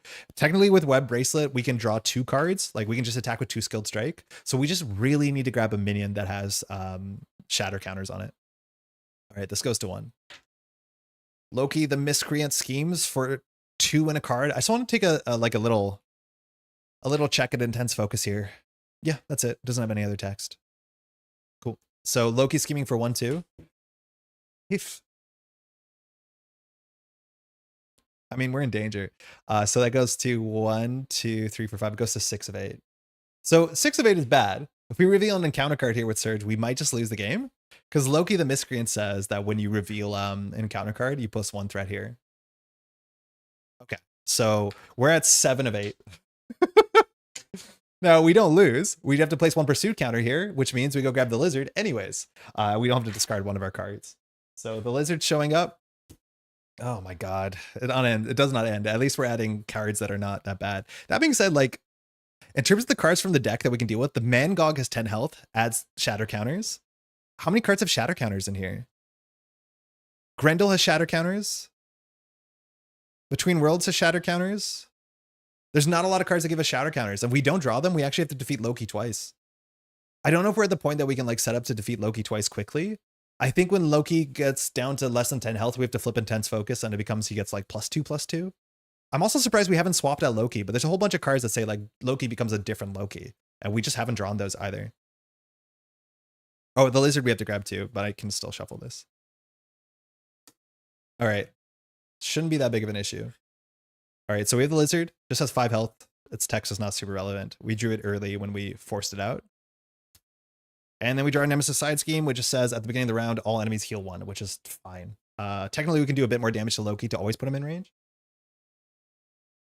Yeah, jumping down there was definitely risky. Probably wasn't right, but sorry about my nose. I'm like falling apart. My headcanon is one of the designers of playtesting draw 3 dark arts, boost in a row, and then design the entire Ronin strategy. I mean, it's more so the designers are always like, they want to find ways to punish you from playing a lot of allies. Like, it's in their best interest because allies are very good. So it makes sense. It's just like when you're playing aggression and you're not chump blocking, it feels less fair, but so it be. Okay, we're at 8 health +4, so we don't need to recover. We could grab George here, but if we grab George, we're exhausted and we don't have a good way to ready ourselves. So I think we just have to go up and go to fighting.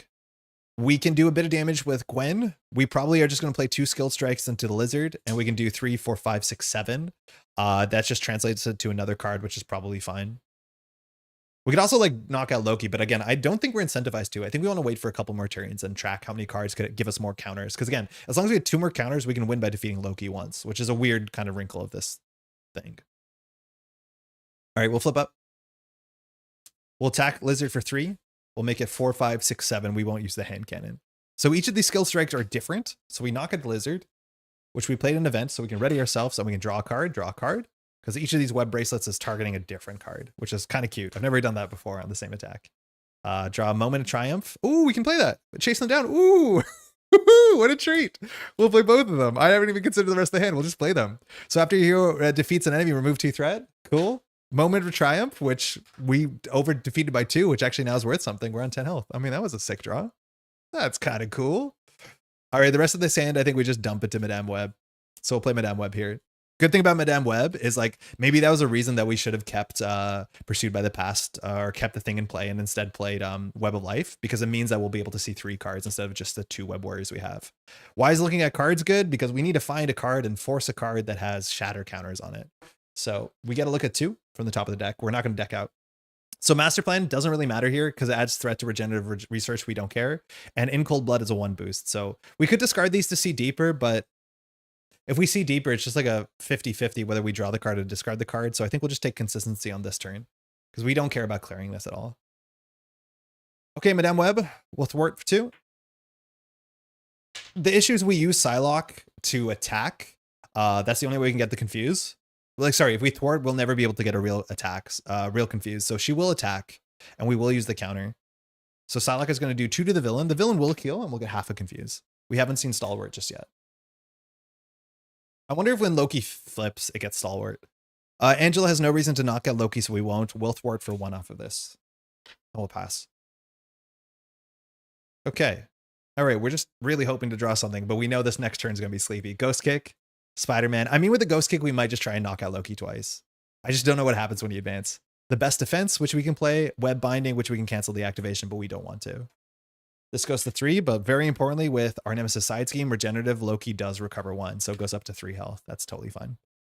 So Loki, the Miscreant, is going to attack. We know it to be for 1, 2, 3, 4 damage. So I'm going to block with the Best Defense. So we're going to block with the defense. So we're going to take 1 damage. We're down to 9, but we can replace this with the next card with Web Bracelet and ready ourselves. It's SPDR. Pretty good. Okay, cool.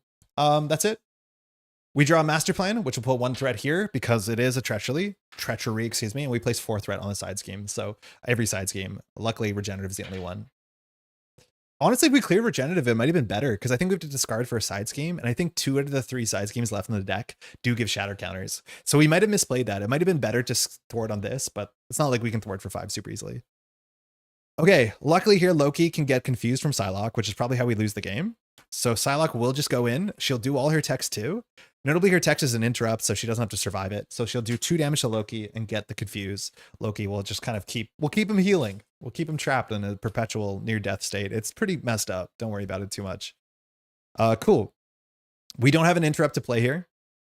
Hobie is not a forced interrupt, so if when he dies, we don't have to knock out Loki. But we probably should be setting up for a Loki knockout regardless. Madame Web will thwart for 2, just to stay in safety. We just need to find one of those cards. So like we need to knock out Angela as well, but the problem is we can't choose to knock out Angela unless we're over the ally limit, which actually maybe we should knock out Angela for fun. Before any of these characters go, we're going to play our 4th character just to get Angela back out of the deck. So we're going to play, like this hand is not super easy to play because we have, yeah, we can't play more than 1 card here, which sucks. So I think we're just going to play Hobie. Mind you, Spider-Man Hobie is an interesting card. When Spider-Man leaves play, discard the top 3 cards in counter deck. Could help us, could hurt us. Deal damage to the villain equal to the number of boost cards discarded that way. So we'll just spend 3. We'll hold on to the Ghost Kick. And then we'll discard Angela because we're over ally limit. And then these 2 will activate. So you can manage your allies intentionally if you are over limit. Spider-Man will thwart for 2 off of this. Trapped in a perpetual near-death state. Marvel Champions getting Arkham Horde. It's rough out there. We have nothing to do. We will thwart for 1. Okay. So if we do not draw into a card that adds counters, we'll probably set up to knock out Loki twice. If that was the case, we could have gone for the rifle and kept Angela away, Angela around with the hand cannon. But next turn we can do a 5 + 6 + 5, which might just get us there. So we'll hold on to Ghost Kick and draw 4 more. Phantom Flip, that's good. Pirouette, that's good. It cancels. Pirouette, that cancels. And we have a Power of Aggression, which is not useless, but we'll probably draw a card here. This goes to 1. The villain recovers 1.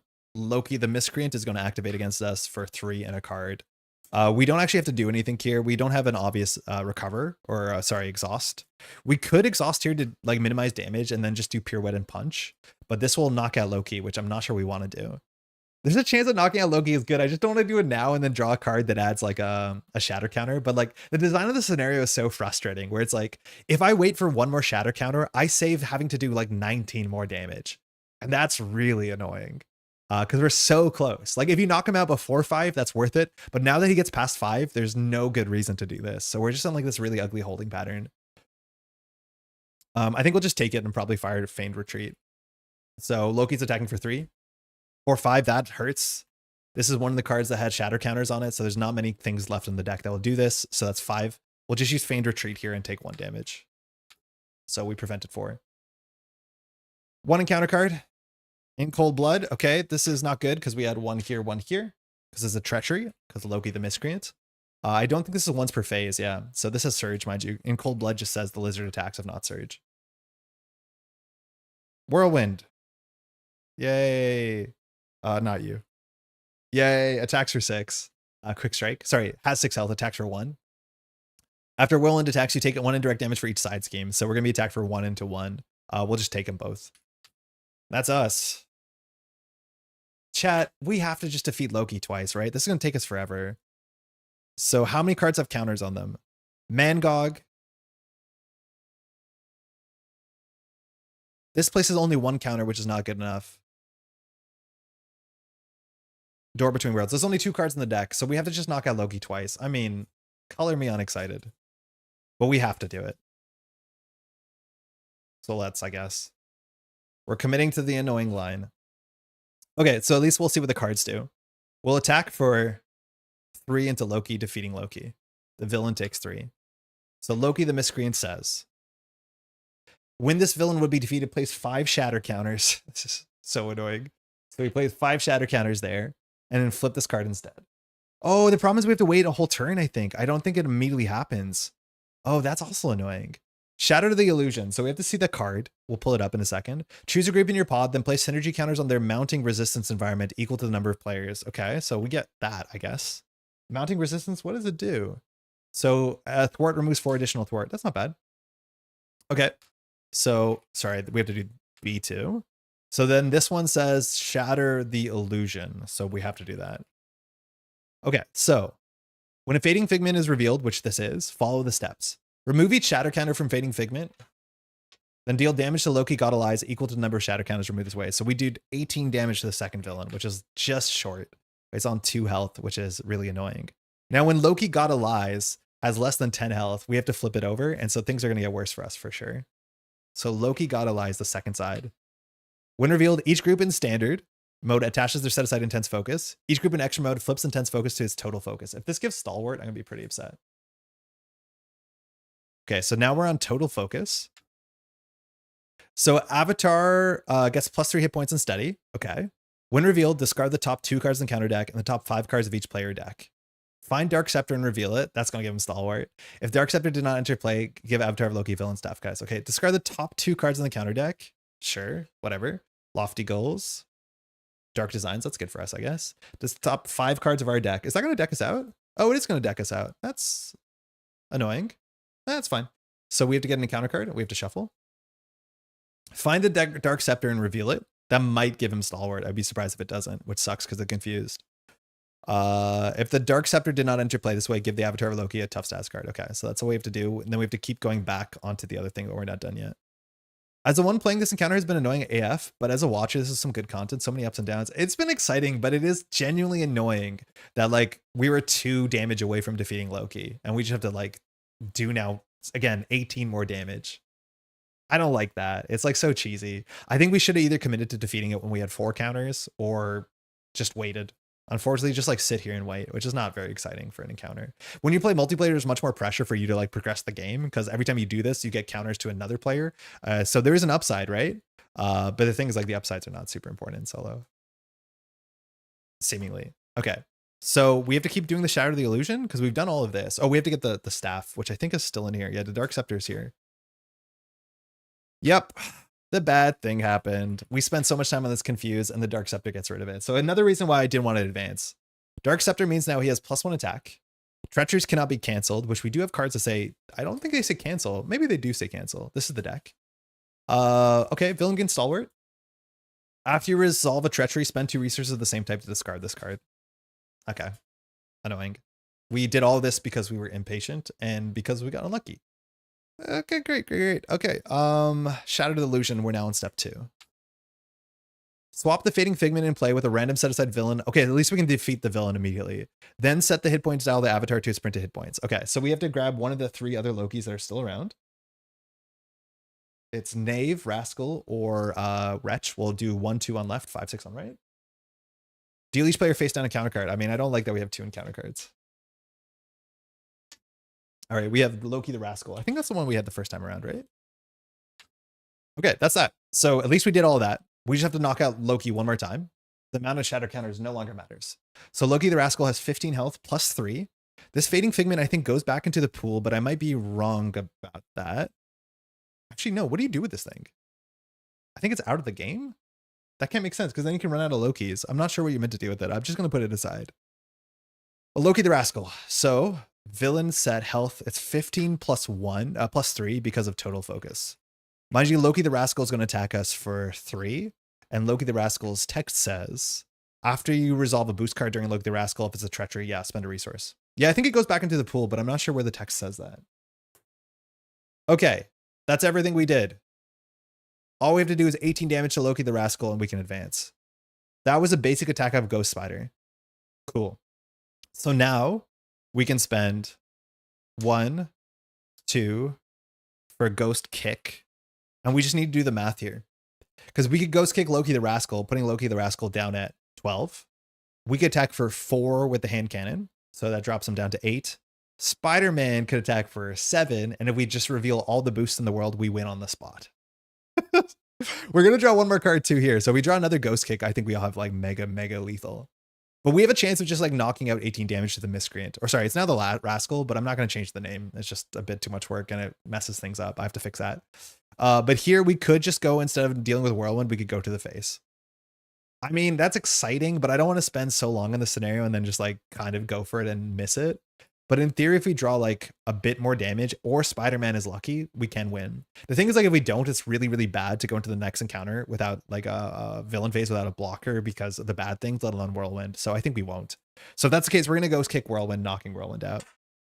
And when defeated, we get our own Whirlwind. This Whirlwind is really cool with a bunch of side schemes. It has a weird attack. I can't believe we haven't seen this text before because it's like the coolest text.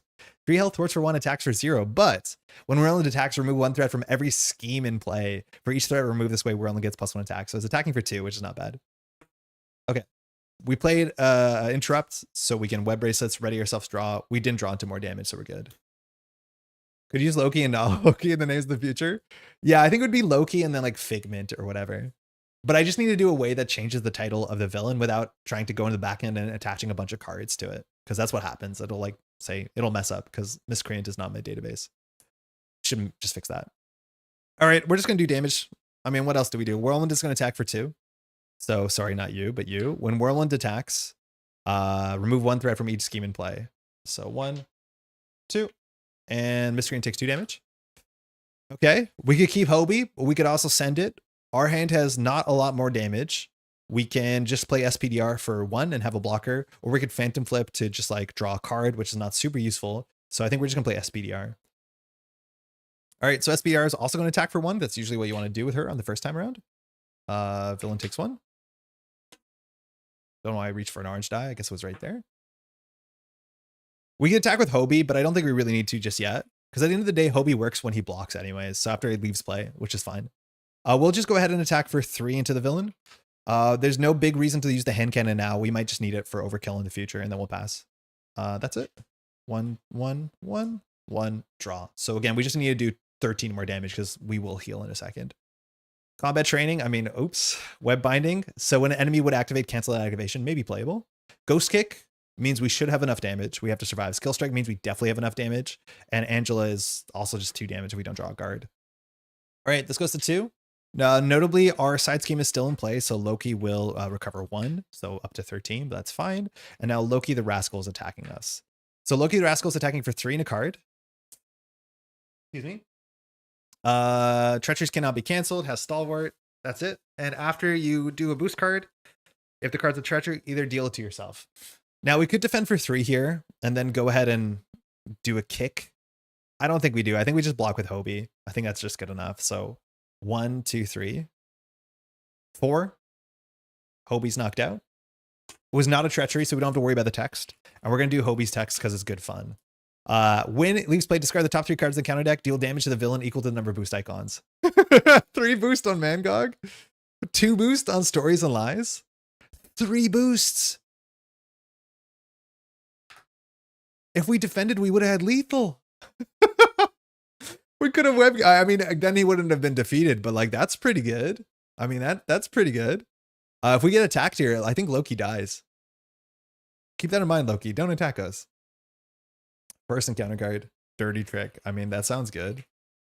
When revealed, remove 1 shatter counter from the avatar of Loki. Take 2 damage, 3 damage in expert mode. Oh, we can die to 2 of these. It's not even indirect. This is also not written as a cost. So even if you don't remove a shatter counter, we have to take the damage.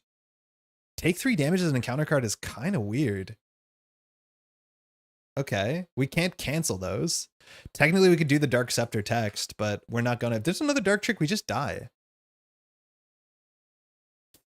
Wrapped in chains. I mean, that probably means we can't attack. Attach your identity. You cannot ready. When revealed, exhaust your identity. Oh my god. Stop it. Now our hand is totally useless. Ugh. Hero action, spend 2 resources at the same time, discard this card, place 1 shatter counter on Avatar of Loki. Are you kidding me? Last card, experimental, and this just has Surge because there's no allies to attach it to, or minions, excuse me. Evil Alliance, fine. So we just put 3 threat. The lizard will come back eventually. Are you serious? Man, any hero that just gets totally like ruined by exhaust, there's just frustrating. Super, super frustrating. Because our hand is now totally useless. We actually can respond to the Evil Alliance on the Dark Scepter. We probably should, because we know what the rest of the turn is. So after we resolve a treachery, spend 2 resources of the same type to discard this card. I mean, our hand is useless, so we might as well. So we're going to hold into this Ghost Kick, because we can still knock out Loki next turn and win. So we're going to spend 2 mentals to get rid of this. Lose a Stalwart. Okay. I mean, still okay. Still okay. Still fine. Okay. So Wrapped in Chain says you cannot ready. So we're going to spend 2 resources of the same type to discard this card. Place 1 shadow counter to the avatar of Loki. Oh, thank you. Such a treat. That's so nice. Thank you. Found a way to deal with Galaxy's Most Wanted spamming the intelligence upgrade. As a player's dealt an encounter card, discard intelligence. Look at the encounter deck for each player. Are you playing with 4 players? I don't like this card a lot in solo. Preparation's nice. I wish we had a resource generator for preparation. I don't think we mentioned this. There's no resource generator seemingly in the Defender wave, which is like, I wanted to ask the designers, why is that? Like, was that an intentional decision or not? But it doesn't look like any of the characters have a resource generator. Or excuse me, that there's no like generic resource generator. Yeah, in 4 player. Okay, so as long as we wake up, Ghost Kick does 6 damage, which knocks out Loki. So we just have to survive. We will be fine. We can use Whirlwind to attack, but it doesn't really matter. So Whirlwind could technically thwart for a lot. That could be fine too. There's not much we need to thwart against. We could clear the damage off this, but it doesn't matter. So I don't think there's a way that we get cooked here. We just pass. We'll hold on to the Ghost Kick. 1, 2, 3, 4, 5. Okay. This goes to 3. Loki the Rascal is going to attack us after healing 1. Loki the Rascal is attacking for 2 and a card. We will defend. Okay. 1, 2, 3, 4. We take 1 damage. Mind you, we decked out. We take 1 damage, but before I do everything, I'm just going to do this into Ghost Kick, and we're going to defeat Loki. We'll spend a resource so we don't have to draw that card. It doesn't matter. Loki's finally defeated. When we defeat Loki, we put 6 counters on Loki God Allies. We defeat Loki. That was a slog. That was genuinely a slog. Loki is always a slog. I could see why you want a bit of more of a slog scenario for like massive multiplayer, because then everyone's like really into it for a while. We had some really good turns and we had some really terrible turns. I don't know what to think about this deck, because when it flies really, really, really well. Like the chase them downs are super smooth. All the 0 cost attacks that do 2 damage are super smooth. But when you get exhausted, you're in a bad spot. When you draw hands of only resources, you can't do anything with them. I think we should definitely play a Lockjaw on this deck. It's like one of the easiest cards to put into any deck that say like a weird ugly hand becomes something. So I could say playing a Lockjaw, no problem. It's a bit ugly with the Ticket to the Multiverse, but not in a way that matters. The Web Warrior suite is like not showing up really, really well. Like Hobie was fine for sure. I do think like Madame Web is such an absurdly good card, especially because it gives us the consistency and aggression to jump down with like, you know, confidence, which is good. But yeah, I can't tell what to do with the list, because parts of it are like smooth, parts of it are just like clumsy. And like card draw is good in the middle of your turn, but the problem is like Web Bracelet drawing into the best defense. That feels bad. And like maybe we just need more resource sinks, so then we draw cards like this, we can get rid of them. Like I do think there's probably a big reason we should play Plan B, like cards like that just say like, oh, an extra card can be used. It was fun to watch though. Thank you. That end there was just miserable. Again, we did get through the whole deck without drawing. Like we would have gone exactly on 19 counters, not 20, which would have been just the worst. And I would have been so upset. So like, I do think in aggression, if we wanted to play against Loki again, we would want to play all the cards that allow us to go grab an ally or grab a minion. Because looking for trouble, stuff like that are really, really quite good. In fact, the one that came in Winter Soldier that just says ready you is probably good, because we have problems when we're exhausted. But yeah, grabbing those with some consistency would be good. Because just finding the minions, most of the minions have ways to give you counters, which that's fine, kind of worth something.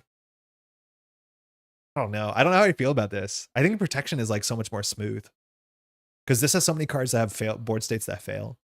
And maybe the big thing is we should rescue George, because I think a lot of our problems, especially once we draw our obligation, are good when George is on the table, because George does solve most of your issues. The problem is like committing to George early feels like a mistake. That's also the funny thing too, is like you could just never play George and just assume you'll draw Worried Father, especially in multiplayer, because once Worried Father is in play, it's kind of like you have 6 hand size when you jump down to Alter Ego. You just exhaust to grab George Stacy, play George Stacy, and you're in the clear, because Worried Father removes itself from the game. So you're in a good spot there. It's kind of like the way with Techno-Organic Virus in Cable. Some people rush it out, but other people just wait for the obligation to pull it out. And I could see both being good. We've been streaming for 4 hours. I don't think we're going to do another game. I really wanted to play against the Inheritors because they're like a fun thing. And they're really good when you play against Web Warrior. That becomes a lot scarier. And we're pretty good at dealing with like minions. Especially also when we can pull minions with Angela. We get a bit better into them. But yeah. I'm not sure if you had time to get George back though. It was so pressured. Yeah, we felt really, really pressured. Like we were just the problem too is like getting George back or recovering is also so expensive in the deck because so many of our cards require us to do a basic activation to ready to draw cards. So like exhausting to get George, exhausting to recover was like really, really difficult. The best way that we could do it is the one turn I think we might have recovered, and maybe we're even wrong about that, is when we did the ticket to the multiverse thing, because that was the one turn that we get the free ready. I don't know. I don't know how you can put other readies in your deck that allow you to recover and then ready yourself. It's like usually you'd have to do an attack event, but our deck has no attack events that like fire on an empty board state. Like you could play the cards to say like when you defeat a minion, take a damage, ready yourself, but you have to figure out how to defeat the minion. We had two Justice decks, Venom and Groot, to deal with threats. Spider-Man and Even the Odds helped a lot. Had Protection, Rocket, and Leadership Gamora. Even the Odds is one of those like multiplayer cards, right? Yeah, so 2 costs, remove 4 threat from every side scheme, deal 1 damage to the villain for each side scheme. Yeah, this card is so bad in solo. But in multiplayer, this is a 2 for 4 off of multiple side schemes. Like, I don't know how many cards as there are in the game that are like so much better in multiplayer than solo. There's probably a handful, but I just don't touch them because I don't play multiplayer. But this card is like not a consideration at all when you're playing solo. Because like in multiplayer, you're not only getting 4 threat off of every card, which is good, but there's more likely to be multiple side schemes. So this becomes a 2 for 12, right? Maybe as much as 4 threat is worth less. Neat. It's a neat card for sure. Weird deck. I would want to say that the deck list is usually in the description, but Marvel CDB has been really, really rough. I had to actually build this deck totally in paper, so there might have been some interactions I missed because yeah, Marvel CDB was like largely unusable yesterday evening. So there might be a couple cool cards there. I can't even tell whether we should be on this Face the Past. It is pretty good, but there is some awkwardness to it as well. So it's kind of somewhere in the middle. Cool. And 4-player GMW, there's usually a side scheme, a minion, and a peril card dropping every turn. So you got to plan with GMW. Yeah, I could see that. I want to play 4-player on high difficulty. I think that seems really fun, where everyone has a good role and they're focused and they know what they're doing. Yeah. I think that's mostly it. Thanks so much for hanging out. We'll be back on Sunday as we usually are. That was fun. I don't know actually if aggression has taken the spot of protection in Ghost Spider. I think protection just guarantees it, like offsets most of your value to upgrades. You still play some events, but you play, obviously you do, but like you have enough upgrades that give you that consistency over time.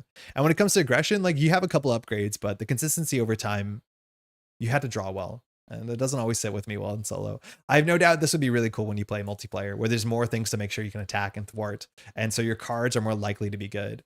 It also means like one of the best things about Ghost Spider, and it's something that like is really not great in solo, is web binding gets so much better.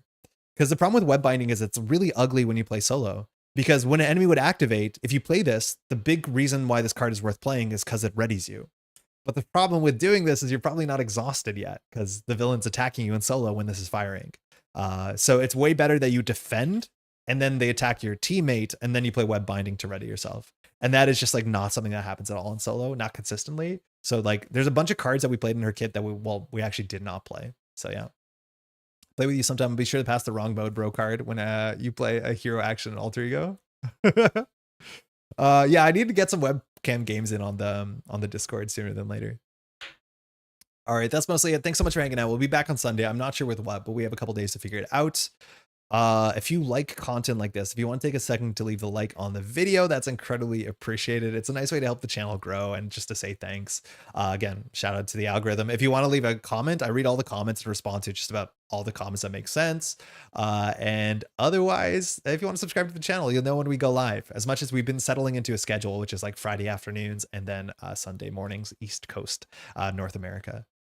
That's it. Thanks so much for hanging out. I think we are, again, feeling a bit better every day. Sorry about all the Kleenex stuff, but I mean, yeah, I got to do that. Yeah, Loki's not my favorite in solo, but I think we knew that. But at least we played it against expert and got our head kicked once, at least pretty bad.